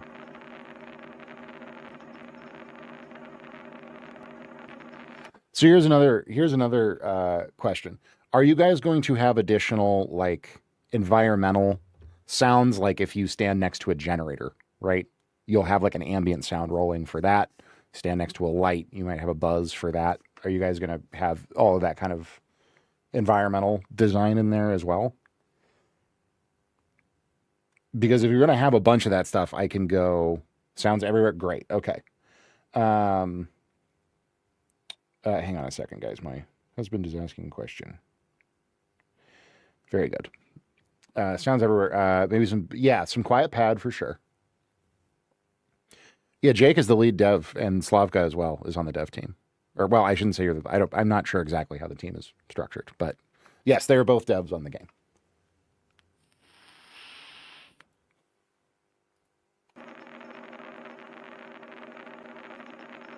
Okay, so we'll probably lean away from that. No worries, Bamboo. Thanks for hanging out, buddy. We'll lean away from that sound. Jesus. No, no, no, no, no. None of that. Oh, thanks for the bits, buddy. Much obliged. Get out of here. All of the bass, all of the guitars, all of you. That sort of 8-string-ish pad is going to be very nice. And I think our actual 8-string might be kind of nice here as well. Probably no strings. Oh yeah, and then for this black hole sound, we have this trem on it. We don't want that. Jesus. No. Way calmer.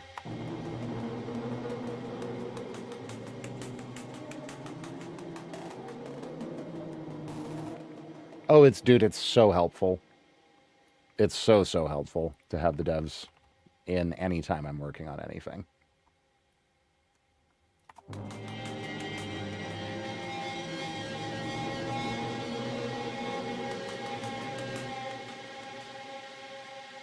And even that pad might be a little bit too much.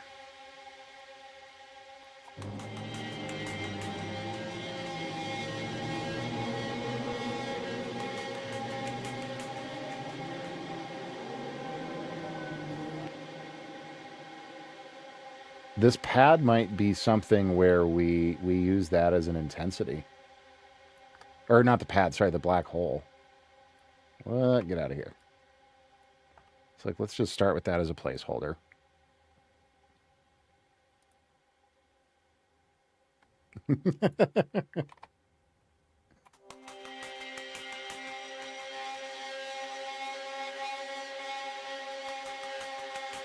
Or drop you down an octave.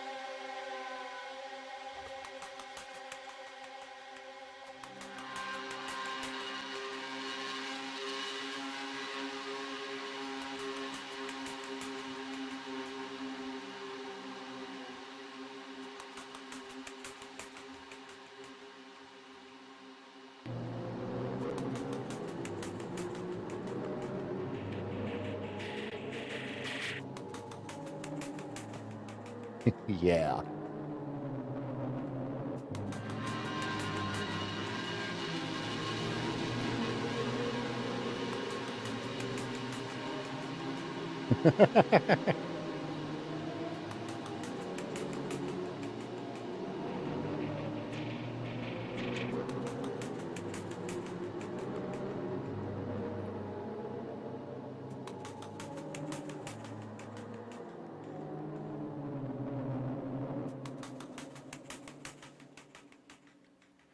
That's already kind of wandering around in the background. So I am going to use the trem, but we're going to use it very, very differently. We're going to use it to modulate the volume, just real gently and real slowly, like so.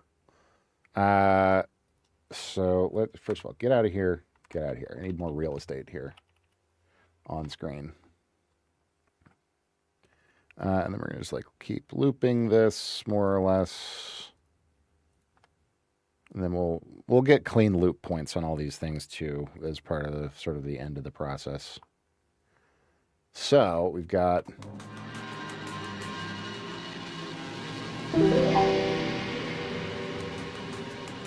Thank you so much for the follow, Lex. I appreciate it.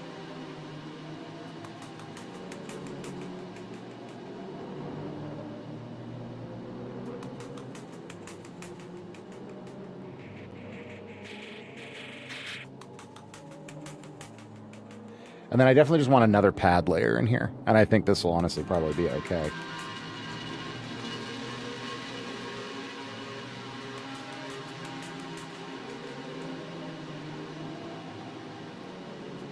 Except I want to pull this clipper way back.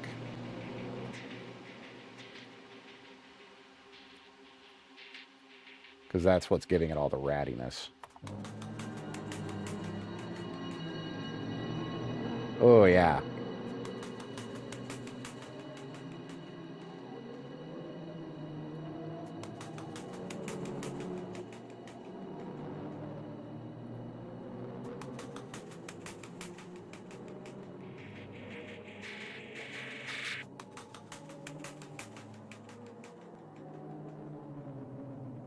And then who would be cool here? Let's check out Augmented Strings. Augmented Strings might have some really nice, mellow. Okay, here's a question, actually.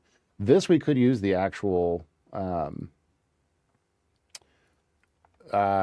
this stuff could sort of be in here at some point. Let's just see how it sounds. It's pretty, like, tonal. But it could be nice. Like, especially if we bring it in sort of over here.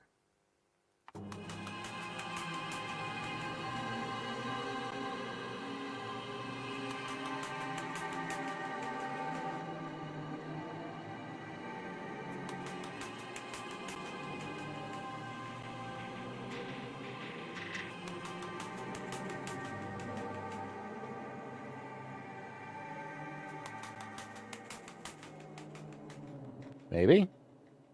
Maybe. I don't hate that. Hang on, I also need length 8. There we go. Okay. I need a visual reference for quarters of this whole section here. Zoop, zoop.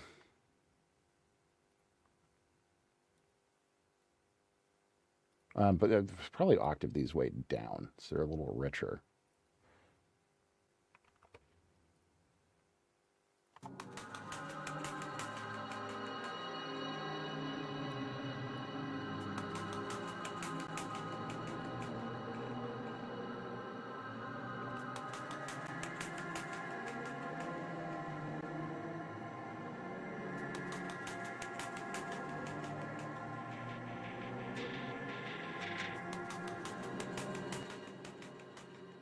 Yeah.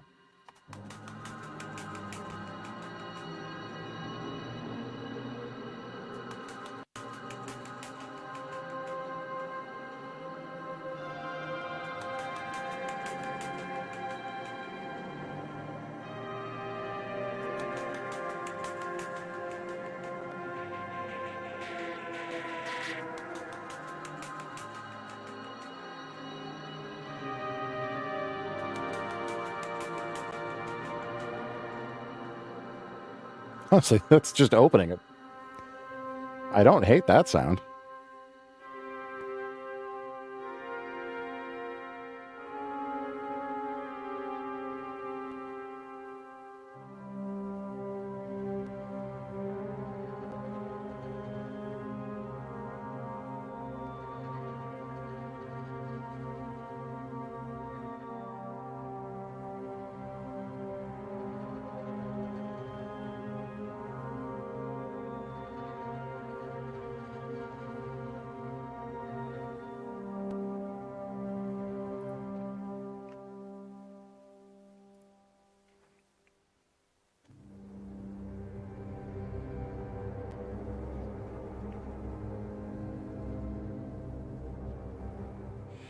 Well, I think, yeah, if we don't want any percussion in there at all, yeah, hang on. Okay, I've got an idea here. Still have maybe just a teeny tiny bit of it, but what we can do is, because it's pretty bright. So if we go, hang on, let's give me our groove bus, give me the automation on our groove bus. And let's drop the cutoff filter like way down here.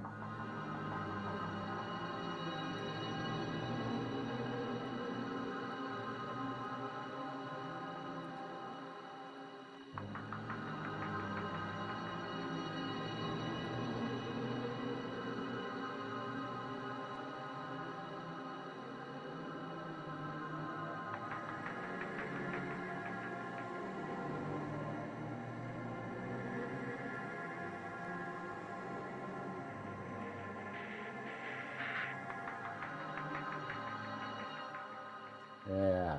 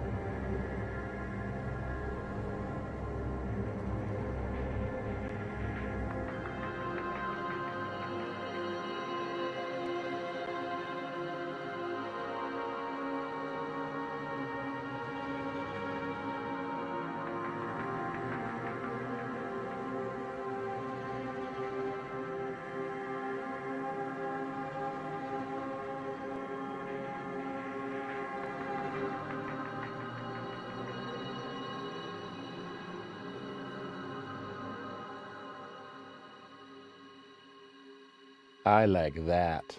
I like that a lot.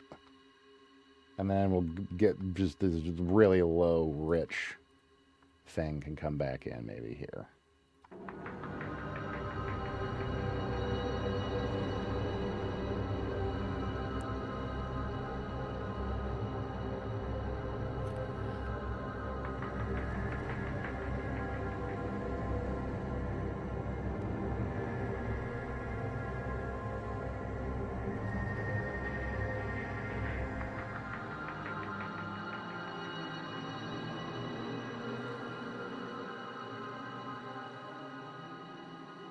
Now let's strip away a few of these guitar layers here so we can have some evolution there.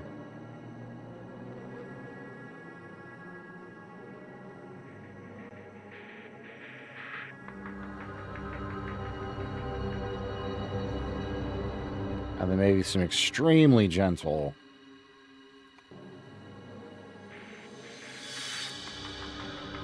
Not nearly that loud, not nearly that bright, don't worry. Just like a teeny tiny little background. Teeny tiny little background thing. Like way, way, way, way, way down. Yeah.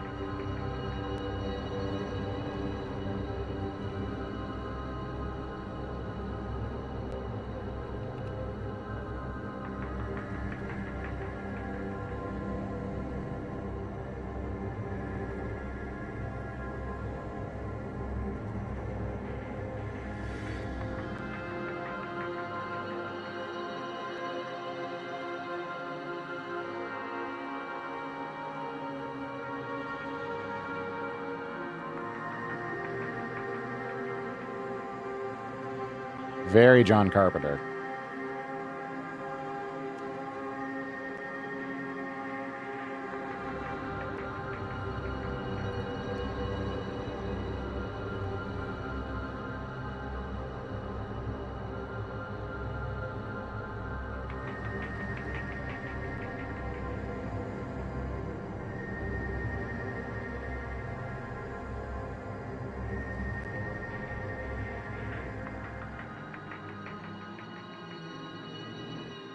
Let's get another little reversed crash in there, just at the very end.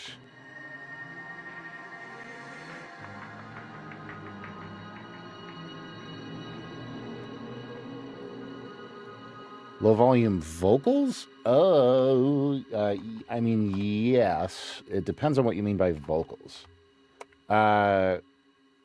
If you mean like a choir, yeah, like I have some options for that. The thing I would probably reach for is this library called Mysteria.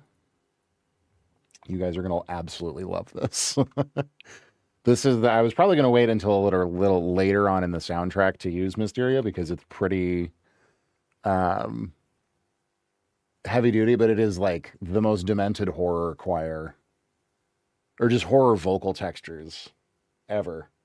Oh, yeah, no, that's just, hang on a second. Let me pull up Contact. You guys are going to freak out for Mysteria. It is a very fun library. Come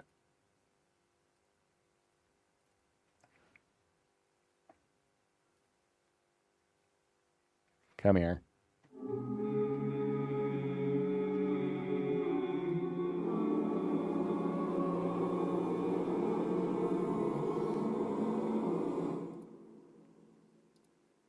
This is Mysteria. And this is an entire library of this.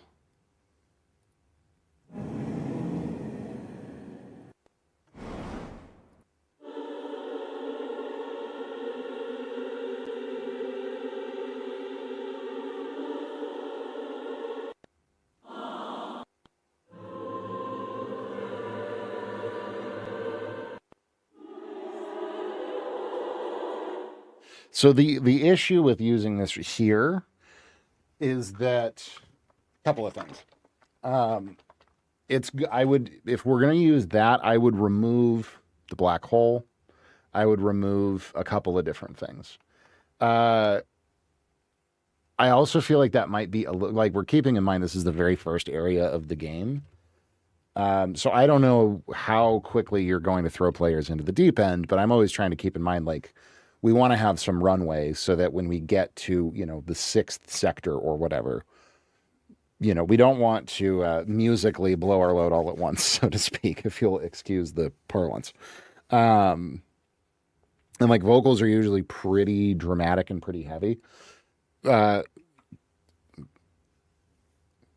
very subtly hearing whispering or chants, like barely noticeable. Okay. Let me see if there might be a good preset for something exactly like that, because there's definitely some things, but a lot of that is Dark Whispers. What's Dark Whispers? Jesus.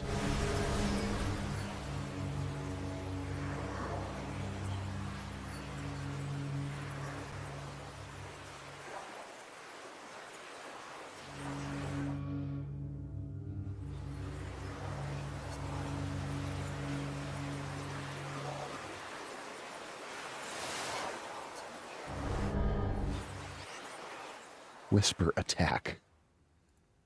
Whisper Cloud.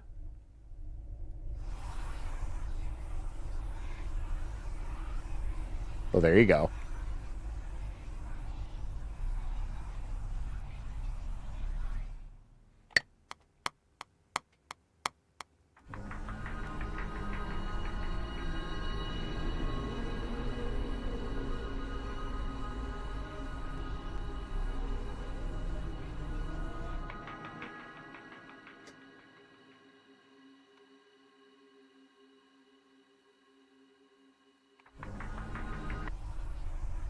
And what we could do here is, let me EQ. I want to, there's a lot of low end in there.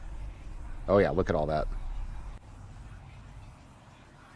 So I'd pull that out, give it a little more definition, and then we'll hook it into Xtrem and have it wander through the stereo image back and forth real slowly.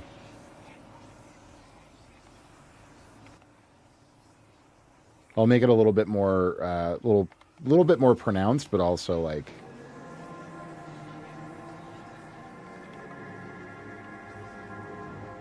Cool.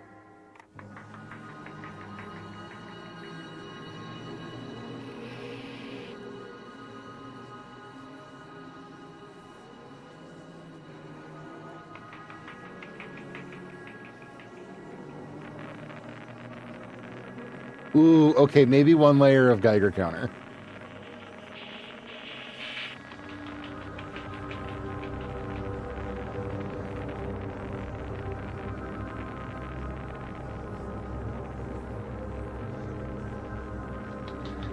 I kind of love that in there too.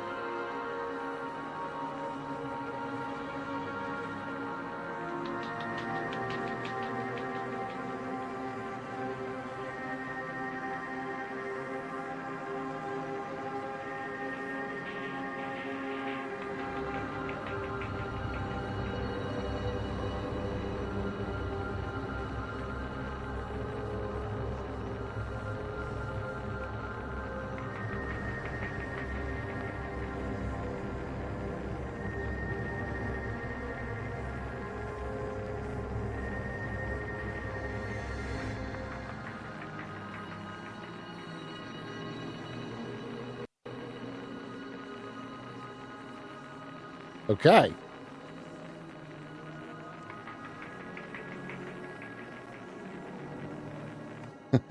No, you're a rock star, Iconic. Okay, we've got whispers. We've got the sound of an actual, literal, for real black hole. We've got a Geiger counter. We've got some lovely textures and rich, sort of John Carpenter-y synth layers. I think we have ourselves an exploration layer. And then what we could even potentially do, guys, is as we're thinking about the different intensity levels for these, we could make those out. Maybe the thing that is, yeah. Do you feel like they're too loud right now? Because I'll get a baseline level for them.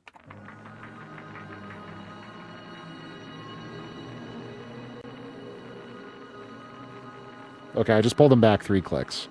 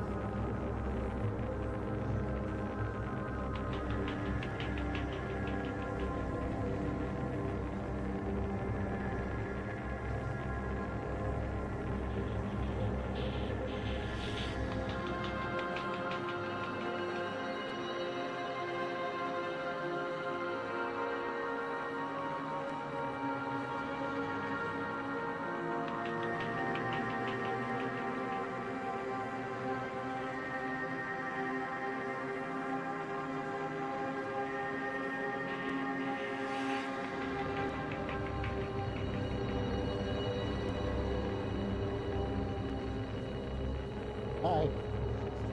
Yeah. Indeed. Yes, it is a separate file that could be adjusted later. And that's what I'm thinking, Jake, is that we could use these like particularly the black hole, this like Geiger countery sound.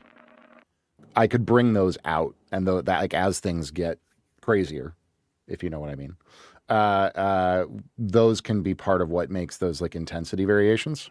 But we can talk about that a little bit later, probably.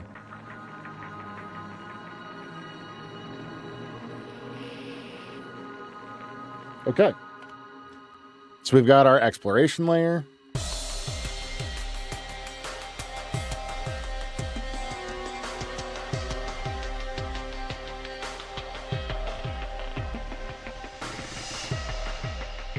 We've got our sneak.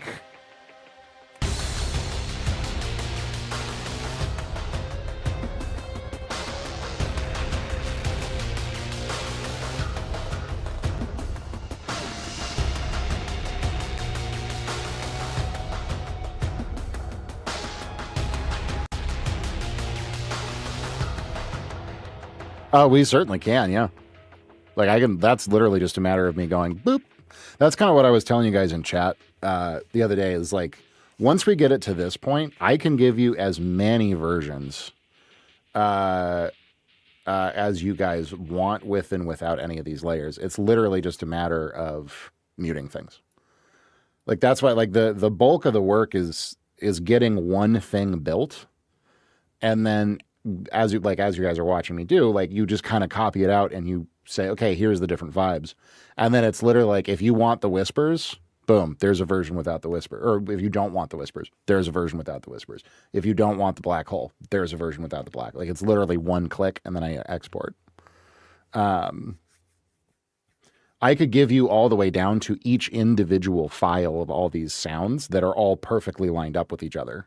That's where you get into like Fmod and Wwise type like middleware stuff, where you're truly like triggering all the different layers based on stuff that's going on in the game. And even that, I can literally just go like this menu will print out each individual one of these layers as their own discrete file. And you guys can then remix them and trigger them however you want for each of these.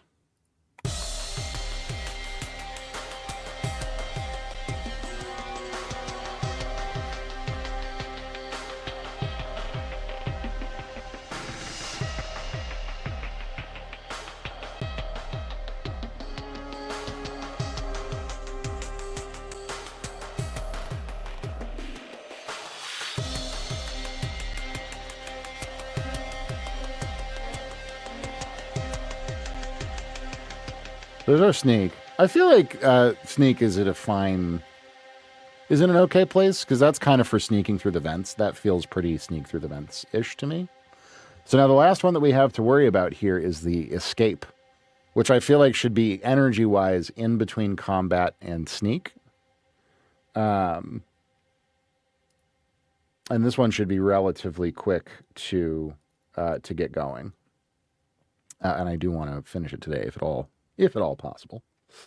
Let me just check a couple of things here.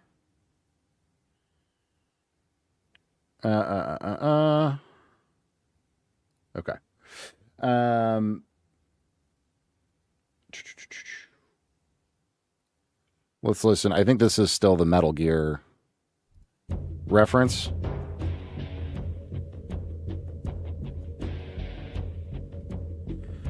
So when I'm thinking of this Escape version, which I can disregard this reference if you guys want, um, what I think of when I think of this version, I think of more like you've just left combat, like you've run away from the enemies, you've gotten out of their field of view, and now they're frantically looking for you, right? Which to me is leaning more into these kinds of layers, right? So like I would probably grab first, I figured about as much. That's kind of what I assumed, Jake. So like I would probably go for this ish kind of a thing. Like if we get rid of these, how's this?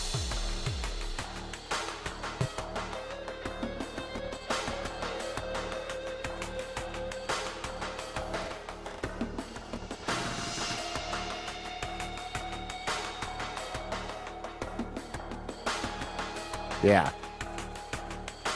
And then probably keep a lot of the same elements.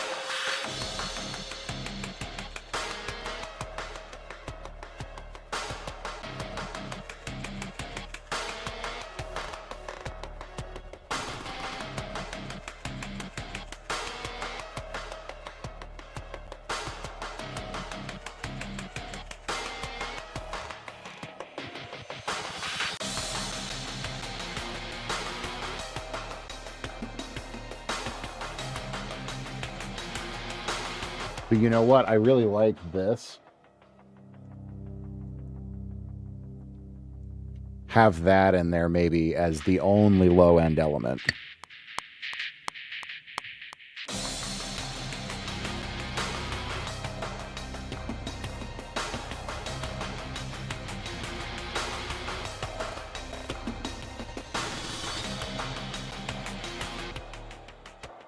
Yeah, like literally just that in there, here and there.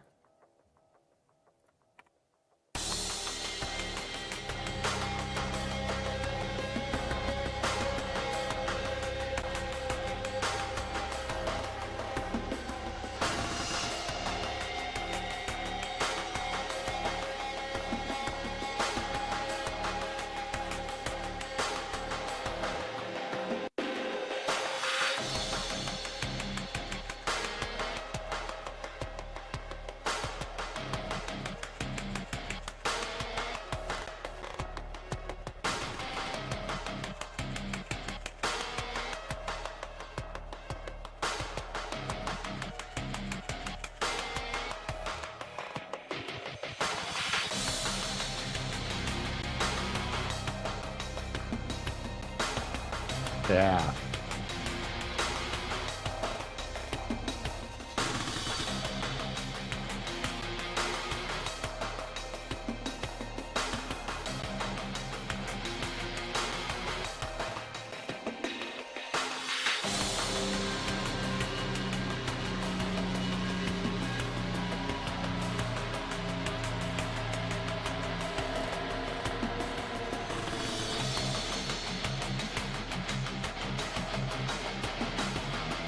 Exactly.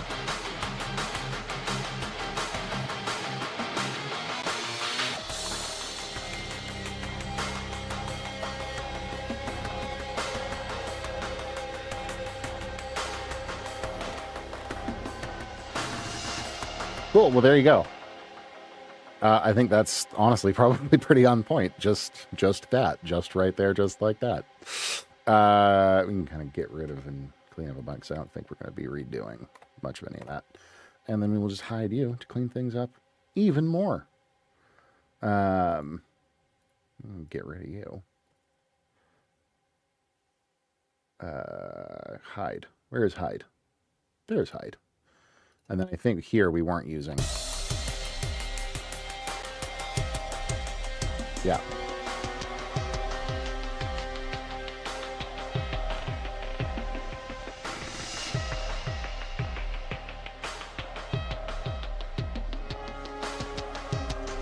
Yeah, so that's more groovy. That's more methodical. That's more, yeah, I'm sneaking around traps. I'm setting traps. I'm hiding bodies.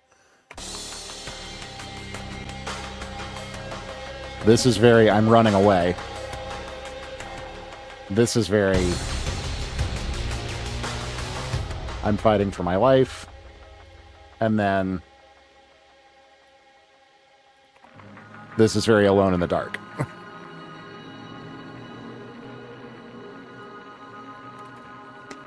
What do we think?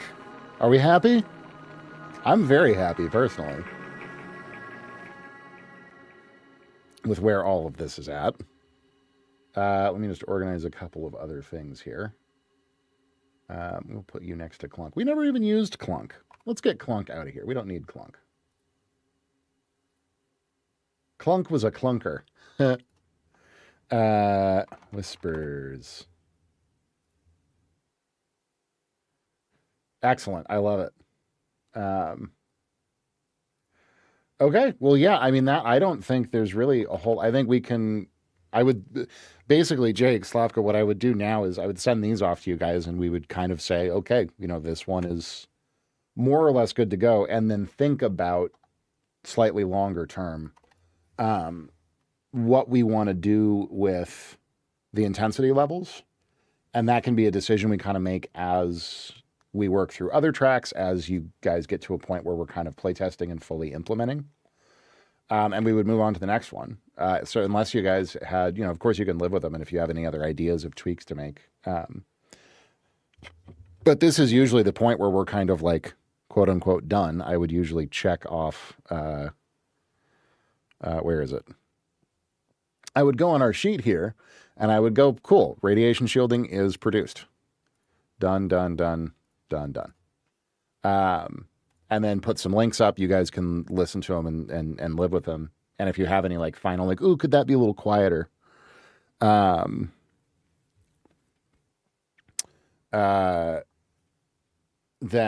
you know, yeah, we can tweak that.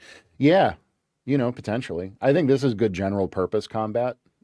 Boss tracks you usually handle a little bit separately, unless it's just like a mini boss in the area.